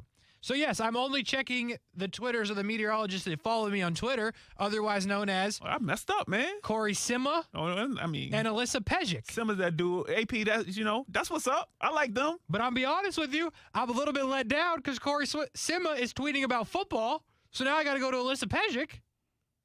AP clutch. Come on, AP. She coming through. Oh, yeah, she tweeted about it. There you go. Her last tweet was much-needed rain moving inland. Inland? AP, it's moving offshore, I'm pretty sure. Oh, okay, because you went to school for meteorology. Yeah, but here's the thing. She said, Mike First Alert is tracking it down to your neighborhood right now. I'm not clicking. I'm not doing it. Hey, stand on your convictions, man. I'm not 10 doing toes it. down. I'm putting my phone down. That was the sound of my phone going down. Can't do it. I'm not doing it. I refuse to do it. This is the origin of Casey's villain story, y'all. Mike Burrish is the origin of Casey's villain story. And me and Mike Burrish are friends, too. Like, well, we were. I shouldn't say friends. We were let's not jump off the... there you go. You know, I thought he appreciated me. I stopped him from walking in front of the man once or twice. Y'all worked in the same building. Acquaintances, that's a bit much, too. Yeah, it's fair.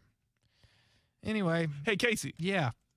LeBron had a great year as a player. Why? I just like to get that in there every now and then just because I know you feel like when you talk NBA, I don't want you to ever forget the most truthful statement that you've said, which is that. Okay. It is a Friday, so that's acceptable, what you just pulled on me. But let's talk a little bit about the NBA. The Miami Heat are moving on. Go ahead and gloat if you want. I mean, it's no need to gloat. It's no need to gloat about something that was already understood. Bro, they literally played a team that would lose to us. Oh, okay. They would literally lose to us. Your boss didn't say that. Your former predecessor didn't say that. I didn't say that. But apparently you got the scouting reports that we don't have. You got the GM ability that we don't have. What it boils down to is I have extreme confidence that Marcel Robinson could guard Tyrese Maxey. Can he guard all 5 positions at the same time, Casey? No, Is he LeBron in 2018 through 2013? This is the part I keep forgetting. We just need to play zone. I'm not. When you say we, you're not adding me in it. I'm watching in the stands because I'm like, I clearly know. We need you. No, I'm not going to be in there. We can't do it without you. No. You good? Play zone. I need another big man to play zone. I need you. You're the best hooper we got. I think. That's what I've been told. Like, it depends on who you ask, but we need you. We can't win without you, Brian. I'm just saying. Anyway, not important. Can't do it. Is Doc Rivers going to be the coach of Philadelphia next year? Bill Belichick your ass out of the stadium because he's sorry as hell. I'll go for a potential three-peat of drops. Is he going to be the coach of the Lakers?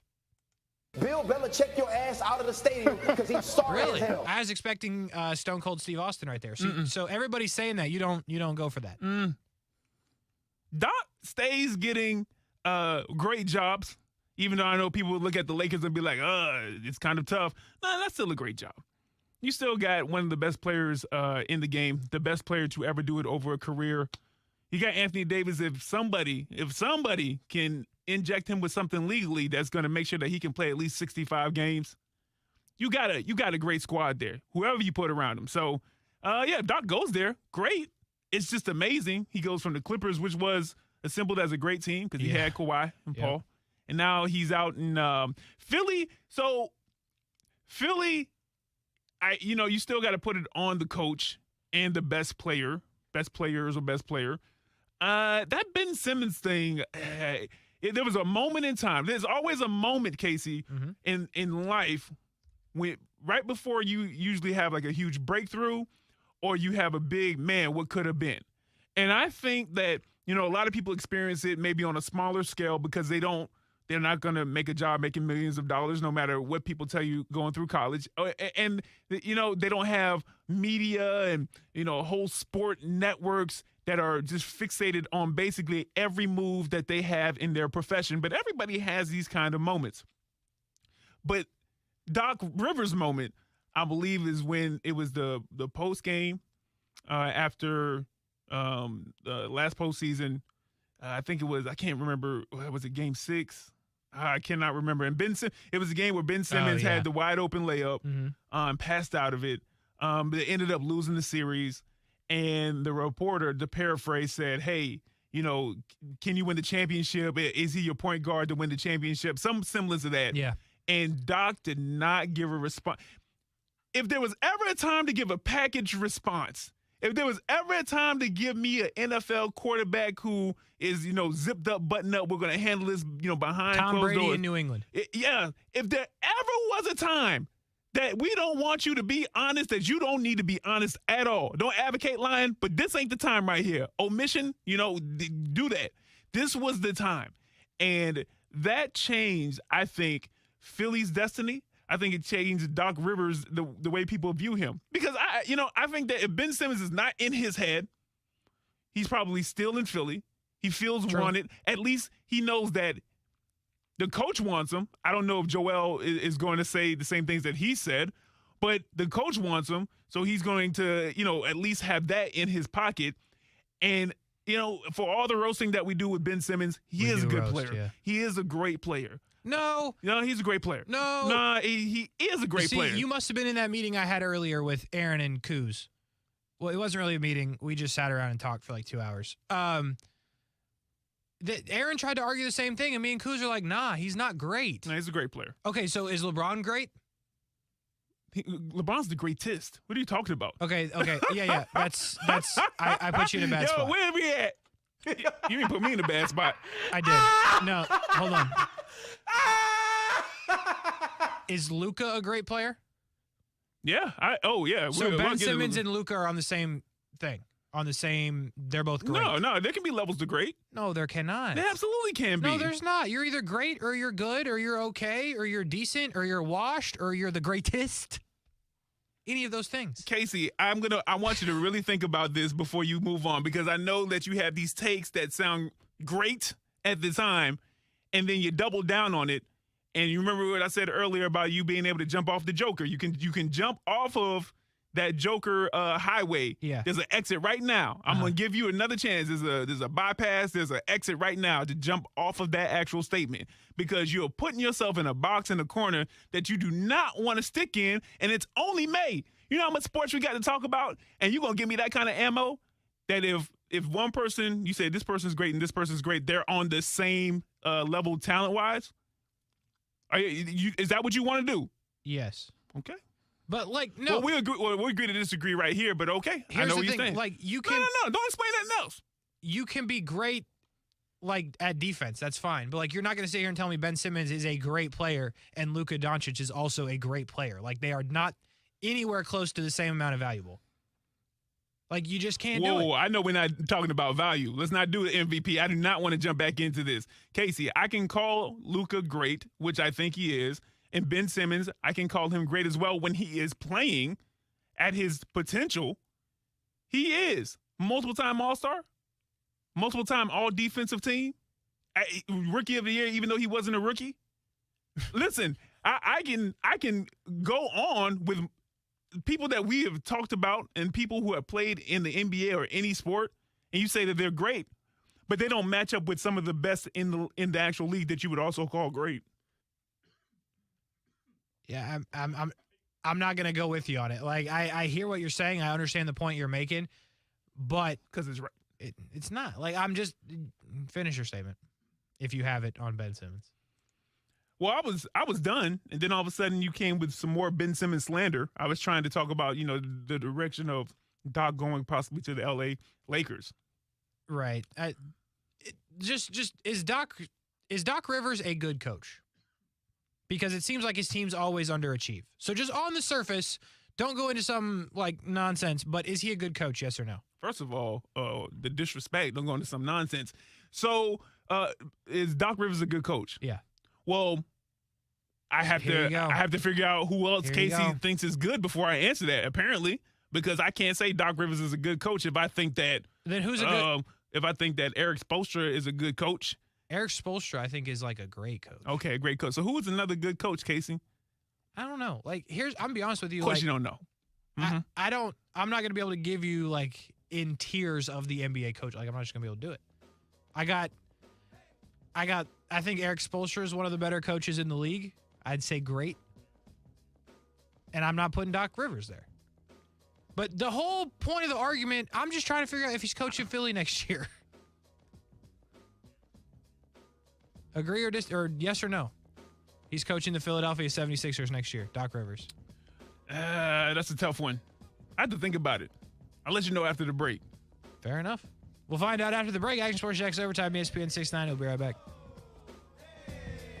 People often ask me, how much money do I have to pay you up front to be my personal lawyer? The answer is nothing. It's free unless we win. What about a slip and fall or car crash case? Free unless we win. Morgan & Morgan. Visit forthepeople.com for an office near you. This is Greg McGarity, President and CEO of Gator Bowl Sports. For the past 76 years, Northeast Florida has been host to the TaxSlayer Gator Bowl and events. When televisions tune into Jacksonville for kickoff, we want to be sure we showcase that Jacksonville supports college football. From buying a ticket to the game, making a donation to send local deserving children to the game, or volunteering, I would ask that you consider supporting this great local tradition. To learn more, visit TaxSlayerGatorBowl.com. Here's Ben and John Lupo, owners of Beards Diamonds. It's funny, my dad has sold people engagement rings, and now I'm selling their kids engagement rings and anniversary gifts and birthday gifts now for their children and grandkids. So it's pretty cool to see that family tree grow. We're blessed with the relationships we've built over the years. Our non-commissioned sales associates are experts. They have only one goal: your complete satisfaction. We have a 6,000 square foot showroom with anything and everything that you could want. Beards Diamonds has been family owned and locally operated since 1981. 40 years later, it's still our goal to offer the largest selection of quality diamond jewelry at the best prices in Jacksonville, guaranteed. The reason we can make that promise? As Beards owners, we are on the floor helping you with your purchase. We have no corporate bosses setting the price. The chain stores can't touch our prices. They just can't. Check out our full inventory at beardsdiamonds.com. Come in and see us. We'd love to help you. Anybody that steps foot in our stores is automatically a part of the Beards family. Beards Diamonds in the St. John's Town Center. At Progressive, you can get 24/7 protection, even if you break the space-time continuum. Ted, wake up. Huh?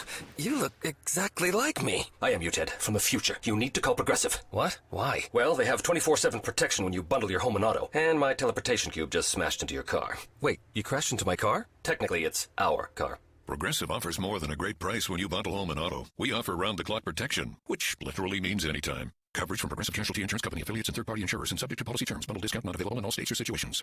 The future will be amazing, and that's all well and good. But what about today?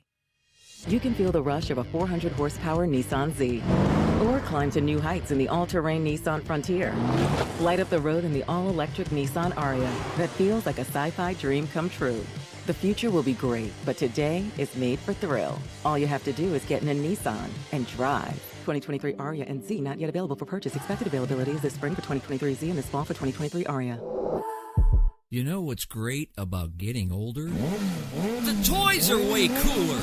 Spring is here, and it's playtime. Yeah! And One-to-One Financial, Jacksonville's hometown credit union, has slash loan rates across the board on all the toys. Motorcycles, jet skis, boats, RVs, ATVs, even golf carts. And it's fun and potentially dangerous. One-to-One Financial has the perfect loan to help you finance it. Check out our rock-bottom rates and apply now at one-to-onefcu.org. Come out and play. Federally insured by NCUA. If you're a veteran looking for direction, purpose, and community in civilian life, we've got your back. Warrior Week at Camp Southern Ground will give you the tools and training you need to thrive in life after military service, all at no cost to you. Get started today at campsouthernground.org. Millions of people use Zoom Phone, the innovative and feature-rich cloud phone system for businesses of any size. Zoom Phone is simple to use, whether you're on a mobile device, desktop, laptop, or desk phone. And because every call is important to your business, Zoom Phone was built with reliability in mind, using geographic redundancy to keep your communications online.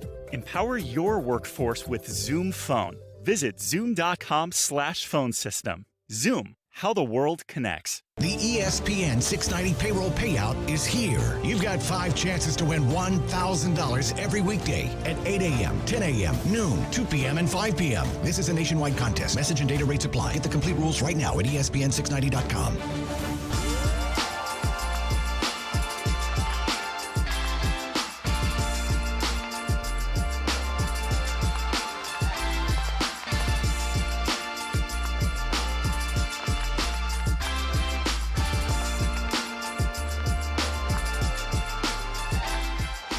Sports Jax Overtime, ESPN 690, the show where the conversation continues into the break about Ben Simmons being great, and then a breakdown of what great is, and then clutch, and then a whole bunch of other things. And I think it's a really good topic, but to be honest with you, it's Friday. We got other things planned, and I think it's a better topic for than just a quick segment on a Friday. So I think we couch it, Brian Middleton, and we come back to maybe the topic on definition of great next week. Does that work for you? Yep, sounds good.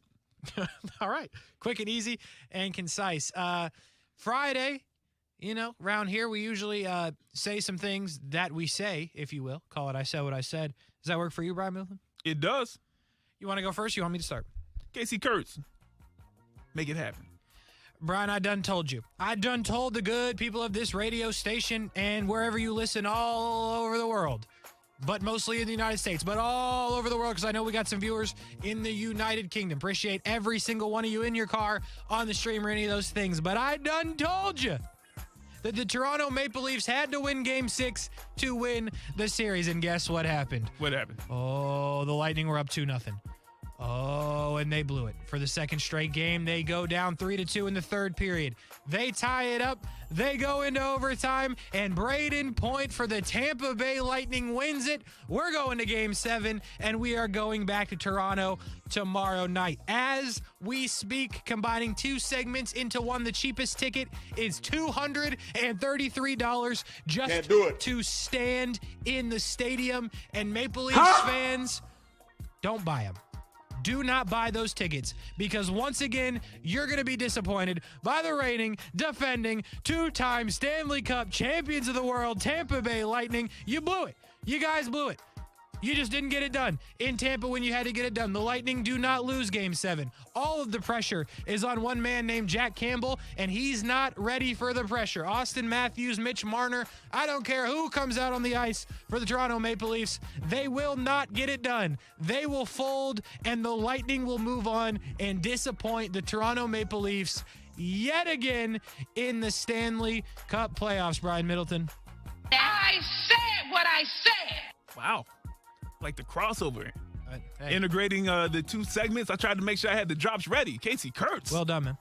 No, well done on your end, man. What you got? Casey Kurtz, I think of myself as a man of vision, a man of foresight, a man who's able to assess the situation and then deduce a proper projection that often leads to success.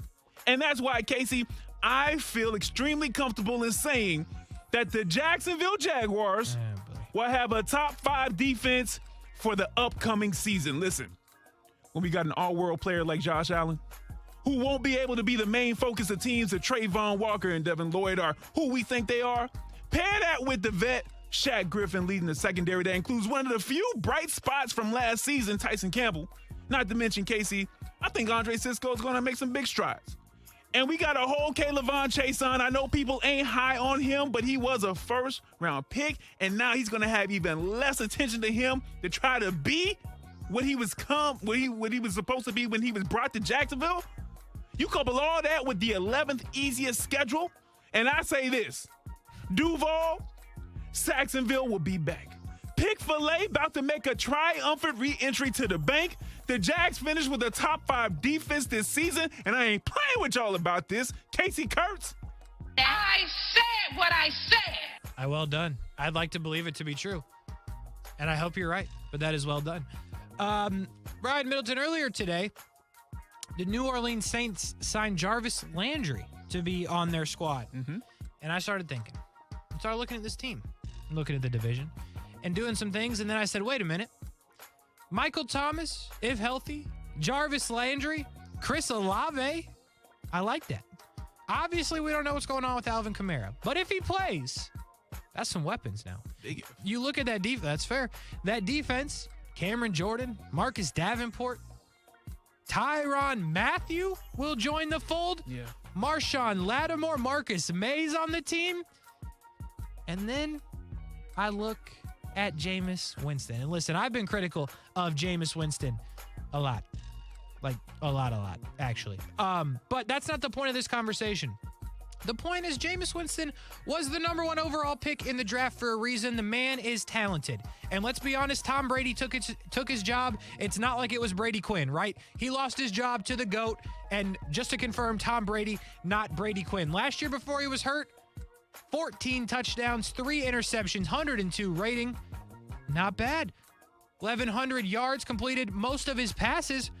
Brian Middleton, I've decided that what this team has built around Jameis Winston, if Jameis Winston is good, the Saints, yes, the Saints could win the NFC South over the Tampa Bay Buccaneers. Tom Brady, it's a proven fact. He cannot beat the Saints. He's been unable to do it since he went to Tampa. It just doesn't happen. I really like what the Saints have done. If Alvin Kamara plays, Jameis Winston's going to have an opportunity to prove everybody why he was that first pick in 2015. I like the Saints team. Jarvis Landry puts them over for me, and I think this team could win the division, Brian Middleton. I said what I said. Nah, that deserves this one. Hold on. I said what I said, and I'm not changing on it, okay? That boy said Brady ain't even going to win his division. He might not. Oh, man. He might not. Rudy Gobert. Can you come on up to the front of the classroom, sir? Thank you. Listen up now. I know you made the all-defensive team 5 times. I know you've been named Defensive Player of the Year 3 times, but listen here. For you to say that you could lock Shaquille O'Neal down in his prime is utter lunacy. You hear me? I'm going to need to check Rudy's water bottle. I make sure it's not actually moonshine in there. Make sure it's not actually Schlitz malt liquor. Yeah, I had to concentrate to say that word, Casey. I get it. Yeah. Shaq kind of started it way back when you signed that big new contract extension when he said you're an inspiration to kids everywhere because if you can do it, anybody can do it with them kind of stats. And I know Shaq furthered this little beef by saying that you could hold him to 12 points if you were guarding him in the first 3 minutes of a game. But Rudy, prime Shaq would bully you the way he bullied everyone else not named Hakeem Olajuwon. 7'1", they say 330. That man was a cheeseburger shy of 375 pounds. This man would drop you faster than Bitcoin prices, okay, Rudy? So I appreciate the mentality, but why you always lying, Rudy? Casey Kurtz? I said what I said. That's a good one. I like that. We got time for one more quick one? Got time for one more quick one. Yeah, it's going to be quick. Kendrick Lamar dropped an album. You heard? Yes, sir. Have you listened? Yes, sir. Okay. Yes, sir. I'm a fan of Kendrick Lamar, right? Didn't realize it happened. I knew it was coming. I didn't know it was coming like last night. Woke up early this morning, had to get in here, been in here since 8 a.m. doing a lot, and I mean a lot of talking. On the way home, I am very excited to listen to the new Kendrick Lamar. I will find it. I will listen to it and listen to it on the way home. Listen. Yeah. All right, hold on. I said what I said. I hope that I did that right. Listen, Rich Spirit, not going to be everybody's vibe on repeat. Rich Spirit? Okay. Oh, man. Okay, I'm sorry. No, that's good. That's the first song I will go to. So, yeah, that was my last one. I'm excited to listen to the new Kendrick Lamar. So, all right, that's I said what I said. Yes, it is. We'll hit one more break. After we do that, we'll talk to the fellas at the Jacksonville Jumbo Shrimp. So we'll do that on the other side. Action Sports Jax Overtime, ESPN 690. We'll be right back. You got to be tired of living with chronic pain, knee pain, joint pain. Well, listen carefully, because now there are new treatments available. Not talking surgery, and we're not talking steroids. These are regenerative treatments from the medical professionals at QC Kinetics. Hey, everybody, this is Brent Martineau. QC Kinetics is the leader in these exciting biologic therapies that help restore and repair damaged tissue in your joints with lasting results. If you've got pain in your knees, your shoulders, hip, or back, joint pain that just won't go away, you need to check out these new treatments with astonishing patient satisfaction reports. They can actually help your body restore and repair itself with no downtime, no drugs, no surgery. Call now to schedule your free consultation at QC Kinetics, 904-274-5522, 904-274-5522. You need to learn more about how biologic therapies are changing the way we think about dealing with joint pain. It's exciting stuff, so don't wait. Call today, QC Kinetics, 904-274-5522. When a person is injured in a place of business or is the victim of a crime in those same places, what happens immediately afterwards is so very important. Let me explain. When you're injured or attacked in these places, you can make a claim, but it's on you to prove that the situation that caused your injury was known or should have been known by those in charge. I'm John Morgan of Morgan & Morgan.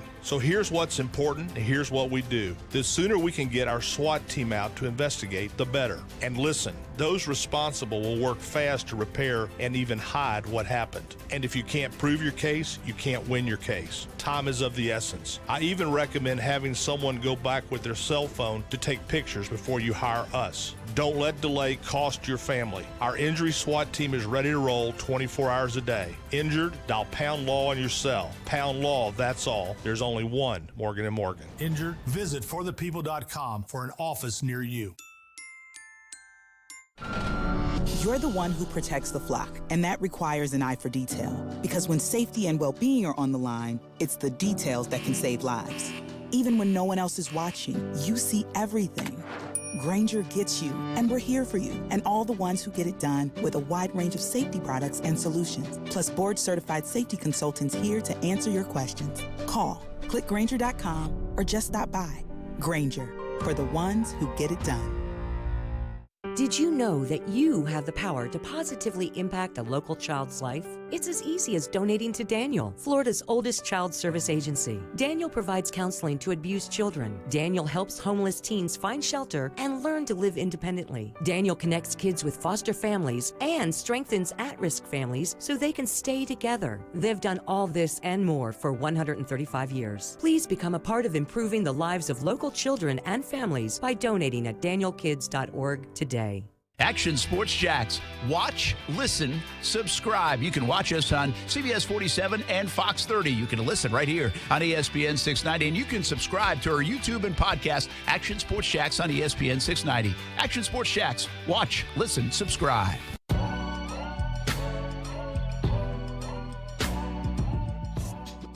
A couple minutes ago, Action Sports Jax Overtime, ESPN 690 on a Friday. About to hand it off to the Shrimp, but before we do that, Brian Middleton, I need to know, when we come in here on Monday, after the weekend, right, what will be the final matchups in the NBA Western Conference and Eastern Conference Finals? We know the Heat will be there, but that's all we know. We got a Game 7 between Dallas and Phoenix. We may know two of the teams tonight, but you tell me, on Monday, what are we talking about? What matchups are we going to see? On Monday, let's see. I'm going forward. The only game that's going to be playing on Monday. Don't do it. Phoenix and Dallas. Yeah. I think Phoenix and Dallas are the only games that are going to be playing on Monday. So you're saying Golden State wins tonight? Actually, I'm sorry. I'm lying. I'm looking at the schedule now. That's Sunday. I don't think we have any games on Monday. So you're saying Golden State wins tonight. You're saying Milwaukee wins tonight. Uh-huh. And somebody's going to win Game 7 between Dallas and Phoenix. Mm-hmm. Luka! Really? If Luka gets this team, Casey, to the Western Conference Finals, based off of your Joker, chart to being a MVP, yeah, I think he's probably the second best player in the league. First I know off, you said 5. Yeah, that might be fair. And I know you say you like Luka, but you hate everything in Dallas, including Luka stays in Dallas, so you hate Luka. But yeah, that's what I'm saying. No NBA games on Monday. Take the night off. I'd be happy to. But just to confirm, 2 segments ago, you agreed with me that Ben Simmons and Luka are both great. Are you staying on that? Yes. So Ben Simmons could do what Luka's doing? We don't have time for this, right? Whoa, can the Joker do what Luka's doing? Okay, then. Don't do it. Obviously See? not. You walked into it. I knew it. I knew it. I did walk into it. I was trying to get you. I got myself. How does that work? Anyway, nonetheless, we're out of time on OT, but we got to hand it off to the gentleman at the Shrimp. Guys, 2 options for you. Here's my questions. 1, did you listen to the new Kendrick Lamar album? Or 2, do you agree with Brian's final NBA teams? You can take either question or potentially both. You know what? I'm going to do some extra credit. I'm going to answer both questions. Did not hear the new Kendrick Lamar album. I actually don't think I've ever listened to a Kendrick Lamar song, if I'm being completely Brian, honest. did you hear that? No, I'm sorry. What Matt happened? said he's never listened to Kendrick Lamar. Well, then, you know what? That's a great thing for him to experience in 2022. That is true, We'll actually. check back in next week with him. Yeah, just let me know. And I kind of agree. I agree on the Mavs part. I think the Mavs are going to advance, but I am hoping that the Grizzlies do. Those are the only 2 places I disagree. Interesting. I can respect it. I love it. I hope Brian Middleton's wrong just because. So I'll be cheering for that as well. But we got Shrimp and we got Nashville Sounds. What do we got coming up tonight that you're going to talk about here in just a minute? The Memphis Grizzlies, of course. But I'm the world's biggest Memphis Grizzlies fan of the last 2 weeks. But I think Golden State finishes them off, and I'm going to go Phoenix. Anyway, another good pitching matchup here, guys. So Dylan File goes for Nashville, and Brian Hoeing makes his home debut for the Jumbo Shrimp. His ERA in AA was, get this, 0.35. That's pretty low. That's like 1 run the whole time. Yeah, that's not bad, right? Yeah, that's borderline a half a run. If you didn't see it score, you would never know if it's a full or half run. I understand that can't be possible. But 1 earned run in 25 2/3 innings. Jeez. Well, I mean, if you got to go out and see that. It's a Friday night, Jumbo Shrimp baseball down at the stadium. If you're on the way down there, enjoy the game. If you're listening right here, enjoy it as well. Gentlemen, take it from here. Have a good call. We'll talk to you on Tuesday. Yeah, guys, we'll talk to you. Thanks so much. Matt Davis has the pregame show, Shrimp on Deck, coming your way in a moment on the Jumbo Shrimp Network, powered by FIS. I kinda like you. Jacksonville